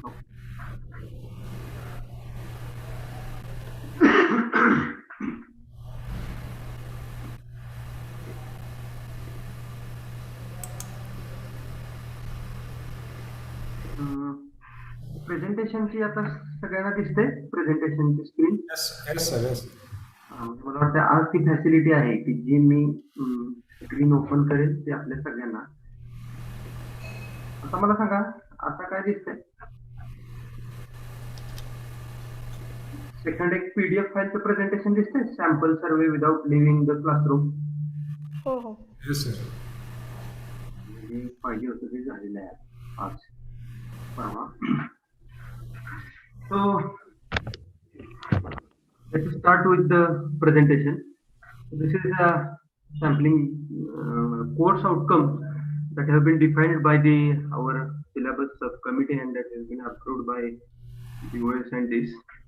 So after successful completion of this particular course, sampling theory, student will get a basic knowledge of sensors and sample, then the various concepts related to sampling. Then they shall get the concept of various sampling methods such as simple random sampling, then stratified systematic cluster. They will get to know an idea of constructing sample surveys and selecting appropriate sampling techniques, knowledge of comparing various sampling techniques, and knowledge of ratio and regression estimators. So आपलं इकडे सुद्धा आता focus पाहिजे. हळूहळू सगळ्या कॉलेजला ते learning outcome based learning ही system आलेली आहे. त्यामुळे हे जे काही कोर्स आउटकम वगैरे सेट केलेले आहेत ते शेवट अटेंड झाले का नाही हे बघणं सुद्धा आता आपल्याला क्रमप्राप्त आहे. So we have to focus on these outcome also while teaching this particular sampling theory paper. When I gone through the old syllabus and new syllabus, I compared these two syllabus and what is new points that have been added, and this is the syllabus of second unit. The first point is systematic sampling. Then the second point is cluster sampling. Third point is the two-stage and multi-stage sampling. Third point is ratio method. The fifth point is regression method. And the last point is case studies. And if you see the older syllabus and new syllabus, this point is new in this particular syllabus. And I shall mainly focus on this point and briefly go through the what is systematic sampling, what is cluster sampling, because all these methods you are already teaching to your students. The same, exactly same syllabus is there, and this is the new point. We shall go one by one, and these are the practicals which are expected, which are set on the sampling methods. The first, simple random sampling, then determination of sample size, stratified random sampling 1 and 2, and this 5 to 8, practical number 5 to 8 from this particular paper sampling method is based on ratio method of estimation, regression method of estimation, systematic sampling, and cluster sampling. I have gone through the practical sheets which are already that you have developed or you have set, we can say, and we'll come to that point later. So before going into the detailed syllabus, let me share one of my experience during last few years. This is a story of one credit course introduced at MSc Statistics and MSc Applied Statistics course at our department. So up to last year, so we were having this design and analysis of sample survey paper, which is of one credit, 15 lectures. And what was expected in that paper? Compulsory sample survey based project. So why we included this particular one credit course in our syllabus? So there was a history behind that. What happened? Because of this data mining and machine learning, the very recent topics, actually all it is statistics, but the different researchers or people have named it as machine learning and data mining and other things. So because of that, we were having only one project in 4th semester for these PG students, and majority of the students were interested in completing a project which is based on this machine learning and data mining thing. And what they were doing, just go to the Kaggle website or any other website where data sets are already collected by some other agencies, and they have there are some repositories having those data sets, and just download that data. So what is expected from this particular data, that concept was already posted there. So ते काय करायचे की त्याच्यावर based जे काय तिथं सांगितले त्या लाईनवर जायचे, मॉडेल ट्रेन करायची. ते पण मॉडेल म्हणजे कसं, तर there is Python and R, just write a 4 to 5 lines code, you will get a result of the model. What are the basic concepts which are involved in that model? Majority of the students were not knowing about those models also. म्हणजे ते मॉडेलच्या बाबतीत झालं, पण sampling आणि data collection हा part कुठेतरी बाजूला पडला, म्हणून आम्ही तो इंट्रोड्यूस केला होता. आता नवीन जो कॉमन एक सिलेबस आलाय त्याच्यामध्ये तो आम्हाला घालता आलेला नाही, पण अजून आम्ही प्रयत्न करणार आहे तो कसा इन्कॉर्पोरेट करतो. आणि मग सॅम्पलिंग बाजूला पडलं, आणि त्यातनं मग असं लक्षात आलं की सॅम्पलिंगशी रिलेटेड आम्ही काही विचारलं की मुलं म्हणजे अगदी थोडंसं इन्फॉर्मल भाषेत बोलायचं झालं तर काहीही सांगायला. कुठंतरी एखाद्या सेमिनारला वगैरे घेतलं, simple random sample was taken about this म्हणायचे, आणि आम्ही विचारलं की सिम्पल रँडम सॅम्पल कसं घेतलं, काय काय सांग म्हणलं. ज्या पद्धतीनं ते सॅम्पल कलेक्ट केलं होतं ते कुठेही सिम्पल रँडम सॅम्पलिंग मध्ये बसत नाही, मात्र नाव घेत होती, म्हणून आम्ही ते केलं होतं. आणि मी 1 वर्ष हा पेपर शिकवलेला आहे, त्यावेळी मला ही गोष्ट जाणवली होती की सिम्पल रँडम सॅम्पल जरी एखादा सॅम्पल ड्रॉ करायचं झालं आणि कुठलं तरी पॅरामीटर एस्टिमेट करायचं झाला की बरंच अगदी शेवटपर्यंत ते करेक्ट जायला पाहिजे तिथपर्यंत विद्यार्थी जाऊ शकत नव्हते. उदाहरणार्थ विद्यार्थ्यांना विचारलं ना कधीतरी वर्गात, अरे मला ह्या क्लासचा ऍव्हरेज हाईट काढायचा पण मला वेळ नाही, मला एक 10 मिनिटातच तो रिझल्ट पाहिजे. मग पोरं म्हणतात रँडमली घ्या, रँडम सॅम्पलिंग आपण वापरू शकतो. हा बरं कसं करू? तर सिम्पल रँडम सॅम्पलिंग. बरं कसं करू? सर रँडमली काही निवडायचे. मग कोणाला निवडू? Sir randomly. म्हणजे 50% नाही तर आमची 50ची बॅच धरली ना त्यातले 35 पर्यंत पोरं तर रँडमली म्हणजे कसं ते म्हणायचे कुणालाही घ्यायचं. आणि मग तिथून मला असं वाटत होतं की हे नाही. मग आमचे हे सगळ्यांचं हे ऑब्झर्वेशन आल्यानंतर आम्ही हा पेपर हे केला होता. तर इथं आपण कमी पडतोय. बऱ्याच वेळेला टीवायला सुद्धा आपले प्रोजेक्ट आहेत. त्यात काय होतंय आपण सॅम्पल सिलेक्ट करतोय. पण प्रोजेक्टचा आवाका मोठा असतोय. म्हणजे कुठंतरी सिटीचं कुठलं तरी एखाद्या खेड्याचा वगैरे सर्वे आपण अपेक्षित करतोय. आणि त्याच्यामुळे काय होतंय प्रॉब्लेम रिअल लाईफ असतोय, हॉट टॉपिक रिसेंट टॉपिकवर आपला प्रोजेक्ट असतोय. मात्र प्रोजेक्ट मधनं सॅम्पलिंगच्या टेक्निक्स आपल्याला शिकायच्या आहेत. स्टेप वाईज काय प्रोसिजर्स आहेत ह्या कुठेतरी मिस होतात. मी एक 2 प्रोजेक्ट आता इथं पहिल्यांदा शेअर करेन की जो नवीन इंट्रोड्यूस केलेला पार्ट आहे, study of surveys illustrating about case studies म्हणून जो केलेला आहे ना, तर त्याच्याशीच रिलेटेड. पहिलं जरा मी परत जाईन, वेळ जर मिळाला तर जाईन, अदरवाईज ते प्रेझेंटेशन तुम्हाला देईल किंवा जसा वेळ मिळेल तसं जाईल.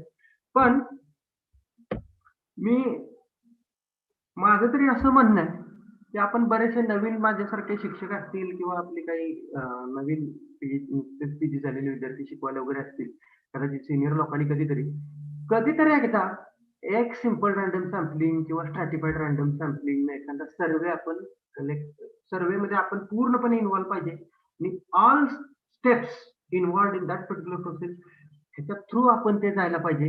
मग प्रॉब्लेम हा हायपोथेटिकल क्रिएट केलेला असेल. समजून घ्या 2 गोष्टी आहेत. तुम्ही प्रॉब्लेम जगाचे सोडवण्यासाठी ती प्रोसिजर करायला लागलाय तर तुम्ही समजून घ्यायसाठी करायला लागलाय. तर आपण मला असं वाटतं पहिल्या वेळेला आपला फोकस असा पाहिजे क्लास पुरतं मर्यादित राहिलं, क्लासमध्ये ती प्रोसिजर करूया. तर आमच्याकडे त्या design and analysis of sample survey project मध्ये this was the topic selected by my students, the students in my group. Proportion of students on SUK campus belonging to various blood groups. म्हणजे कॅम्पसवर जे विद्यार्थी आहेत ना, PG courses आहेत, काही UG courses आहेत वगैरे वगैरे, हे सगळे मिळून काहीतरी विद्यार्थी आहेत. त्यांच्यातले ओ ब्लड ग्रुप असणारे किती टक्के लोक आहेत. ऍट द सेम टाइम आम्ही इतरही सगळ्या याच्यावरती म्हणजे किती टक्के लोकांचा ओ ब्लड ग्रुप आहे, किती टक्के लोकांचा बी ब्लड ग्रुप आहे, ए आहे, ए बी आहे, त्यातलं पॉझिटिव्ह निगेटिव्ह वगैरे सगळं नोट डाऊन केलं. कदाचित आता कोणाला तरी वाटेल आणि एवढंच विचारायचं बरं का पोराला जाऊन तुझा ब्लड ग्रुप काय, ए पॉझिटिव्ह बी पॉझिटिव्ह. बऱ्याच वेळेला काय होतं की एक कॅरेक्टरिस्टिक म्हणलं की आपल्याला काय तो सर्वे वगैरे असं वाटतच नाही. सर्वे म्हटलं की आपल्याला क्वेश्चनर पाहिजे, हे पाहिजे, ते पाहिजे, असं काय नाही. बऱ्याच वेळेला काही इंडिकेटर असे असतात की ते एकाच ऍव्हरेज मध्ये इंटरेस्ट आहे आणि त्याच्यासाठी सर्वे डिझाईन करायचं. मग मी मुलाला सांगितलं कुठली मेथड वापरणार, तर आपण म्हणलं सिम्पल रँडम सॅम्पलिंग वापरूया. कसं वापरायचं? नाही पोरं हे तर स्ट्रॅटिफाईड वापरू. म्हणलं कसं वापरायचं? म्हणलं सर डिपार्टमेंट आहेत आपली सदस्य वगैरे आणि त्या डिपार्टमेंट मधून प्रत्येक ह्याच्यातनं घेऊया सर पोरं काय, त्यातनं अजून कुठेतरी ते प्रपोर्शन अलोकेशन वगैरे सॅम्पल साईज आपण फिक्स करू 100-200 काहीतरी आणि प्रत्येक डिपार्टमेंटच्या ह्याच्यातनं हे करू. आणि ज्यावेळी मग मी विचारलं की ठीक आहे प्रपोर्शन अलोकेशन कसं करणार, प्रपोर्शन अलोकेशन तर त्याच्यासाठी कॅपिटल N1 N2 पाहिजे, तो कुठनं मिळवणार. मग अशी ती चर्चा सुरू झाली आणि मी त्यांना सांगितलं की टास्क पहिल्यांदा आपण सिम्पल रँडम सॅम्पलिंग. तर सिम्पल रँडम सॅम्पलिंग जर करायचं असेल तर पहिली स्टेप काय पाहिजे आपल्याकडे. माझा आता ग्रुप ठरलेला आहे, पॉप्युलेशन ठरलेलं आहे की मी कॅम्पसवर जे विद्यार्थी ऍडमिटेड आहेत त्यांच्यातलं ओ ब्लड ग्रुपचं पर्सेंटेज मला काढायचं. किती टक्के जेवढे विद्यार्थी आहेत किती टक्के लोकांचा ओ ब्लड ग्रुप आहे. सुरुवात झाली पहिल्यांदा रॅन्डमली सिलेक्ट करायचं म्हणलं की ते रॅन्डमली वगैरे म्हणायचे किंवा बऱ्याच जणांच्या डोक्यात होतं फिजिक्सला जायचं, फिजिक्सचे जेवढे विद्यार्थी तिथं आपल्याला सापडतील त्यातले आपल्याला जेवढे पाहिजे तेवढे निवडायचे, त्यांचा O blood group note down करायचा का. तर ते तसं नाहीये. जर सिम्पल रॅन्डम सॅम्पलिंग असेल किंवा स्ट्रॅटिफाईड रॅन्डम सॅम्पलिंग असेल, याच्यासाठी पहिल्यांदा आपल्याला सॅम्पलिंग फ्रेम पाहिजे. सॅम्पलिंग फ्रेम प्रत्येक वेळी ही काय ते आपल्याला इझिली अवेलेबल असेल असं काही नाही. तर सॅम्पलिंग फ्रेम तयार करण्याचा टास्कच आमचा 15 दिवस चालला. सॅम्पलिंग फ्रेम असल्याशिवाय सिम्पल रॅन्डम सॅम्पलिंग आपण वापरू शकत नाही. सॅम्पलिंग फ्रेम कशी करायची, प्रत्येक विद्यार्थी डिपार्टमेंटला जी मुलं आहेत त्यांची आपल्याकडं नावाची राहिली किमान रोल नंबरची तरी यादी पाहिजे. रोल नंबर 1 ते 10 आहे, तर 20 विद्यार्थी आहेत, ह्या डिपार्टमेंटला 30 विद्यार्थी आहेत. तर चांगलं 15 दिवस ही मुलं प्रत्येक डिपार्टमेंटला जात होती, त्यांचा रोल कॉल मागण्याचा प्रयत्न करत होते. हे विद्यापीठाकडून वगैरे जर परीक्षेचा फॉर्म भरलेले वगैरे विद्यार्थी घेतले असते तर कदाचित ती अजून इझिली मिळाली असती, पण प्रत्येक गोष्टीत काही तितक्या सहजतेनं होतील असं काही नाही. तरी मुलं प्रत्येक डिपार्टमेंटला जायची, आपल्या डिपार्टमेंटचं एमएससी स्टॅट कोर्सच्या 1 ते 30 विद्यार्थ्यांची नावं, त्याच्या खाली एमएससी अप्लाइड स्टॅटिस्टिक्स 1 ते 25 विद्यार्थ्यांची नावं, त्या खाली परत एमएससी फिजिक्स, असं जसं प्रत्येक डिपार्टमेंटचं जाऊन त्यांनी पहिल्यांदा सॅम्पलिंग फ्रेम तयार केली. त्याच्यानंतर प्रत्येक कोर्सला किती विद्यार्थी आहेत, प्रत्येक डिपार्टमेंटला किती विद्यार्थी आहेत वगैरे हे सगळं आपण काढू शकतो. काही ठिकाणी आपल्याला नावात इंटरेस्ट नाही, जरी नुसता रोल नंबर मिळाला तरी बास आहे, पण परत जो नंबर सिलेक्ट होईल त्याच्यापर्यंत आपण गेलो पाहिजे परफेक्ट. म्हणजे 28 नंबर सिलेक्ट झाला फिजिक्स डिपार्टमेंटचा एमएससी फिजिक्स कोर्सचा, तर त्या 28ला जाऊन परत तो 28चा जो पहिल्यांदा कॅन्डिडेट सॅम्पलिंग फ्रेम मध्ये अपेक्षित होतं त्यालाच जाऊन तिथं भेटणं. यात सॅम्पलिंग फ्रेम तयार केली, त्याच्यानंतर झाला विषय. आपल्याला फक्त म्हणजे एवढंच विचारायचं त्यांना ब्लड ग्रुप काय आहे वगैरे वगैरे. त्याच्या अनुषंगाने त्यांनी थोडासा स्कोप वाढवला. एज, हाईट, वेट असे अजून एक 2-3 व्हेरिएबल घेतलेले डिपार्टमेंट अमुक तरी पण छोटीशी गोष्ट केली. तर तिथं जाऊन मग नेमकं त्याच्याकडून भरून घ्यायचं. मग ही सगळी नावांची यादी तयार झाली. नावांची यादी तयार झाल्यानंतर आता मग कसं निवडायचं, समजा sample size determination for proportion ही कन्सेप्ट आहे. सॅम्पल साईज कशी ठरवायची, तर म्हणलं I am interested in proportion of O blood group students. So sample size determination for proportion ही त्यांना कन्सेप्ट झालेली आहे. कारण तिथं परत confidence margin of error, confidence coefficient या गोष्टी आल्या. त्या सेट करताना नेमकं मार्जिन ऑफ एरर म्हणजे काय, कॉन्फिडन्स कोइफिशियंट म्हणजे काय, कॉन्फिडन्स कोइफिशियंट 0.95 असणे म्हणजे काय, मार्जिन ऑफ एरर ही 5% असणं म्हणजे काय, ह्या गोष्टी परत तिथं आता आपल्याला सेट करायचे. आपणच त्या प्रॉब्लेमचे हे आहे. What is confidence of coefficient, what is margin of error, ह्या गोष्टी तिथं समजून परत मी मुलांना सांगितल्या, मुलांनी त्या समजून घेतल्या. किंवा मी फार सांगत नव्हतो, त्यांना म्हणायचो वाचा कोकरांचं पुस्तक घ्या, त्याच्यात एक छानपैकी ते हाच प्रॉब्लेम आहे ब्लड ग्रुप एस्टिमेट करण्याचा. आणि तिथं स्टॅटिस्टिशियन आणि ज्याचा प्रॉब्लेम आहे तो अँथ्रोपोलॉजिस्ट का काहीतरी असं आहे, त्याच्यामधलं डिस्कशन आहे. आणि तो विचारतो मी हे असं अल्फा 0.95 म्हणजे हे असं असतं, तुला चालते का, मार्जिन ऑफ एरर असं असं तुला चालते का. मला असं वाटतं सगळ्यांनी ते जरा एकदा कोकरांच्या पुस्तकातलं ना सॅम्पल साईज डिटर्मिनेशनची सुरुवात आहे इंट्रोडक्शन ती बघा. मग ह्या गोष्टी what is confidence coefficient, what is margin of error, मग ह्या तुम्ही सेट करायच्या आहेत. ते सेट केल्या म्हणजे काय तुम्ही सेट करताय हे तुम्हाला कळलं पाहिजे, त्या अनुषंगाने सेट करा. त्या झाल्या. त्याच्यानंतरचा प्रश्न आला, ठीक आहे आता एवढी सॅम्पल साईज लागणार आहे, मग तिथं व्हेरिएशनचं पण त्यात सॅम्पल साईज डिटर्मिनेशनच्या फॉर्म्युल्यात लागतं. कुठनं काढायचं, व्हेरियन्स पी क्यू त्या सॅम्पल साईज डिटर्मिनेशन मध्ये इन्व्हॉल्व आहे, ते कुठून मिळवायचे. पायलट स्टडीची परत कन्सेप्ट आली, थोडासा 10-20 लोकांचं रॅन्डमली परत सिलेक्ट करायचं, त्यांना जाऊन भेटायचं. रॅन्डमली सिलेक्ट करत असताना खरं तर त्यांची सगळ्यांची परीक्षा झाली. जवळपास 1000-2000 असतील, आता मला एक्झॅक्ट नंबर आठवत नाही, तेवढी मोठी यादी त्यांच्याकडे होती. How to select students from that particular list randomly. तिथं लॉटरी मेथड सगळ्यांना आठवली. म्हणलं करणार असला करा चिठ्ठ्या, 200, 1000-1500 काय असतील त्या, मला एक्झॅक्ट आठवत नाही, 2-3 वर्ष झाली त्याला. 1000-1500 चिठ्ठ्या करणार का काय. मग त्यांच्या कुठंतरी लक्षात आलं रॅन्डम नंबर जनरेशन हा कन्सेप्ट आपल्याला झाला. सुडो रॅन्डम नंबर्स आपण जनरेट करू शकतो 1 ते 1000 लिस्ट मधले. मी सांगितलेलं कॉम्प्युटरचा उपयोग मिनिमम. परत कॉम्प्युटरचाच, पण पहिल्यांदा त्यांना ती गोष्ट लक्षात आली पाहिजे. माझा आवाज सगळ्यांपर्यंत येतोय ना? म्हणजे थोडस कोरे सर. येस सर, येतोय येतोय. मग ती गोष्ट पहिल्यांदा कॉम्प्युटर नाही, पण जर तुम्हाला समजली तर कॉम्प्युटर वापरा. Random number generation, random number table आहे, टेबल वरून कसं रॅन्डम नंबर काढायचा एक मुद्दा. दुसरी गोष्ट मग मी त्यांना सांगितलं तुम्हाला कॉन्फरन्शियल रॅन्डम नंबर जनरेटर झालाय. कॉन्फरन्शियल रॅन्डम नंबर जनरेटर वरून तो 0 to सपोज 2000 असेल तर 1 to 2000 मधले इंटिजर रॅन्डम नंबर कसे निवडायचे हे सिम्युलेशन मध्ये झालेलं आहे. कॉम्प्युटरवरून तुम्ही हे जनरेट करू शकता. शेवट हे सगळं झाल्यानंतर मी त्यांना सांगितलं की तुम्ही आता सॅम्पल कमांड इन आर वापरा, पण सॅम्पल कमांडच्या मागं काय आहे हे पण तुमच्या लक्षात घ्या. मग पायलट स्टडी मध्ये 20-30 लोकांचं त्यांनी नंबर काढले. मग 20-30 लोकांचे ते नंबर निघाले, युनिक नंबर आपण दिलेले, त्यांची नावं मिळाली, त्यांचे डिपार्टमेंट मिळाले, ते गेले. काही मुलं त्यांना भेटली नाही. आपलं बऱ्याच वेळेला काय होतं, जो तिथे जाईल आणि जो सापडेल तो त्या सॅम्पल मध्ये घ्यायचा आणि पाहिजे ती मेथड क्लेम करायची. स्ट्रॅटिफाईड केलं, सिम्पल रॅन्डम सॅम्पल केलं, क्लस्टर सॅम्पलिंग केलं. म्हणजे विद्यार्थ्यांच्या बाबतीत मी सांगतोय. मग ती मुलं मिळाली नाही, ह्यालाच म्हणजे नॉन रिस्पॉन्स म्हणायचं. हा कधीतरी असते, ते मिळालं नाही तर मग तुझं काय करायचं? How to deal with non response. वाचा. आता ते MSc चे स्टुडंट होते म्हणून त्यांना प्रत्येक गोष्ट आम्ही वाचायला सांगितली, करायला सांगितली. ऍडिशनल काही नंबर परत काढू शकतो, पण ते पण रॅन्डमलीच काढायचे. तिथं फिजिक्सचा 28 नंबर नाही म्हणून एक होता, तो घेतला असं नाही. तसं झालंय की रॅन्डम सिम्पल रॅन्डम सॅम्पलिंग कसं तुम्ही बाजूला केली.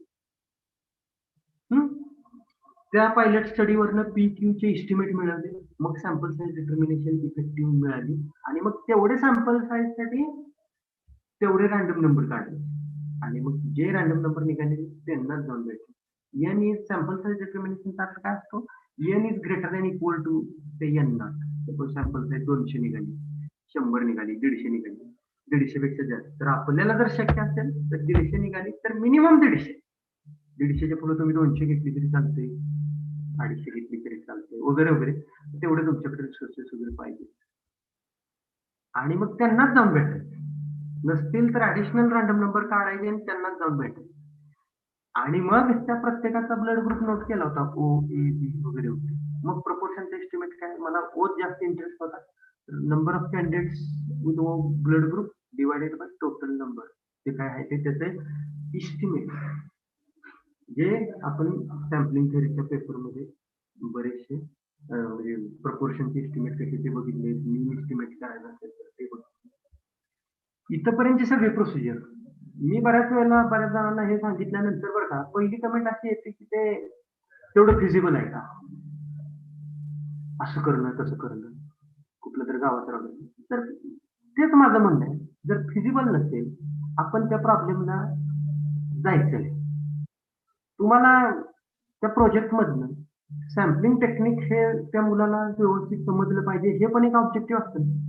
मग जगाचा कुठला तरी प्रॉब्लेम घ्यायचा मोठा, आपल्याकडे नाही त्याला पैसे, नाही वेळ, आणि काहीतरी मोठा प्रॉब्लेम घ्यायचा आणि ज्या बेसिक गोष्टी समजून घ्यायला पाहिजेत विद्यार्थ्यांना त्या स्टेजला, त्याला म्हणजे आपण काय म्हणूया, त्याला बगल देऊन त्या प्रॉब्लेमच्या मागे धावायचं. तर माझं असं म्हणणं, ज्यावेळी आपण कधी सॅम्पलिंग रिलेटेड एखादा टॉपिक सांगतोय, केस स्टडी सांगेल, प्रॅक्टिकल सांगेल, क्लासमधलंच काहीतरी घ्या.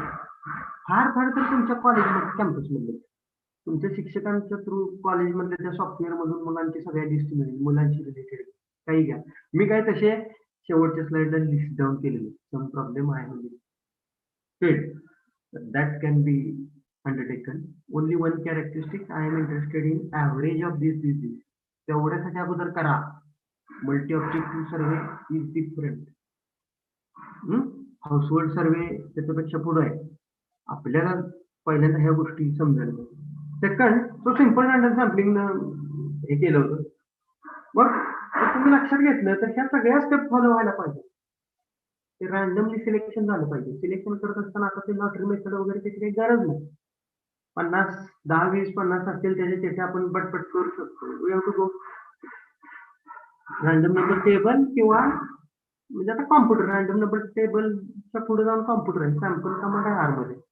सॅम्पल विथ रिप्लेसमेंट पाहिजे विदाउट रिप्लेसमेंट. तर त्या सॅम्पल कमांडच्या मागे काय आहे हे पण आपल्याला माहिती. So this was first problem.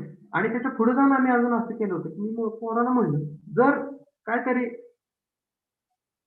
आणीबाणीची परिस्थिती किंवा काहीतरी आपण म्हणतो डिझास्टरची परिस्थिती उद्भवली आणि जर ब्लड डोनेशन म्हणजे ब्लड अचानक कोल्हापूरमध्ये लागलं तर एक कॅम्पस म्हणून आपण कॅम्पसवरून किती ब्लड प्रोव्हाइड करू शकतो हा जर मला टोटल अमाऊंट काय म्हणायचं total blood in litres that we can donate असं ब्लड डोनेशन कॅम्प थ्रू वगैरे असं वन डे वगैरे ठरलंच आपण की त्यानं काहीतरी कोल्हापूरमध्ये बोलले आपल्याला तिथून रक्त द्यायचं तर त्याला कसं झालं.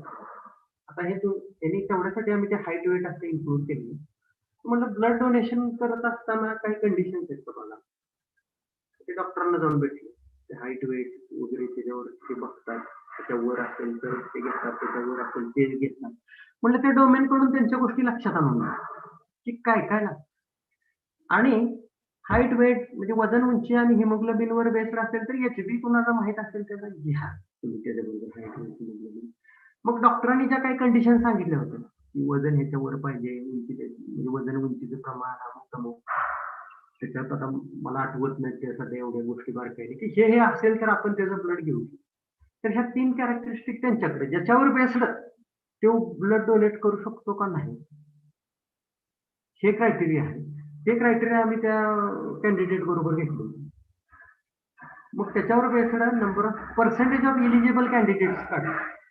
सपोज ते पर्सेंटेज 30%, 40%, 50% काय आला असेल त्याच्यावरून आपण टोटल नंबर आपल्याला माहिती आहे 2000 विद्यार्थी कॅम्पसवर. पर्सेंटेज ऑफ इलिजिबल कॅन्डिडेट्स हे 50% असेल तर 1001 विद्यार्थी ब्लड डोनेट करू शकतो. मिनिमम जरी 100 ml झाले तरी आपण किती काढू शकतो वगैरे वगैरे त्या गोष्टीच्या अनुषंगाने आपण परत म्हणजे सेकंड ऑब्जेक्टिव्ह होतं. तर सॅम्पल साईज डिटर्मिनेशन वगैरे ह्या गोष्टी ह्या सगळ्या proportion of O blood group donor हे गृहीत धरूनच केले. कारण ऍव्हरेज परत मिनिममचं मी म्हणतोय प्रत्येकाकडून एक आपण 100 ml घेतलं तर एवढं ब्लड निघू शकतं. आणि ते परत जर तर ते ऐकत आहे त्याच्यामुळेच तर ते 3 कॅरेक्टरिस्टिक रँडम बिहेवियर वगैरे घेऊनच आपण बेटर वे त्याला प्रोबॅबिलिटी डिस्ट्रीब्युशन वगैरे फिट करून पण ते एक्सपेक्टेड नंबर ऑफ कॅन्डिडेट्स किंवा आपण काय म्हणायचं त्याला इलिजिबल कॅन्डिडेट्स काढू शकतो. त्या अनुषंगाने येणाऱ्या ह्या गोष्टी पण तिथं आणि ह्यात खरंच कुणाला तरी इंटरेस्ट असू शकतो. हो ब्लड ग्रुप डोनरचे किती आहेत वगैरे हे डिझास्टरसाठी हे सगळ्या गोष्टी प्रशासनाकडे असणं पण म्हणजे जे आपत्ती व्यवस्थापन वगैरे आहे मेजर ग्रुप असं असू शकतं. मी काय म्हणतो तुम्हाला की प्रॉब्लेम हायपोथेटिकल असू द्या पोरांना स्टेप बाय स्टेप समजून घेऊ. कुठंतरी कोल्हापूर सिटी मधलं इलेक्ट्रिसिटी कन्झम्पशनचा पॅटर्न आपण स्टडी करायला घेतलं कुठेतरी 50-100 गेलो ना आपल्याकडे हाऊसहोल्डची लिस्ट आहे ना घरांची यादी आहे काय ना ब्लॉकची यादी आहे असं काय नाही. कुठेतरी सर्व्हिसला तिथे असं बऱ्याच ठिकाणी आमचे सुद्धा पोरं कधी कधी करतात ते जर त्या गोष्टी त्या असतील तर म्हणजे असं काय नाही की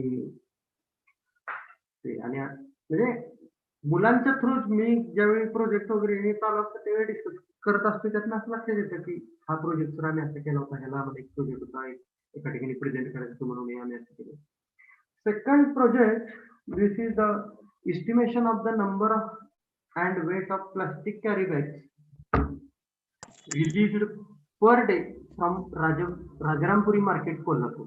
this was done by the group of Dr. S.B. Mahdik. Estimation of number and weight of plastic carry bags released per day from Rajarampuri Market, Kolhapur. मला सांगा म्हणजे मी पहिली केस स्टडी डिस्कस केलेली आहे यामध्ये कोणाला काय विचारायचं आहे का किंवा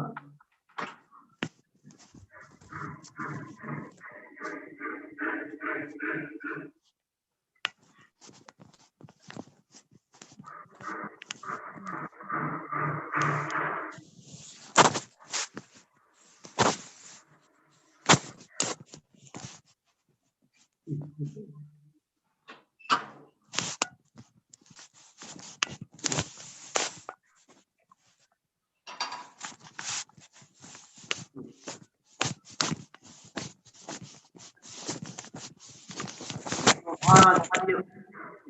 म्यूट अनम्यूट झालेले. Second survey was conducted by under the guidance of Dr. S. B. Manik sir. This was related to estimation of number and weights of plastic carry bags released per day from Rajarampuri Market, Kolhapur. So, which participants are?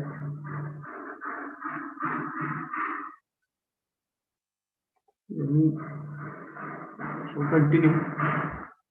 इथं पण तेच की राजारामपुरीमध्ये कपड्याची दुकानं किंवा बरीचशी मोठी मोठी दुकानं आहेत, त्यातून दर दिवशी किती कॅरी बॅग बाहेर पडत आहेत आणि त्याचं जर टोटल वेट काढलं तर ते किती होते हे इस्टिमेशनचा प्रॉब्लेम होता. त्याच्यासाठी पण स्ट्रॅटिफाईड रँडम सॅम्पलिंग यूज करायचं ठरलं होतं. स्ट्रॅटिफाईड जरी वापरायचं झालं तरी परत आपल्याला म्हणजे ग्रुपिंग कसं करायचं तो एक विषय आहे. सेकंड थिंग अशी की परत सिलेक्ट करताना आपल्याकडे सॅम्पलिंग फ्रेम कशी, तर स्ट्रॅटिफाईड रँडम सॅम्पलिंग करायचंच आहे. तो पहिल्यांदा चांगले 15 दिवस ती मुलं रोज दुपारी आमची लेक्चर झाली की राजारामपुरीत जाऊन प्रत्येक लेन राजारामपुरी लेन नंबर 1, 2, 3, 4 to 12 सगळ्या लेनचं त्यांनी चार्ट काढला होता. त्याच्यावर दुकानांची जी नावं आहेत ती फिरून लिहिली होती. ही नावं कुठं मिळतील नाही मिळतील, काही दुकानं रजिस्टर्ड असतील नाही असतील, हा सगळा विषय म्हणजे कोणतरी म्हणेल म्युन्सिपल कॉर्पोरेशनकडे किंवा कुठेतरी वर्क ऑफिसला नावं मिळाली असतील, ते नाही सगळं रिअलिस्टिक. तर सॅम्पलिंग फ्रेम बनवण्यासाठी पहिल्यांदा ते 15 दिवस मुलं रोज फिरायचे. त्यांनी वाटून घेतले होते प्रत्येक लेन 1, लेन 2 ग्रुपनं, आणि डाव्या बाजूला उजव्या बाजूला दुकानाचं नाव काय आहे ते नाव लिहिलेलं अमुक. हे सॅम्पलिंग फ्रेम झाल्यानंतर मग स्ट्रॅटिफाईड मला वाटतं त्यांनी लेन नुसार बनवली होतं, म्हणजे फर्स्ट लेन, सेकंड लेन असं. मग प्रत्येक ह्याच्यात number of elements in each strata मिळाले. परत सॅम्पल साईज डिटर्मिनेशनसाठी परत काही पायलट स्टडी केला. त्याच्यासाठी रँडमली दुकान निवडली होती, त्याच्या बाहेर मुलं बसायची, त्यांना बसून देत नव्हती करत. काय काय वेळेला वाटायचं हे काही गव्हर्नमेंटची वगैरे लोक आहेत करत. मग त्यांनी बाहेर बसून किती पिशव्या आहेत काय, जे लोक बाहेर येतील ते बघायचे, त्यांना विचारायचे, किंवा ते काही ठिकाणी त्यांनी दिलं त्यावेळी थोडस. त्याच्यानंतर ते प्लास्टिकवर पूर्ण बंदी आली. अगदी हा सर्वे कम्प्लीट व्हायची घाट आणि तो बंदी येण्याची घाट एक झाली. तो ती लिस्ट बनवली, पायलट स्टडी करून सॅम्पल साईज डिटर्मिनेशन केली. त्यांनी स्ट्रॅटिफाईड मध्ये डीप स्ट्रॅटिफिकेशन मेथड वापरून रँडमली परत कसे निवडायचे. तर परत तोच विषय की आता लॉटरी मेथडकडे वगैरे नाही गेलं तर ते true random number, but we can work with the pseudo random number generated, which we can generate through computer, maybe through calculator. There are some mobile applications from which you can generate those random numbers and visit that particular shop. Okay. So similarly, I can share many projects with you. हे सगळं सांगण्याचा उद्देश एक होता की जी case study म्हणून इथं लास्टला syllabus मध्ये इन्क्लूड केलेला आहे. खरं त्या syllabus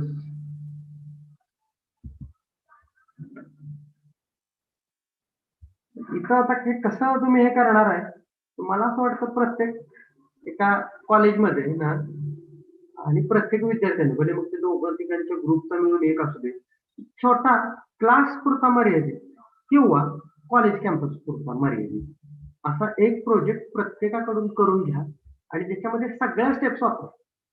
स्ट्रॅटिफाईड random sampling, this is one strata, this is second strata. Strata म्हणत असताना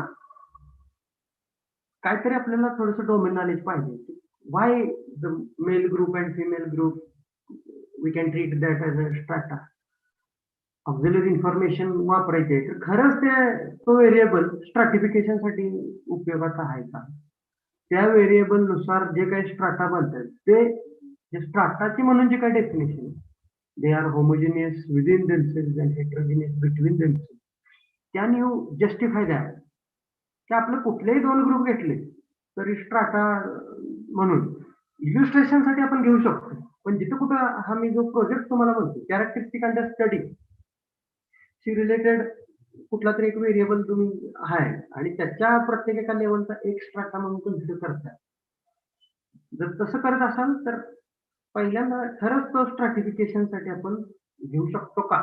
घेऊ शकतो का म्हणजे काय, त्याला 2-3 ग्रुप होत असतील तर घेऊ तरी शकतो, पण होमोजिनिटी विदिन देमसेल्स आणि हेटेरोजिनिटी बिटवीन देमसेल्स होतंय का हे सुद्धा कुठेतरी जस्टिफाय आपल्याला करता यायला पाहिजे. अदरवाईज नाही दुसरा कुठला व्हेरिएबल काय असं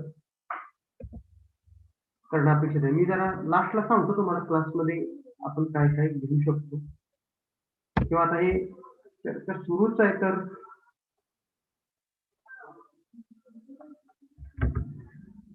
केस स्टडीज कॉलेजला जे स्टुडंट एनरोल झालेले आहेत, जसं आम्ही कॅम्पसवर एनरोल झालेले स्टुडंट तो ब्लड ग्रुपचं पर्सेंटेज काढलेलं, तसं तुमच्या कॉलेजला जे काही स्टुडंट एनरोल झालेले average family income of the students admitted in your college, जर क्लासची स्ट्रेंथ जर 100 वगैरे असेल किंवा 80 वगैरे असेल तर तुम्हाला कॉलेजचं सुद्धा काही घ्यायची कारण नाही. 80चं पॉप्युलेशन आहे, त्यातनं 10, 20, 30 रँडम सॅम्पल सिलेक्ट करणार आहे आणि त्याच्यावरनं तुम्ही देणार आहे, चालतंय. Average family income of the student, average monthly expenditure of the teachers on a specific community वगैरे असं पण होऊ शकतं. मोबाईल रिचार्ज, शिक्षकांना किती रुपये त्यांच्या मोबाईलच्या रिचार्ज वरती लागतात on an average, how much amount is spend on the mobile recharge. Simple. ते रिस्पॉन्डंटला पण वेळ जाऊ नये त्याचा आणि आपण जायचं. कसं कराल हे, कॉलेजमध्ये किती शिक्षक आहेत ह्याची यादी कुठंतरी ऑफिसमध्ये असणार. पोरे सरांच्या कॉलेजचे जर विद्यार्थी असतील तर प्राचार्यच आपले कोण अडवणार आहे आपल्याला यादी द्यायला. नॅकसाठी वगैरे यादी असतात, ते याद्या घ्यायच्या, त्याला 1 ते काय 50-100 नंबर असतील ते करायचे आणि मग सिम्पल रँडम सॅम्पलिंग काढा रँडम सॅम्पल. कधीतरी जे ग्रुप करा कुठल्या तरी ह्याने, त्या ग्रुपमधनं मग स्ट्रॅटिफाईड वापरायचं झालं तर कसं, सपोज मी सिनियरिटीनुसार केलेलं आहे असं समजा, ज्युनियरला जरा जास्त लागते, मिडियमला जरा कमी लागते, असं काहीतरी माझ्या डोक्यात आहे म्हणून मी जसं की तुम्हाला सांगितले प्रत्येक गोष्टीला जस्टिफिकेशन देण्याचा प्रयत्न करायचा. पण आपल्या लक्षात ठेवायचं की आपल्याला नेमकं ते पैसे काढून काय करायचं आहे का, आपल्याला ते मेथड म्हणून समजून घ्यायचं.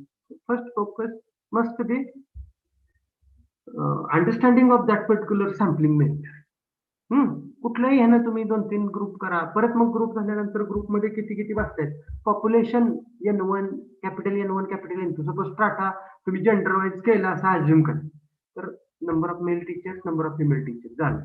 मी एवढ्याचं घेणार आहे, त्याच्यासाठी पहिल्यांदा स्टडी वगैरे करा, average sample size determination for average झालेलं आहे ना, त्याचे सूत्र वगैरे वापरायचे. त्यात ते कुठं आणायचं, यस त्यालाच कळलं पाहिजे. स्ट्रॅटिफाईड रँडम सॅम्पलिंग करत असताना एवढी सॅम्पल साईज डिटर्मिनेशन आले, ठीक आहे 100 शिक्षक आहेत म्हणून त्याने 30 दिले, how to select those 30, proportion allocation बघा. कॉस्टचा जो आहे ना, कॉस्टचं त्याला पण काहीतरी घ्या. कॉस्ट म्हणजे असं समजा की प्रत्येक बिल्डिंग मध्ये 1, 2, 3 फ्लोअर असतील तर पहिल्या आहे ते, दुसऱ्या आहे ते, तिसऱ्या आहे ते, तुम्हाला चालत जायला लागणारा वेळ हा कॉस्ट म्हणून कन्सिडर करा. कुठेतरी एकदा रिअल मध्ये काहीतरी कॉस्ट घ्या ज्यावेळी ते अलोकेशन तुम्ही वेगवेगळ्या ह्याचं करणार आहे त्यावेळी, आणि ते घेऊन मग बघा सॅम्पल साईज ऑप्टिमल अलोकेशन करत असताना, आणि मग त्यातनं काढा. त्या शिक्षकांना जाऊन विचारायचं, ते त्या दिवशी नसतील तर पोरांना सांगायचं दुसऱ्या दिवशी प्रयत्न कर, आणि अगदी जर ते रिझल्ट सुद्धा मिळत नसतील तर नेक्स्ट रँडम नंबर काढा, त्याच्याकडे जा. ही पहिली मेथड आहे नॉन रिस्पॉन्सिव्ह डील करण्याची. ऍडिशनल जर शक्य असेल तर घ्या. Proportion of students belonging to blood group O, average haemoglobin of the girl student. Girl स्टुडंटची यादी तुमच्याकडे कॉलेजच्या ह्याच्यातून मिळते का बघा. अंडरटेकिंग द्या की ही यादी आम्ही फक्त अभ्यासासाठीच वापरेन वगैरे वगैरे, आणि प्रत्येक कॉलेज कडून प्रयत्न करून यादी घ्या. जर मी म्हटलं तसं तुम्हाला जर 80चा क्लास असेल तिकडे सुद्धा जायची गरज नाही, तुमच्याच डिपार्टमेंटचं फक्त तुम्ही करत राहा.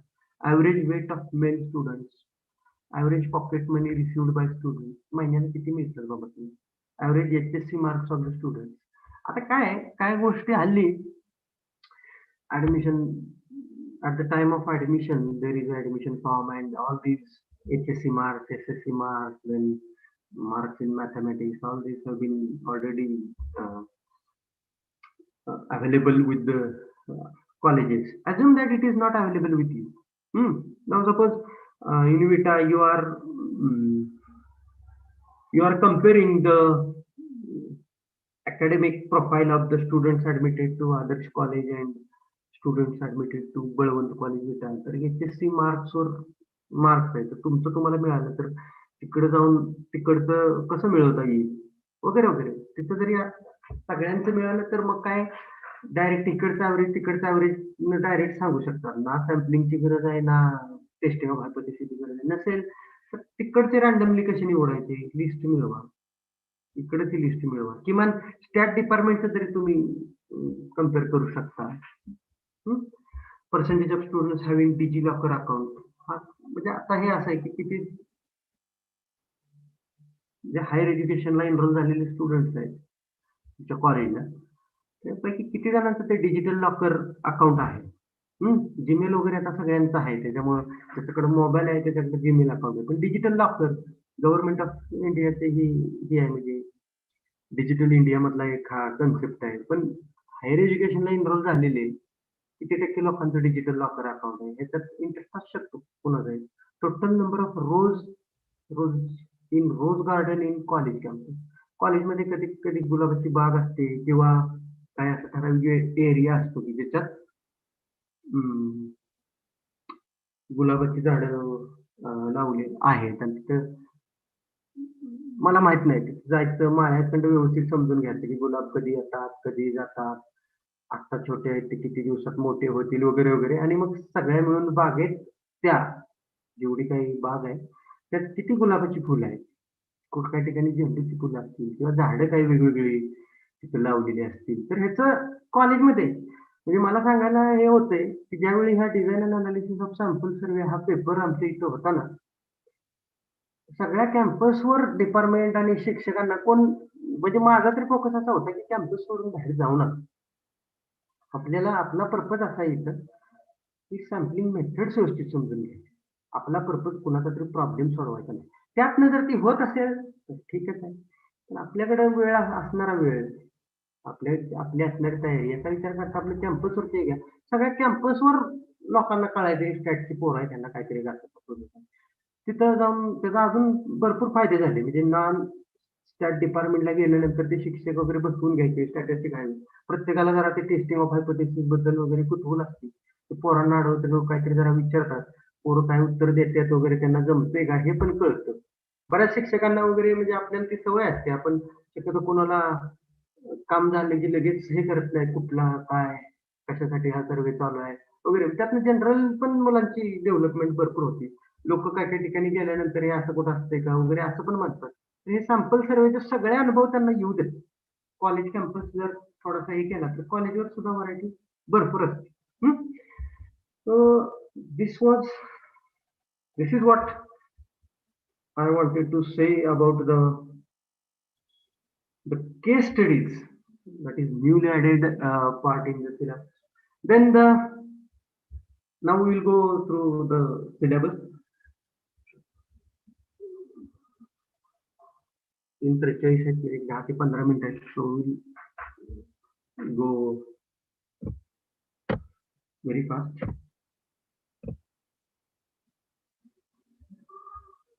So systematic sample काय आता फार सांगायची गरज नाही की हे सिंपल झालं, कारण हे बरेच दिवस आपण शिकवतोय. हे काही ठराविक मुद्दे आहेत की जे सिस्टमॅटिक सॅम्पल म्हटलं की ते minimum these points student must remember at every stage. In this scheme, instead of selecting n units at random, the sample units are decided by a single number chosen at random. It is very convenient in practice and often used in field service. The scheme is operationally more convenient than SRS and ensures that at the same time equal probability of inclusion of each unit in the scheme. ज्यावेळी कुठेतरी particular sampling स्कीमचे theoretical properties आपण study करतो तिथं probability of inclusion of the unit तर ते simple random sampling मध्ये same असतं, systematic मध्ये पण सेम असतं, स्ट्रॅटिफाईडला मात्र सेम नसतं ते स्ट्रॅटम साईज वरती डिपेंड राहतं. त्यात काय केलं जातं sir, total capital N units असतील, small N if you want to select random sample of size small N, then capital N by small n, which number is called as k. First k, select a unit at random from first k units and then thereafter select every kth unit. दुसरी गोष्ट, simple random सॅम्पलिंगच्या वेळी तुम्हाला sampling frame लागतेच. Systematic सॅम्पलिंगच्या वेळी पण units hey 1 to n पर्यंत label केलेले लागतातच. पण काही केसमध्ये it can also be used when sampling frame is not readily available म्हणजे आपल्याकडे असताना as such sample can be selected by serially numbering the units while प्रोग्रेसिव्हली ensuring at least approximately a given sampling. म्हणजे आपल्याकडे नाहीये परंतु एक एवढे असतील काहीतरी ॲटलिस्ट अप्रॉक्सिमेशन आहे आपल्याकडे एवढे युनिट्स वगैरे असतील. मग काय करायचं, प्रोग्रेसिव्हली म्हणजे सर्वे जसं चालू आहे तसंच युनिट लेबल करायचं. बघा एखाद्या गावाचा तुम्हाला सर्वे करायचा वगैरे, एक सर्वसाधारण तिथं 1000 फॅमिलीज आहेत किंवा 500 फॅमिलीज आहेत असं जर कळालं आणि तुम्हाला 100 चूज करायचे असतील, 1000 बाय 100 म्हणजे 10. जिथं कुठं सुरुवात करताय तिथून 1 ते 10 मध्ये एक रॅन्डमली घर निवडा आणि तसंच पुढं 11, 12, 13 हे घरांचे नंबर पण म्हणजे आपण देत जाऊया आणि त्यातलं परत काय समजा जर 5वं निघालं तर 15वं, परत 25वं युनिट वगैरे असं करू शकतो. What if capital N by small n is fraction, then मग ह्या केसमध्ये सॅम्पल एकदा सिलेक्ट झाल्यानंतर दोन गोष्टी आहेत तुम्हाला सिलेक्ट मध्ये की what is the unbiased estimator for sample mean, population mean and population total, त्याचा व्हेरियन्स काय आणि त्याचा अनबायस्ड एस्टिमेटर काय ते तुम्ही घ्यायचंच असताय. या शेवटचा एक त्यातला पॉईंट आहे तो म्हणजे सर्क्युलर सिस्टमॅटिक सॅम्पलिंग. जर नसेल तर काय, तर वर्गात एखाद्या दिवशी कराच ते. जर मुलांना जास्त कन्फ्युज होत असेल तर बऱ्याच वेळेला तसं होतं की एखादा ऑड नंबर घ्यायचा ज्याला n by n फ्रॅक्शन होणार नाही तर कसं करायचं, तर त्यात काय केलं जातं, फ्रॅक्शन सपोज 14 आहे कॅपिटल एन, स्मॉल एन 5 आहे, 14/5 चा नियरेस्ट इंटिजर 3 आहे. मग काय करायचं, पहिल्यांदा 1 ते 5 मधला 1 to 3 मधला एक रॅन्डम नंबर निवडायचा असतो का, नाही. 1 to कॅपिटल एन मधला एक रॅन्डम नंबर निवडायचा. सपोज तो पहिला नंबर 7 आला, हे 12 युनिट आहेत हे आता दिले सर्क्युलर त्यांच्या अरेंजमेंट. सपोज फर्स्ट युनिट 7 आला तर 7 नंतर प्रत्येक तिसरा, 5 आणि 3 10, 10 आणि 3 13, 13 आणि 3 16 होते, 16 हा नाही येते, 16 वजा 12 सॉरी ते त्याच्यानंतर तिसरं इथं बघा, त्याच्यानंतर तिसरं ते असं आहे बघा, आर जर रॅन्डम स्टार्ट असेल तर आय प्लस आय के मायनस कॅपिटल फॉर्म्युला आहे. अशी आयडियाच फक्त सांगायची आपल्याला बेस्ड ऑन दिस एस्टिमेशन पण एक सांगा, परत त्याचा व्हेरियन्स वगैरे ते काही सिलेबसला नाही. क्लस्टर सॅम्पलिंग, त्या क्लस्टर सॅम्पलिंगकडे जात असताना आपल्याला थोडंसं परत सॅम्पलिंग युनिट्स म्हणजे काय, क्लस्टर्स म्हणजे काय, ह्या दोन गोष्टी व्यवस्थित थोडासा समजून सांगितलं पाहिजे. One of the basic assumption in any sampling procedure that the population can be divided into finite number of distinct and identifiable units called sampling units. कुठेतरी एक एक्झाम्पल घ्या, त्यातलं सॅम्पलिंग युनिट काय ते सांगा. The smallest unit into which the population can be divided is called elements of the population. Then once we know what is sampling units, then what is the concept of cluster? The group of such elements are called as cluster. Examples आपल्याला बरेच आहेत. पुढे काही मी 1-2 example पण ह्यात दिलेले. Cluster sampling is preferred when. आता कधी तिकडं युजली लोक कधी जातात, तर एक पहिलं आहे क्लस्टरकडे जाण्याचं. No reliable listing of elements is available and it is expensive to prepare it. List sampling frame is not available. पण फक्त तेच असताना तिकडे जातो असं पण काय. Second case when we move to cluster sampling is, even if the list of element is available, the location or identification of the units may be difficult. कोण आहे? लेक्चर चालू आहे. लिस्ट अवेलेबल आहे. Suppose we want to find say annual income or काय पण असेल in Kolhapur city family. Municipal corporation कडे प्रत्येक एका हाऊसचा वगैरे डेटा आहे. तिथून तुम्हाला तो डेटा मिळेल. सपोज रँडमली तुम्ही 100 करायचे ठरवले, तर ते सपोज एक 10,000 ची यादी तुमच्याकडे. Suppose you want to select 100 200 units in sample. Simple random sampling तुम्ही त्या 10,000 पैकी सिलेक्ट पण करू शकता. त्याच्या आहे ना पॉप्युलेशन बऱ्यापैकी व्यवस्थित रिप्रेझेंट होईल.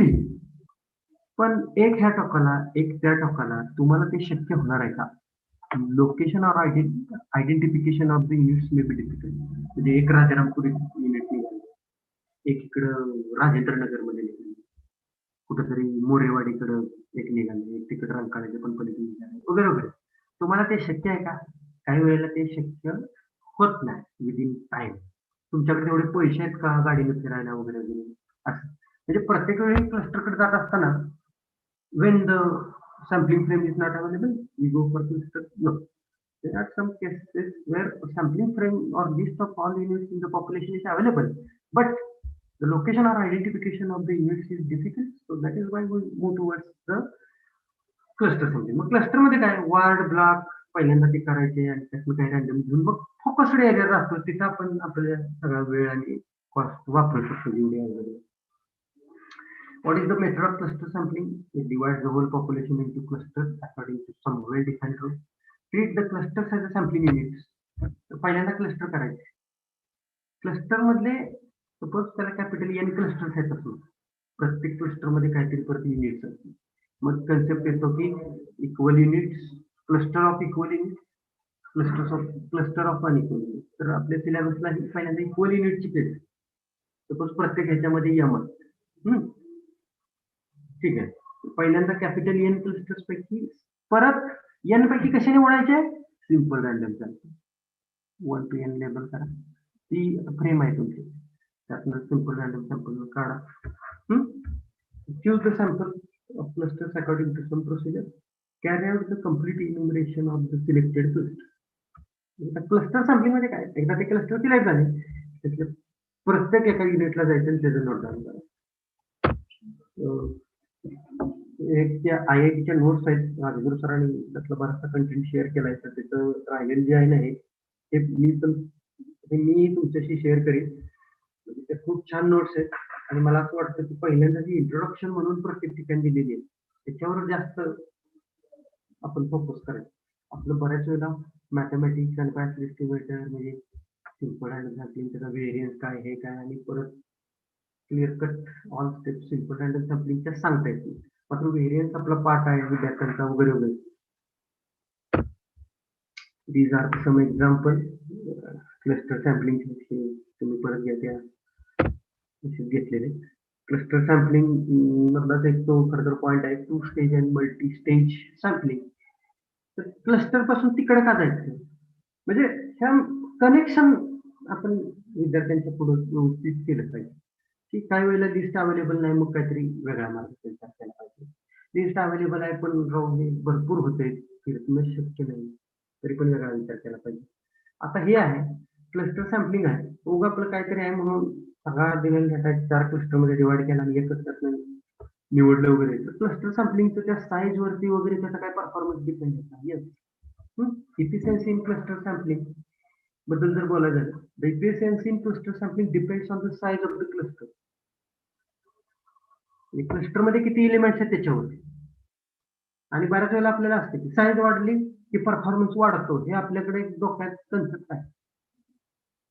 As the size increases the म्हणजे क्लस्टर सॅम्पलिंगची इफिशियन्सी, जेवढं तुमच्या क्लस्टर ची साईज वाढत जाईल, जेवढे तुमचे क्लस्टर मोठे तेवढी त्याची इफिशियन्सी डिक्रीज होईल. मग हे कसं सॉल्व्ह करू शकतो आपण? मग एक मोठा क्लस्टर करायच्या ऐवजी त्यातले परत अजून डिव्हिजन करूया. एका क्लस्टरचे परत मी 5 करतो आणि आता हे 5 क्लस्टर आहेत तर परत दुसऱ्याचे 5 करतो. मग टोटल सपोज 2 अवयव जर होते तर त्याच्याऐवजी 10 क्लस्टर्स आहेत, तर त्यातले रँडमली घेऊ. मग हे कसं करू शकतो आपण? तर हे सब sampling technique. In subsampling, divide the population into clusters. First, select a sample of clusters. First, suppose total population is divided into 10 clusters. Now, select a sample of clusters. That means suppose 3 clusters randomly selected. After 3 clusters, from each of the selected clusters, select the sample of specified number of elements. तर त्यात परत part करायचे, म्हणजे सगळ्याचे सगळं complete इन्युमरेशन करायचं, त्यातनं परत रँडमली काढायचं. इतर रँडम काढत असताना परत अजून मेथड सिंपल रँडम सॅम्पलिंग ने घ्यायचं कसं. ठीक आहे. Clusters which form the unit of the sampling unit in cluster. First stage कशाला म्हणायचं, सेकंड स्टेज मध्ये युनिट कुठल्याला म्हणायचं. आणि हे जर परत आपण असं परत गेलो पुढं अजून सब डिव्हिजन, त्यातनं रँडम, त्याला मल्टी स्टेज सॅम्पलिंग असं पण म्हणतो. माहिती आहे आपलं सगळ्यांना. 2 stage multi-stage sampling हे काय example. Crop survey, the villages are the first stage units. गावातून टोटल क्षेत्र वगैरे आपल्याला काहीतरी काढायचं आहे, सातारा जिल्ह्यात क्लस्टर करायचं सपोज विलेजेस पहिले. आता field within the villages are the second stage unit. Villages त्यातली काही रँडमली विलेजेस निवडून विलेज मध्ये परत टोटल एरिया अंडर जे काय आहे का नाही तो सगळं, त्यातनं परत काही रँडमली निवडा. गावात उत्पन्न काढायचं असं म्हणून एरिया अंडर नाही. तो obtain sample of fishes from commercial fishery. बरेचसे एक्झाम्पल आहेत तुमच्याकडे, माझ्यापेक्षा करायची जास्त एक्झाम्पल आहेत. त्यानंतरचा जो पॉइंट आहे तो रेशोची मेथड आहे.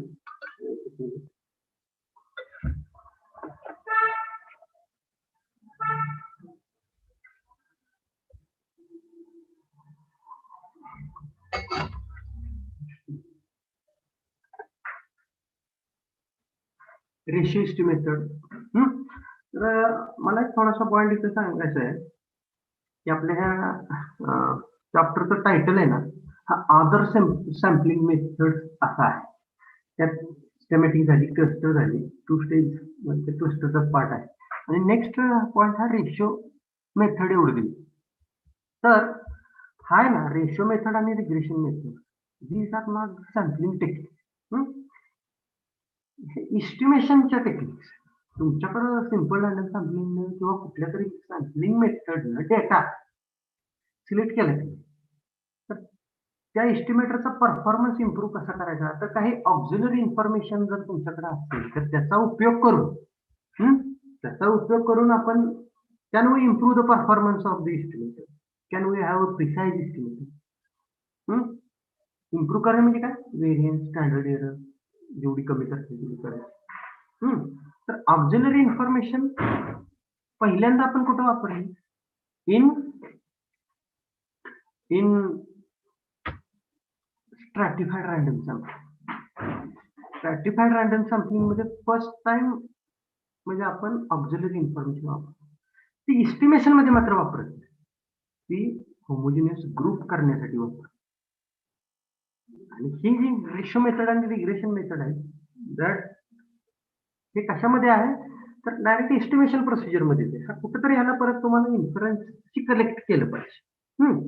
आणि मग incorporation of more information in the estimation procedure is better estimator provided the information is valid and come. ते काहीतरी इरिलेव्हंट इन्फॉर्मेशन तुम्ही तिथे धरले तर ते auxiliary information more precise estimate तर मिळेलच असं काही नाही, पण जर रिलेटेड असेल तर वाढेल.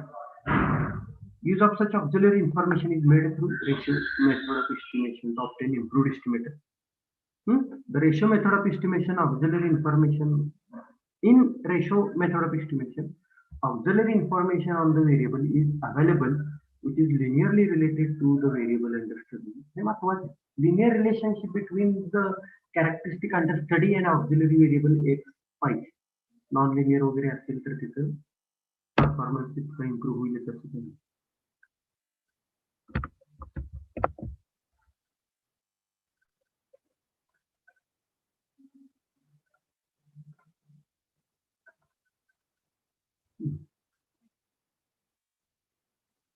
तर मी याच्या डिटेलमध्ये आता जात नाही, तेवढं लक्षात y with characteristic under study x with auxiliary variable. Y x आलं, पॉप्युलेशन टोटल ऑफ एक्स किंवा पॉप्युलेशन मीन ऑफ एक्स हे तुमच्याकडे माहित आहे प्रिव्हियस सर्वेवर वगैरे वगैरे. असं त्याचं अजम्पशन असतं की कॅपिटल टोटल म्हणजे sorry capital not total of x or mean of population mean of x is known to be. तर हे कशा सिच्युएशन आहे तर व्हरायटी ऑफ सिच्युएशन तुम्ही देऊ शकता की जिथं प्रिव्हियस सर्वे वगैरे असतात सेन्ससमध्ये 2021 तर सगळं आपल्याकडे माहिती आहे. त्याच्यावर बेस्ड आता 15ला मी रँडम सॅम्पलिंग केले आणि मग कसं रिलेट करायचं. 15ला आपल्याकडे जे काही युनिट सिलेक्ट केले होते त्याच्यावर वाय आणि एक्स घेतला होता आणि एक्स कम्प्लीट पण आपल्याला 2011चा आहे. मग मधल्यातले हे तेवढे येऊ शकतो किंवा बरेच आता इथे एक एक्झाम्पल आहे बघा. If yi is the quantity of fruits produced in the ith plot, then xi can be the area of ith plot or the production of fruit in the same plot in previous year. गेल्या वर्षी सगळं किती आपली चटणी गेलं होतं, खूप आंबे झाड आहेत काहीतरी ते आपल्याकडे माहित असू शकतं. अशा लगेच विद्यार्थ्यांना एक 4 सिच्युएशन तरी पटदिशी सांगता यायला पाहिजे. इथपर्यंत विद्यार्थ्यांची तयारी झाली पाहिजे. तर हे ते फॉर्म्युलेज आहेत, त्याच्यामध्ये मी काय काय जात नाही. मला फक्त एका 2 गोष्टीकडं म्हणजे ratio method to regression method, how you are going to connect this at that after explaining all the procedure of ratio method of estimation. You have to tell 2 things: the efficiency of ratio estimator in comparison to SRSWR. 2 estimator आहेत आपल्याकडे. One estimator is based on SRSWR and second estimator is based on the ratio method. How do we compare 2 estimators? Inference मध्ये efficiency comparison of SRSWR and ratio method असं नाव नाहीये syllabus मध्ये पण आणि पुस्तकात. ह्याच्या अगोदर त्याच्यात आहे comparison of systematic with SRS, comparison of cluster with SRS. But here the efficiency of the ratio estimator in comparison with the SRSWO वगैरे असेल तर त्याचं काही कंडिशन आहे. प्रत्येक वेळी ते म्हणजे कधी इफिशियंट असेल तर 2 कंडिशन. एक म्हणजे त्यातलं रिलेशन हे लिनियर पाहिजे म्हणजे एक, आणि जेवढं ते स्ट्रॉंग रिलेशन असेल तर तेवढी त्याची इफिशियन्सी फॉर्म्युलेज वगैरे तुम्ही घेतच असणार. So success of this ratio estimator depends on how close is the auxiliary information to the variable. If you are considering any irrelevant variable which is not related to that, then that will not be more efficient. And second thing is, आता मग हे 2 estimator झाले. Optimum कधी असेल म्हणजे comparison म्हणजे हे ह्याच्यापेक्षा efficient असेल वगैरे वगैरे. रेशो एस्टिमेटर ऑप्टिमम कधी असेल तर ह्याच्या कंडिशन ज्या आहेत का नाही, conditions under which the estimate. तर हे 2 स्टेटमेंट आहेत ना हे विदाउट प्रूफ सांगावे, त्याचं प्रूफ मोठी आहे, एक्सपेक्टेड नाहीये. पण there is some theory behind this statement that the ratio estimate is the best linear unbiased estimate of y bar when the relationship between y and x is linear and passing through origin. जर असेल तर तो optimal. And the second is the line is proportional to x, that means variance of y. बऱ्याचशा technical गोष्टी आहेत पण at least ह्या without proof तुम्ही सांगा ratio method of estimation optimum result कधी देते जर relation between y and x linear but passing through origin. मग प्रॉब्लेम असा आहे, what if the relation is linear but it is that line is not passing through it? Here is the origin of that regression method of estimation. त्याच्यामध्ये मी जास्त जात नाही, तो formula दिला, सुरुवात केस स्टडी सांगितली. NSSO लास्ट पॉइंट जो add केलेला आहे तो केस स्टडीज काहीतरी करणं अपेक्षित आहे आणि राऊंड्स ऑफ NSSO असा आहे. NSSO म्हणजे काय, मला वाटतं FY सिलेबस मध्ये कदाचित CSO NSSO आमच्या वेळी तरी होता, आता मला माहित नाही. पण NSSO बद्दल काय तर the national sample survey office is the premier field survey office under the MoSPI government of India. ते काय करतं तर ते सर्वे त्याचं 1950 पासून वेगवेगळ्या गोष्टींचे सर्वे घेते आणि जे त्या नेशनला रेकॉर्ड असणारे इंडिकेटर इस्टिमेशन करून प्रोव्हाइड करणे, कशावरती फोकस असतो, काय काय असतं. तर explicit word rounds of the NSSO असा आहे. So what are the rounds of NSSO? मला जरा हे इतकं फार मटेरियल मिळालं नाही, म्हणून मी थोडंसं आपले जे Indian statistical services UPSC through झालेले काही अधिकारी आहेत त्यातल्या एकाशी मी बोललो. म्हणजे कशामुळे मिळत नाही तर त्या वेबसाईट आपल्या गव्हर्नमेंटच्या बऱ्याचशा ह्याच्या तितक्या अप टू डेट नसतात त्याच्यामुळे. तर राऊंड्स ऑफ NSSO बद्दल माझी स्लाइड आहे, ह्याच्यावर मी बऱ्याचशा लिंक दिलेले आहेत. यांना कोणाला म्हणजे ते जास्त हे करायचं त्यांनी त्या लिंक तरी पहिल्यांदा किमान बघा. ते NSSO काय करते, दर वर्षाला काहीतरी गव्हर्नमेंट आणि ह्या सगळ्या ह्यांना लागणाऱ्या इंडिकेटर्स नुसार every year it decides a particular theme and the data related to that theme is collected. The period may be of 6 months or may be of 1 year. तर रिसेंट राऊंड आहे ना तो 78 राऊंड 78 झाला. हा कधी होता, जानेवारी 2020 ते डिसेंबर 2020 होतो. What was the theme? So here is the link, I have given you the link, you can copy and paste this link और hyperlink is there. So, what is the theme?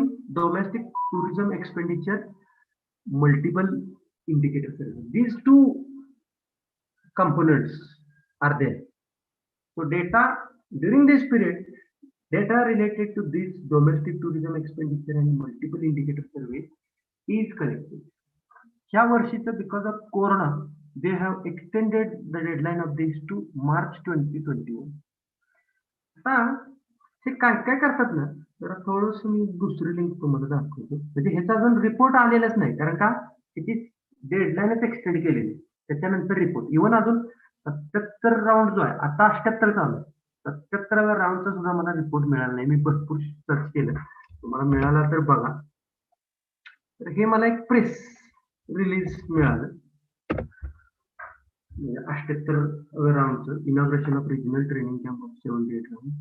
इथं त्यांनी दिले अजून additional NSSO in collaboration with the Bureau of Applied and Diseases is launching the 70th round of socio-economic survey on domestic tourism expenditure and multiple indicators from January 20 to December 20.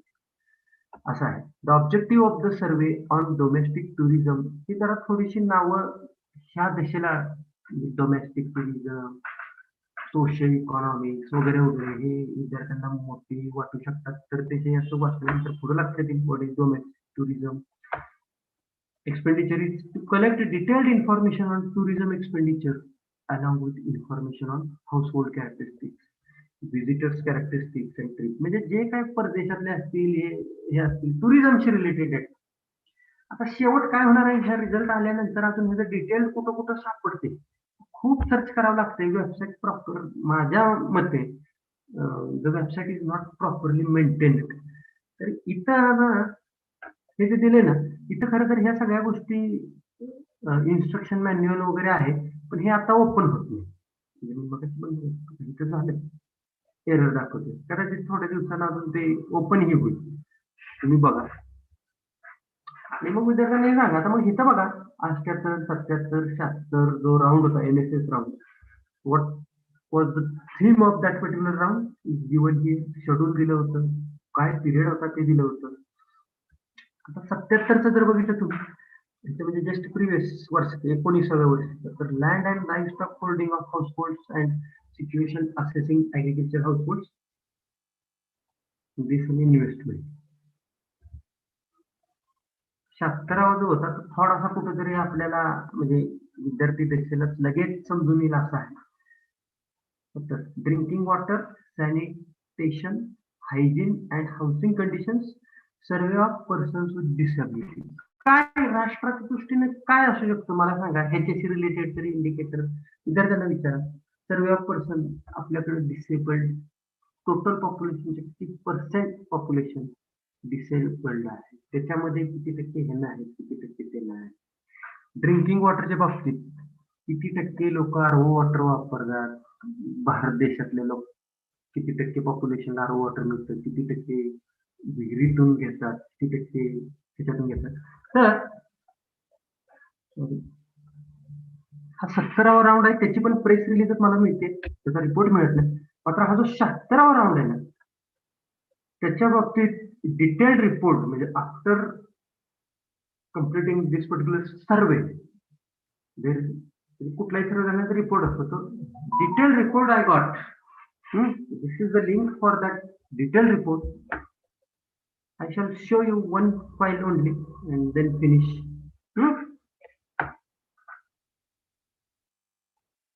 Download it. Chapter 1, you can see here. You can click on this chapter 1. ह्याच्यावरून आपल्याला अंदाज येईल की काय पद्धतीचं ते 77वा 78वा जो round आहे त्यात काय पद्धतीचा data. Introduction, coverage, concept, design, definition वगैरे ह्यात दिलेलं आहे. म्हणजे कशा पद्धतीने सर्वे केला होता, व्हॉट इज सॅम्पल डिझाईन वगैरे वगैरे, हे चॅप्टर 1 मध्ये होतं. Sorry,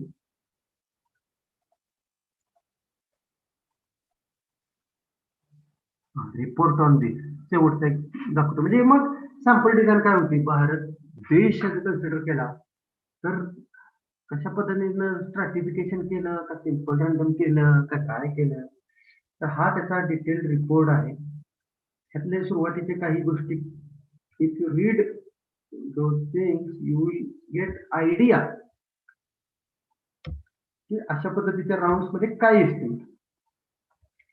the report is based on the drinking water. तर पहिलं बघा, ड्रिंकिंग वॉटर दिस काय म्हणलं बघा. For the central sample the survey was spread over 8,992 first stage units.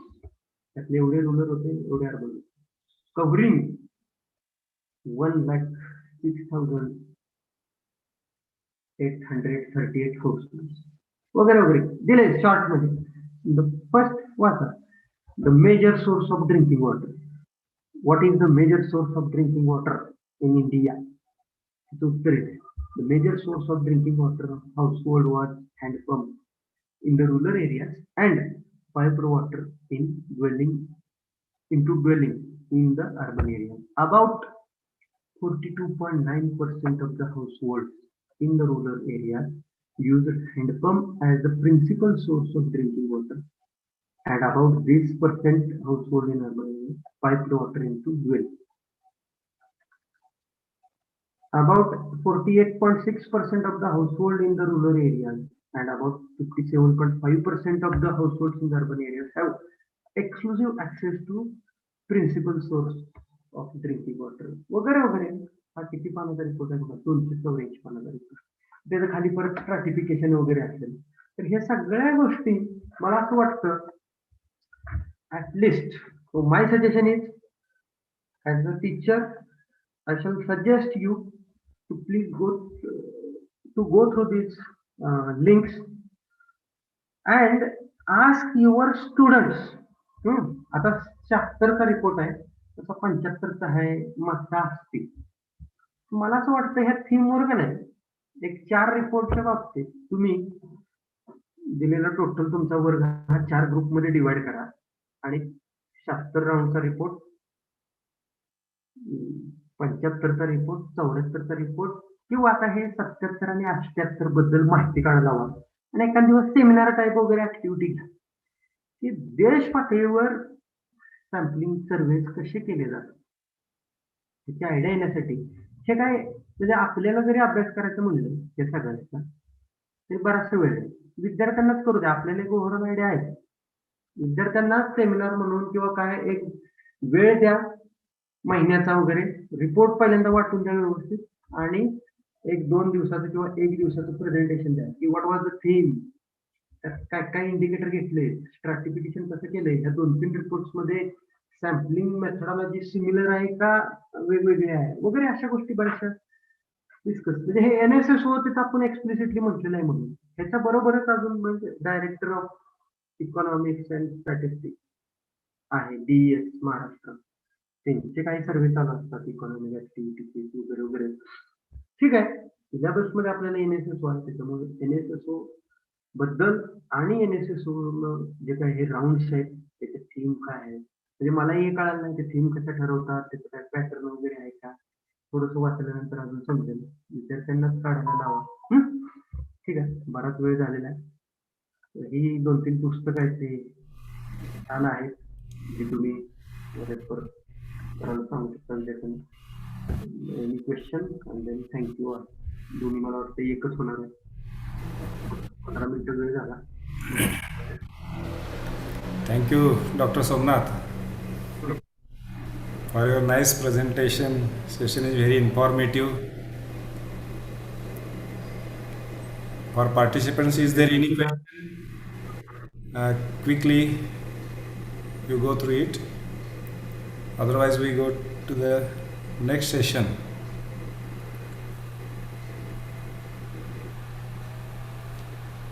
Participants आकडा हा खूपच खाली जायला लागलेला आहे.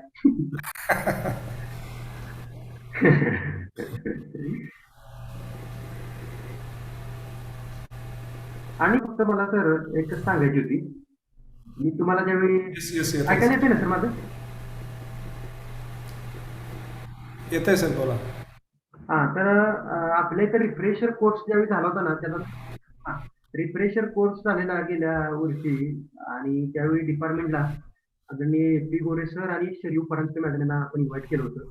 तर शरीव परांजपे मॅडमनी एक प्रेझेंटेशन त्या दिवशी दिलं होतं, sample surveys without leaving the classroom. एकच मिनिट सर, मला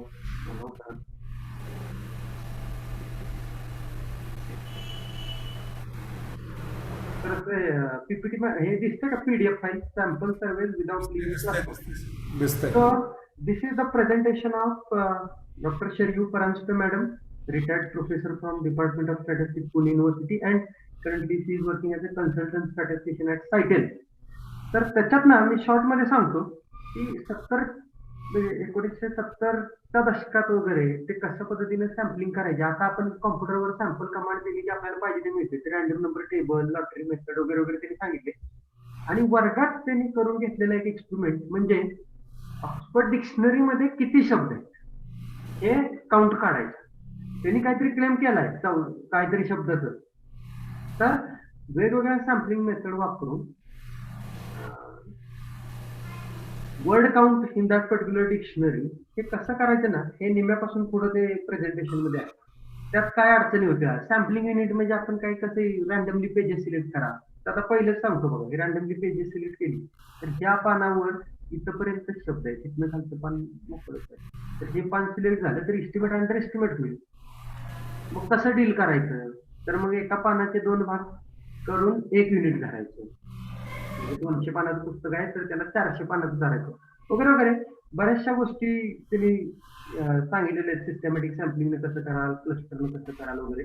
तर हे पण प्रेझेंटेशन आपल्या बरोबर शेअर करेन, माझ्या प्रेझेंटेशन बरोबर ते सगळ्यांशी शेअर करा, जेणेकरून ऍट द एंड काय व्हायला पाहिजे तर स्टुडंटचं अंडरस्टँडिंग सॅम्पलिंग मधली वगैरे वाढायला पाहिजे, त्याला त्यातल्या सगळ्या सायंटिफिक स्टेप्स माहिती पाहिजे.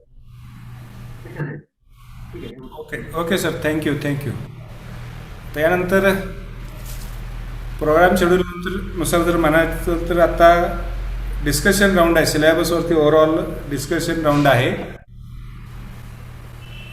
मी सर्व रिसोर्स पर्सनना आणि जे काही BOS मेंबर्स आता जॉईन आहेत यांना जर याविषयी जर चर्चा करायची असेल तर आपण चर्चा करूया. आताच सोमनाथ सरांनी जसं सांगितलं तसं त्या सॅम्पलिंग थेरीमध्ये सेकंड युनिटचं टायटल जे आहे some other sampling distribution methods असं म्हटलेलं आहे आणि त्याच्यामध्ये रेशिओ मेथड आणि रिग्रेशन मेथड असं उल्लेख केलेला आहे. तर अशा काही गोष्टी असतील किंवा काही मॉडिफिकेशन करता म्हणजे हवं असेल असे पॉईंट सुचवायला काय हरकत नाही. मी त्या दृष्टीनं असं सुचवेन सर की त्या चॅप्टरचं टायटल ना other sampling methods and estimation procedures असं ते अँड टाकावं. Yes yes yes okay. अशा कुणाला सजेशन सुचवायच्या असतील त्यांनी लेखी माझ्याकडे ईमेल न द्याव्यात आणि पुढच्या बीओएसच्या मीटिंगच्या वेळी ते आयत्या वेळेचा विषय म्हणून आपण घेऊन ते करून घेऊया, काय हरकत नाही. Yes sir. Yes madam. Yes madam. मला वाटतं कॉलेजला एक परत रिपोर्ट द्यायला लागतो ना चर्चा काय झाली वगैरे सर. Yes yes. त्यातून मग ते होऊन जाईल.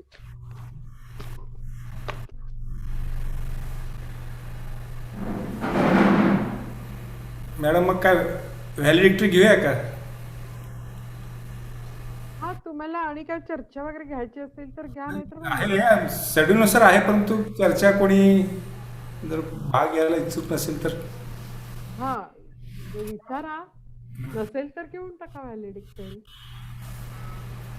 पोद्दार सर, एम के पाटील, बघा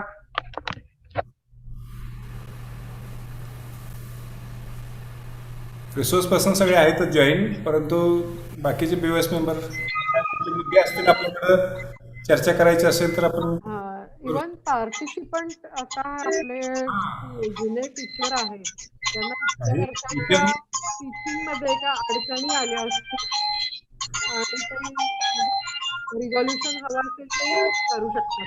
येस येस. नुसतं हे मेंबरनीच नाही, काही टीचरने सुद्धा काय आपले सजेशन्स रेग्युलर टीचिंग करत असताना काय अडचणी वाटल्या असतील किंवा पॉईंट वाटले असतील तेही सांगू शकतात. सर आता पार्टिसिपंट कोण जॉईन रेग्युलर शिकवणारे कोण दिसत नाहीत. हॅलो. त्यामुळं आपण नंतर सूचना ते करतील किंवा मेल न पाठवतील काय असेल तर. बर. आणि मग त्याचा आपण आपल्या दिवस मिटिंगला ते घेऊया. ओके ओके ठीक आहे. कंटिन्यू लेक्चर करायला. Okay thank you. यानंतर आपण थोडक्यात व्हॅलिडिटी फंक्शन घेऊया आणि आजचा हा वर्कशॉपचा प्रोग्राम संपूया. यानंतर मी आपल्या डिपार्टमेंटच्या वर्षा जगताप मॅडमना माईक हँडओव्हर करतो. Thank you, sir. Now we reaches to the last session of state level workshop on revised syllabus of statistics for BSc third semester 6. Now I request to Ms. Jagtap ma'am to introduce chief guest of this function. Good evening to all. Today's chief guest for valedictory function is Honorable Professor Dr. P.G. Dikshit sir, Head Department of Statistics, Vice Principal at Model College, Pune. He has 39 years of teaching experience to UG and PG classes of various disciplines. He was Chairman Board of Studies and member of Academic Council of Savitribai Phule, Pune University. He was also a member of Board of Studies in Statistics and Syllabi Revision Committee of Bharati Vidyapit Pune, Solapur University, Solapur, Shivaji University, Kolhapur, Dr. Babasaheb Ambedkar, Marathwada University, Aurangabad, Swami Ramananda Sumaya College, Mumbai. He has published 79 textbooks and 2 research papers. He has worked as a resource person in various national and international conferences. He also organized a number of national and international conferences. He is a recipient of the Best NSS Officer Award by Savitribai Phule, Pune University, the Best Teacher Award by Pune Municipal Corporation and Manibai Desai Trust, Pune. Thank you.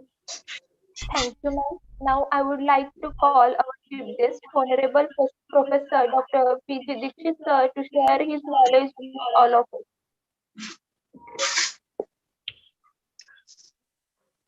Hello. Yes sir. Yes sir, येतोय ऐकू, बोला की.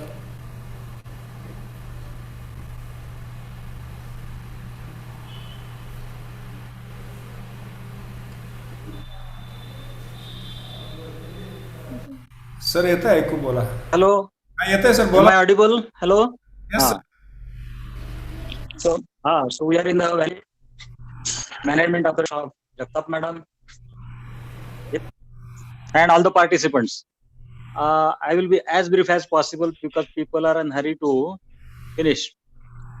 BG Kore is a good organizer. He neatly arranged all these activities. He's very sincere and taskmaster. He is methodical administrator, sincere teacher. In spite of administrative responsibilities, he gives proper justice to academics. So myself and Dr. Kore has done several activities in partnership.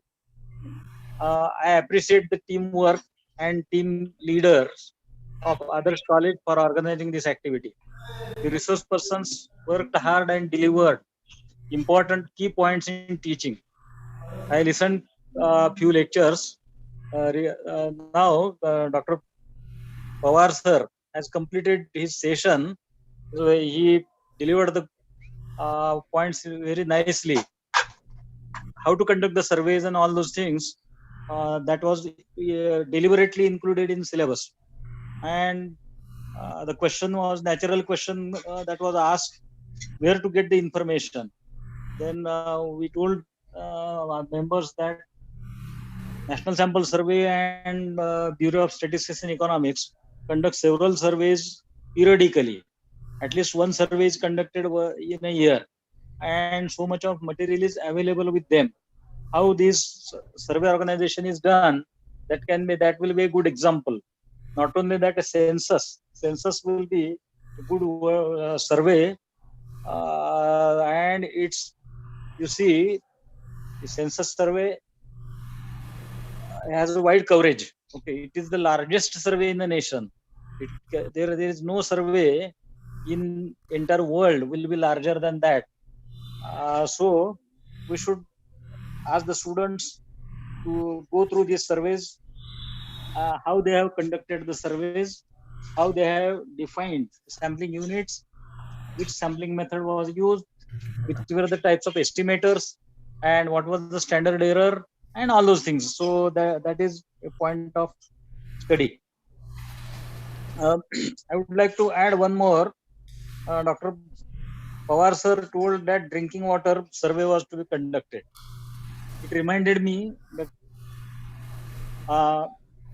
Sukhatme, the founding father of statistics, he worked in UNO, in Food World and Health Organization, and in his survey he came to the conclusion that, or he was trying to reduce the infant mortality rate, Bal Mrutyucha Praman. It was a major concern for country. If you see the figures of infant mortality during 1960 somewhere, mortality was 250 per thousand. That means one child among every four, or among every four, one child was dying. So such a tremendous rate it was. Now it is reduced to, I think, 50 per thousand. So this is tremendous reduction. So this tremendous reduction is due to the health conditions and largely due to the drinking water facility. Sukhatme pointed out that Indian children die due to diarrhea, or they are underweight due to diarrhea. In entire world, people were claiming that India is a hungry country. They have no enough food to eat. Indians do not have a nutritious food, and they die due to malnutrition. Sukhatme struggled very hard and proved ultimately that Indian diet is wholesome. It contains all the proteins and the things which are required to the extent that is enough, sufficient for survival. Not only that, he pointed out that the deaths, the infant mortality rate or infant deaths are just due to diarrhea, such types of causes, diarrhea, and another cause was during those days pneumonia or liver. So these were the diseases. Because of that, infant mortality rate was uh, large. So if you get drinking water, good drinking water, safety drinking water, then diarrheal causes will be eliminated, and number of cases suffering from diarrhea and ultimately the number of deaths due to diarrhea will be under control. And that is why in every health organization or in every health report, you see the major stress is given on the drinking water facility and its purity. So he pointed out a very good point. I like his presentation very much. So how to conduct surveys? Sukhatme laid an example to the entire world. Worldwide surveys, how to conduct big surveys. It was taught by Sukhatme to the entire world. So we are pioneer in conducting surveys. Indians are pioneer in conducting surveys. So he highlighted very important issue in sampling. We study, Dr. Anil Gore used to say always, we teach sampling without sampling any time. We teach design of experiment without designing any experiment. And we draw inference without actually conducting any sample and doing the so on. So because of that, the projects are getting important. In projects, people do think about these things, and students have to do something on their own. So it is nothing but a challenge to their imagination. Dr. Anil Gore always used to say that पोरांच्या डोक्याला आणि शिक्षकांच्या डोक्याला मुंग्या आल्या पाहिजेत, त्याच्याशिवाय खरं शिक्षण होत नाही. Learning will take place when such situations are there and people face these types of situations. So from that point of view, I think that the workshop is of immense use to the newly appointed staff as well as teachers who are senior like us. It defines the exact scope of syllabi. It helps the staff members to conduct day-to-day business. The workshop caters to the need of new sources such as books and study material or any teaching material and methods. Many doubts are cleared and objectives behind the change in the syllabus are communicated to the end users. So these are the reasons behind conducting workshop. Earlier, when I was in Board of Studies, I proposed the idea that we should conduct a workshop on the revision of syllabi. Then that time, Dr. Anil Gore was heading the statistics department. He said that can't people read from the book and go to their classes? And why it is required to conduct this type of workshop and tell them that each and everything to the minute detail? Then I told them that, see, people coming from, I have in front of me a person coming from a remote place, maybe a Y or maybe some place there who may not be well connected with all teachers who are there in university or who are there in big colleges, and perhaps he do not get any chance to see them and get their doubts cleared. So from that point of view, the teachers from remote places, newly appointed teachers, they have many doubts in their mind, and such doubts will be cleared in these workshops. And from that point of view, these workshops are very useful. So what are the changes that you have made in the syllabus? Why those changes are there? And how to adapt to these changes? So those things, those discussions are taken care of, or that happen during these workshops. Like-minded people come together. They may start there some research work or something. The exchange of ideas may take place during these workshops. So from that point of view, workshops are very useful. In spite of COVID-19, the activities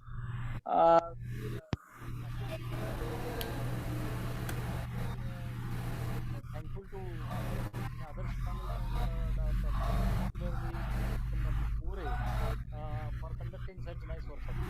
So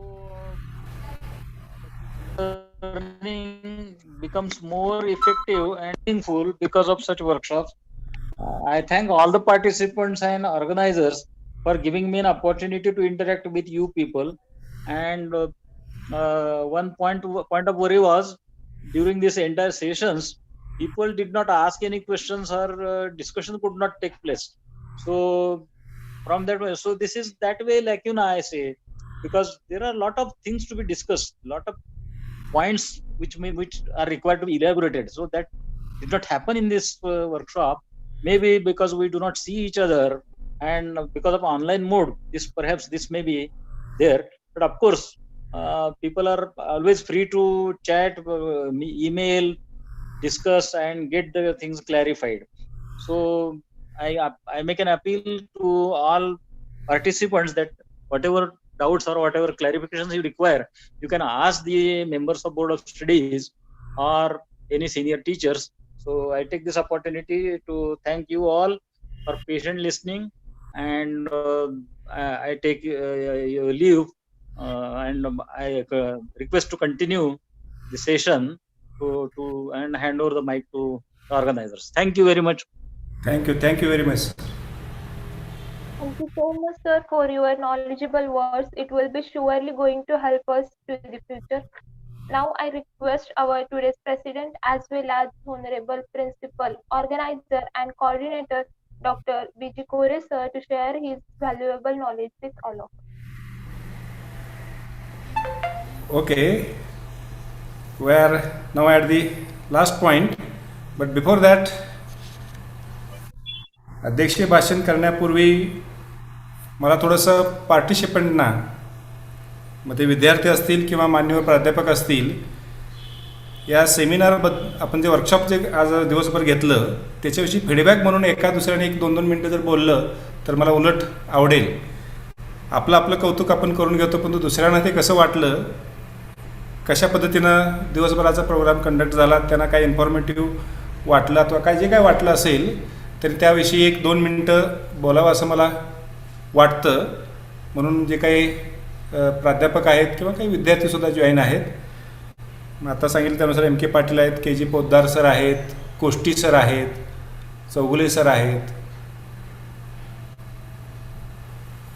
कोणी 1-2 मिनटं feedback म्हणून बोलला तर बरं होईल असं मला वाटतं. कोष्टी सर,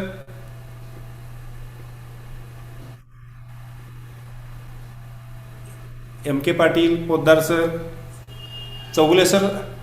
हा सर, कोरे सर, बोला. आवाज येतोय का? येतो बोला सर.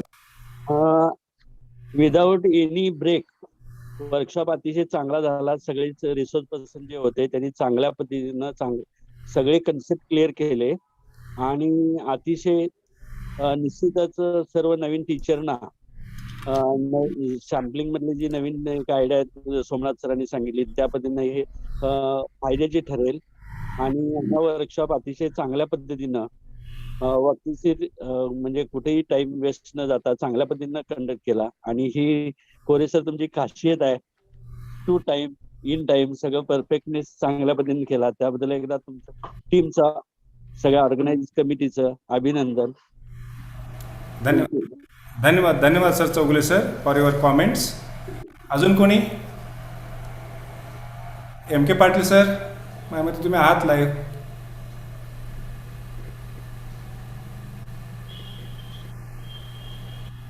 हॅलो, आवाज येतोय सर? सर, मी शंकर माने, स्टॅटिस्टिक्स डिपार्टमेंट PDUP कॉलेज तासगावला आम्ही न्यू जॉईन केलेला आहे टीचिंग साठी सर. यस. आम्हा नवीन शिक्षकांना, नवीन प्राध्यापकांना जे नवीन रुजू झालेत त्यांना तुमचा हा सेशन वर्कशॉप अत्यंत उपयोगी पडला. म्हणजे पवार सरांनी सांगितलेला केस स्टडीचा पार्ट असेल किंवा मॅडमनी सांगितलेला R प्रोग्राम मास्टर, याबद्दल आम्ही नवीन प्राध्यापक आपले सर आभारी आहोत. थँक्यू शंकर माने. ओके, आता आपण शेवटच्या लास्ट पॉईंटकडे जाऊया. खरोखर शिवाजी विद्यापीठाचे आभार मानावे तितके कमी वाटतात. शिवाय BOS चेअरमन, माझ्या गुरु आदरणीय कुलकर्णी मॅडम, BOSचे काही सन्मान्य सदस्य, या सर्वांनी मला ही संधी दिली की हा 2 जे पेपर आहेत, paper number F13 probability theory and applications आणि paper number F15 sampling theory या दोन्ही पेपरवरती सिलेबसवर आधारित कार्यशाळा घेण्याची जी संधी आहे ती मला दिली आणि आत्ताच सांगितल्यानुसार मी जी गोष्ट घेतो ती शक्यतो सिन्सिअरली करण्याचा मी प्रयत्न करतो. आत्ता जे फीडबॅक मिळाले त्यावरनं वाटतं की थोडंफार त्या ज्या उद्देशानं मी केलं ते मी यशस्वी त्यामध्ये झालो असं म्हणायला काही हरकत नाही. खरं वास्तविक सकाळी 11 वाजल्यापासून आता जवळपास 4:45 वाजत आलेले आहेत.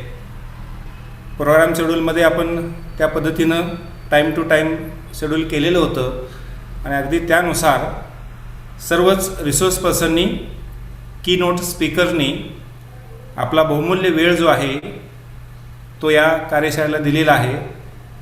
शिवाय सुरुवातीला जवळपास 100कडे पार्टिसिपंटचा आकडा गेलेला होता. ॲक्च्युली रजिस्ट्रेशन्स हे 150पर्यंत गेलेले होते आणि त्यातले प्रत्यक्षात ऑनलाईन अटेंड जे आहे ते 100पर्यंत सुरुवातीला गेलेले होते आणि आता लास्ट जवळपास 7-8 तासानंतरसुद्धा 28 पार्टिसिपंट आता सध्या लाईव्ह आहेत. तर या सर्व पार्टिसिपंटना मी धन्यवाद देतो की जो त्यांनी आम्ही जो ऑर्गनायझिंग केलं या टीमवरती विश्वास ठेवून काहीतरी आपल्याला नवीन गोष्टी शिकायला मिळतील, ऐकायला मिळतील या भावनेनं त्यांनी आपला दिवस जो आहे तो आम्हाला दिला. या कार्यशाळेमध्ये त्यांनी उपस्थिती दर्शवली त्याबद्दल सर्व पार्टिसिपंटना मी मनापासून धन्यवाद देतो. त्याचबरोबर सुरुवातीला इनॉग्रल फंक्शनच्या जे कीनोट स्पीकर होत्या आदरणीय कुलकर्णी मॅडम यांनी आपल्या ब्रीज भाषणामध्ये ओव्हरऑल सिलेबसवरती त्यांनी आढावा घेतला. सिलेबस का बदलण्यात आला, कोणकोणते पॉईंट्स यामध्ये चेंजेस करण्यात आले, त्याचं उद्दिष्ट काय होतं हे सर्व त्यांनी आपल्या ब्रीज भाषणामध्ये सांगितलेलं होतं. त्यानंतर पहिला सेशन जो होता आदरणीय माझे ज्येष्ठ मित्र प्रोफेसर PG दीक्षित ज्यांच्याबरोबरचा माझा सहवास किंवा आमची जी मैत्री जी आहे गेल्या 32 वर्षाची आहे. 1989 पासून आता करंट 2021पर्यंत आम्ही त्या निमित्तानं नेहमी भेटत असतो. आम्ही नेहमी जॉईंटली टीमवर्क म्हणून काही ॲक्टिव्हिटीज करत असतो आणि तसं वयामध्ये आमचं आणि त्या सरांचं अंतर आहे पण तरी देखील कधीही सरांनी वयातलं अंतर मला जाणवू दिलं नाही. ज्या वेळेला मी त्यांना हाक मारली कोणत्याही कामानिमित्त किंवा कार्यानिमित्त नेहमीच त्यांनी पॉझिटिव्ह प्रतिसाद दिला आणि आजही त्यांचा जो पहिला सेशन होता प्रोबॅबिलिटी थेरी अँड ॲप्लिकेशनमधला पहिला युनिट ऑर्डर स्टॅटिस्टिक्स आणि कॉन्व्हर्जन्स याच्यावरती त्यांनी अतिशय छान पद्धतीनं विवेचन केलं. मला सरांचं एक वैशिष्ट्य वाटतं 39 वर्षापेक्षा जास्त एक्सपिरियन्स आहे, इतकं सिनियर मोस्ट प्राध्यापक संख्याशास्त्राचे आहेत परंतु त्यांना अजूनही संख्याशास्त्र टीचिंगबाबत किंवा लेक्चर घेण्याबाबत कंटाळा नाही. नेहमी ते इच्छुक असतात आणि कदाचित अशा लोकांच्या सहवासात मी वाढल्यामुळं मलाही सहसा अशा गोष्टी करायला अतिशय मनापासून आनंद वाटतो आणि त्यांचे जे कष्ट आहेत ते लेक्चर कंडक्ट करण्यासाठीचे त्यांनी सर्व नोट्स हाताने लिहून काढलेले आहेत. वेळेअभावी त्यांना टाईप करणं जमलं नव्हतं पण तरी देखील नोट्स मला आत्ता सध्या त्यांच्या पोच आहेत. ऑर्डर स्टॅटिस्टिक्स असू द्या किंवा कॉन्व्हर्जन्सवरच्या असू द्यात. मग अशी सिन्सिअरिटी किंवा असं विषयाला न्याय देणारी माणसं असणं हे आपल्या स्टॅटिस्टिक्स कम्युनिटीसाठी खरोखर एक चांगली बाब अशी वाटते. त्यांचं ते पहिलं सेशन आणि आत्ता जे काही व्हॅलिडिटी फंक्शनमधलं बीज भाषण जे आहे कीनोट ॲड्रेस जो आहे ते अतिशय त्यांनी छान अशा पद्धतीनं सर्व संख्याशास्त्र विषयावरती प्रेम करणाऱ्या आम्हा सर्व सहकारी प्राध्यापकांना आणि विद्यार्थ्यांनासुद्धा प्रेरणादायी होईल अशा पद्धतीचं त्यांचं दोन्ही व्याख्यान होते. मी मनापासून त्यांना धन्यवाद देतो. त्याचबरोबर 2 जसे ज्येष्ठ प्राध्यापक या कार्यशाळेमध्ये रिसोर्स पर्सन म्हणून मला लाभले आदरणीय कुलकर्णी मॅडम आणि PG दीक्षित सर. तसंच 2 नव्यानं एक 5-6 वर्षापासून विद्यापीठामध्ये काम करत असणारे असिस्टंट प्राध्यापक म्हणून डॉक्टर SD पवार सर आणि SV राजगुरू सर यांनीसुद्धा अतिशय छान अशा पद्धतीने दिलेले जे टॉपिक्स होते त्याच्यावरती एक्सरसाइज करून नोट्स तयार करून अतिशय छान अशा पद्धतीनं विवेचन जे आहे त्यांना दिलेल्या टॉपिक्सना त्यांनी न्याय देण्याचा त्यांनी प्रयत्न केलेला आहे आणि अतिशय चांगल्या पद्धतीनं त्यांचे जे विषय होते ते मांडलेले आहेत. उदाहरणार्थ एस डी पवार सरांनी ॲक्च्युली केस स्टडी हा जो भाग आहे सिलेबसमध्ये आपण नव्यानं काय इंट्रोड्यूस केलेला आहे त्याचं उद्दिष्ट त्यांनी सांगितलं आणि कशा पद्धतीनं नुसतं थेरॉटिकली हे विषय जे आहेत ते न शिकवता प्रॅक्टिकली मुलांना ते गोष्टी समजल्या पाहिजेत, यासाठी आपण कशा पद्धतीनं या गोष्टी कंडक्ट केल्या पाहिजेत हे आपण पवार सर सांगितलात, त्याबद्दल धन्यवाद. त्याच पद्धतीनं राजगुरू सरांनीसुद्धा सॅम्पलिंग थेरीमधला पहिला जो युनिट आहे, मग सिम्पल रॅन्डम सॅम्पलिंग असेल, स्ट्रॅटिफाईड असेल, सिस्टमॅटिक असेल, याच्याविषयी कशा पद्धतीनं आपण शिकवलं पाहिजे या गोष्टी त्यांनी सांगितलं, त्याबद्दल त्यांनाही धन्यवाद. असंच आपण सर्व संख्याशास्त्रावरती प्रेम करणारे सर्व सहकारी प्राध्यापक, सर्व विद्यार्थी यांनी टीमवर्कनं आपण काम करूया आणि आपला विषय जो आहे तो आणखीन पॉप्युलर कसा होईल. केवळ थेरॉटिकल राहण्यापेक्षा पुस्तकापुरतं ते मर्यादित न राहता केवळ एक टीचिंग पुरतं फक्त मर्यादित न राहता रिअल लाईफमध्ये त्याचं ॲप्लिकेशन कसं आहे हे आपल्या मुलांच्यापर्यंत सांगूया आणि तिथून त्यापासून समाजापर्यंत सामाजिक कार्य इनडायरेक्टली आपण करण्यासाठी एक हात पुढं करूया. या निमित्तानं मी सर्व जे काही रिसोर्स पर्सन्स आहेत, पार्टिसिपंट्स आहेत, परत एकदा मी धन्यवाद देतो. त्याचबरोबर आमची जी काही टीम आहे महाविद्यालयातील, मग संख्याशास्त्र डिपार्टमेंटची असू द्या, फक्त मीच एक परमनंट टीचर, तर वास्तविक मी आता टीचर राहिलेलो नाही, पार्टली मी टीचर आहे, मेजर रोल माझा ॲडमिनिस्ट्रेशनचा आहे. तरी देखील माझे जे काही नवीन सहकारी आहेत तासिका तत्वावर काम करणारे, मग वर्षा जगताप मॅडम असतील, त्यानंतर शिंदे मॅडम असतील किंवा महाडिक मॅडम असतील, हे सुद्धा अतिशय चांगल्या पद्धतीनं ज्या पद्धतीनं मी त्यांना गाईडलाईन दिली त्या पद्धतीनं त्यांनी हा प्रोग्राम कंडक्ट करण्याला अतिशय बहुमूल्य असं सहकार्य केलेलं आहे. त्यांनाही मी विशेष असं धन्यवाद देतो. त्याचबरोबर आमच्या महाविद्यालयातील ॲडमिनिस्ट्रेटिव्ह स्टाफ असेल किंवा माझा सहकारी स्टाफ असेल, नॅक कोऑर्डिनेटर असतील, यांनीही काही अंशी मला ही कार्यशाळा संपन्न करण्यासाठी, यशस्वीरित्या संपन्न करण्यासाठी सहकार्य केलं, त्याबद्दल त्यांचंही मी आभार मानतो. खरं वास्तविक आभारासाठी सेपरेट या ठिकाणी आभार आपले सर्वांचे मानले जाणार आहेत, परंतु या वर्कशॉपचा ऑर्गनायझर म्हणून किंवा कोऑर्डिनेटर म्हणून मला माझ्या भावना व्यक्त करण्यासाठी ही वेळ मी आपली घेत आहे. खरं वास्तविक अशा ज्या गोष्टी आहेत, बऱ्याच वेळेला अशा पद्धतीच्या ज्या कार्यशाळा असतात त्यावेळेला आपापसात चर्चा असते की काय सिलेबस जवळपास तोच आहे, काय चर्चा करायची, काय आपण नवीन कोण सांगणार आहे. परंतु आजचा जो दिवस आपण सर्वांनी बघितला असेल, सर्व मान्यवर जे काय तज्ज्ञ मंडळी रिसोर्स पर्सन म्हणून काम केलं त्यांनी आपण जे काही गोष्टी शिकवतो त्यात नाविन्यपूर्ण पद्धतीने त्या गोष्टी कशा शिकवल्या पाहिजेत किंवा कशा सांगितल्या पाहिजेत हे त्यांनी सांगितलं आणि त्या सर्व सूचनांचा आपण अवलंबन करूया आणि अशाच पद्धतीनं आपल्या विषयासाठी प्रामाणिकपणा आपण नेहमी झटत राहूया. त्याचबरोबर अजून एक गोष्ट मला नमूद करावीशी वाटते. मगाशी चौगुले सरांनी सांगितलं त्यानुसार की विनाखंड विना ब्रेक आपण सकाळपासून आत्तापर्यंत हे वर्कशॉप कंडक्ट करत आहोत. एखादी गोष्ट मनापासून आपण चांगलं करण्याचं जर ठरवलं असेल तर त्याला परमेश्वरसुद्धा साथ देतो असं जे म्हणतात ते आज खरं ठरलं. कारण आज कुठल्याही प्रकारची टेक्निकल अडचण, मग लाईट जाणं असू द्या किंवा झूम लाईव्ह करण्यासाठी बँडविड्थ, आता यूट्यूबवरती सुद्धा लाईव्ह आपलं चालू आहे, याला कुठेही बँडविड्थ कमी पडणं किंवा आणखीन काही फारसे डिस्टर्बन्सेस जे आहेत ते झाले नाहीत.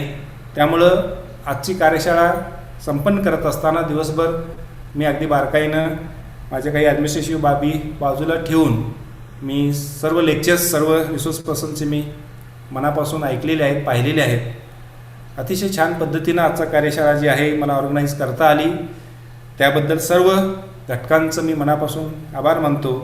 आणि अशाच पद्धतीनं जी काही जबाबदारी विद्यापीठ असू द्या किंवा ज्येष्ठ मंडळी असू द्या, विवेस असू द्या, माझ्यावर सोपवेल ते मी प्रामाणिकपणानं कुठल्याही पद्धतीचं त्यामध्ये अपेक्षा न ठेवता एक विषयासाठी म्हणून, जरी मी आता प्राचार्य म्हणून गेली 2 वर्षे काम करत असलो तर देखील मूलभूत मी एक प्राध्यापक आहे, शिक्षक आहे आणि विषयावरती माझं मनापासून प्रेम आहे आणि त्यासाठी मला जी काही जबाबदारी इथून पुढे सुद्धा मिळेल ते मी मनापासून पार पाडण्याचा प्रयत्न करेन. आणि परत एकदा मी सर्व घटकांना, सर्व सहकारी रिसोर्स पर्सनना, विद्यार्थ्यांना, टीचरना, सर्व ऑर्गनायझिंग कमिटीतल्या मेंबरना धन्यवाद देतो आणि मी या ठिकाणी थांबतो. धन्यवाद. Thank you so much, sir. I request Ms. Mahadik ma'am to propose vote of thanks for this valedictory session. Good evening all. I am here to propose vote of thanks. I thanks to the Honorable Professor Dr. P.G. Dikshit sir, Head Department of Statistics and Vice Principal at Modern College Pune, who was the chief guest of valedictory function. I also thanks to the Professor Mrs. Dr. H.V. Kulkarni ma'am, Dr. S.D. Pawar sir, Mr. S.V. Rajguru sir, Department of Statistics, Shivaji University, Kolhapur, who work as a resource person for this one-day online workshop. I thanks to our dynamic and beloved principal, Dr. B.G. Kore sir, for this wholehearted support for such academic activities. I thanks to all members in organizing committee and special thanks to the all participant teacher and teaching and non-teaching staff of our college for their active participation. Thank you all. Okay, thank you. आपल्याला feedback form मी आता post करतो. सर्वांनी feedback form भरून द्यावा. त्यांना certificate जे आहे ते online मिळेल. Okay, thank you once again.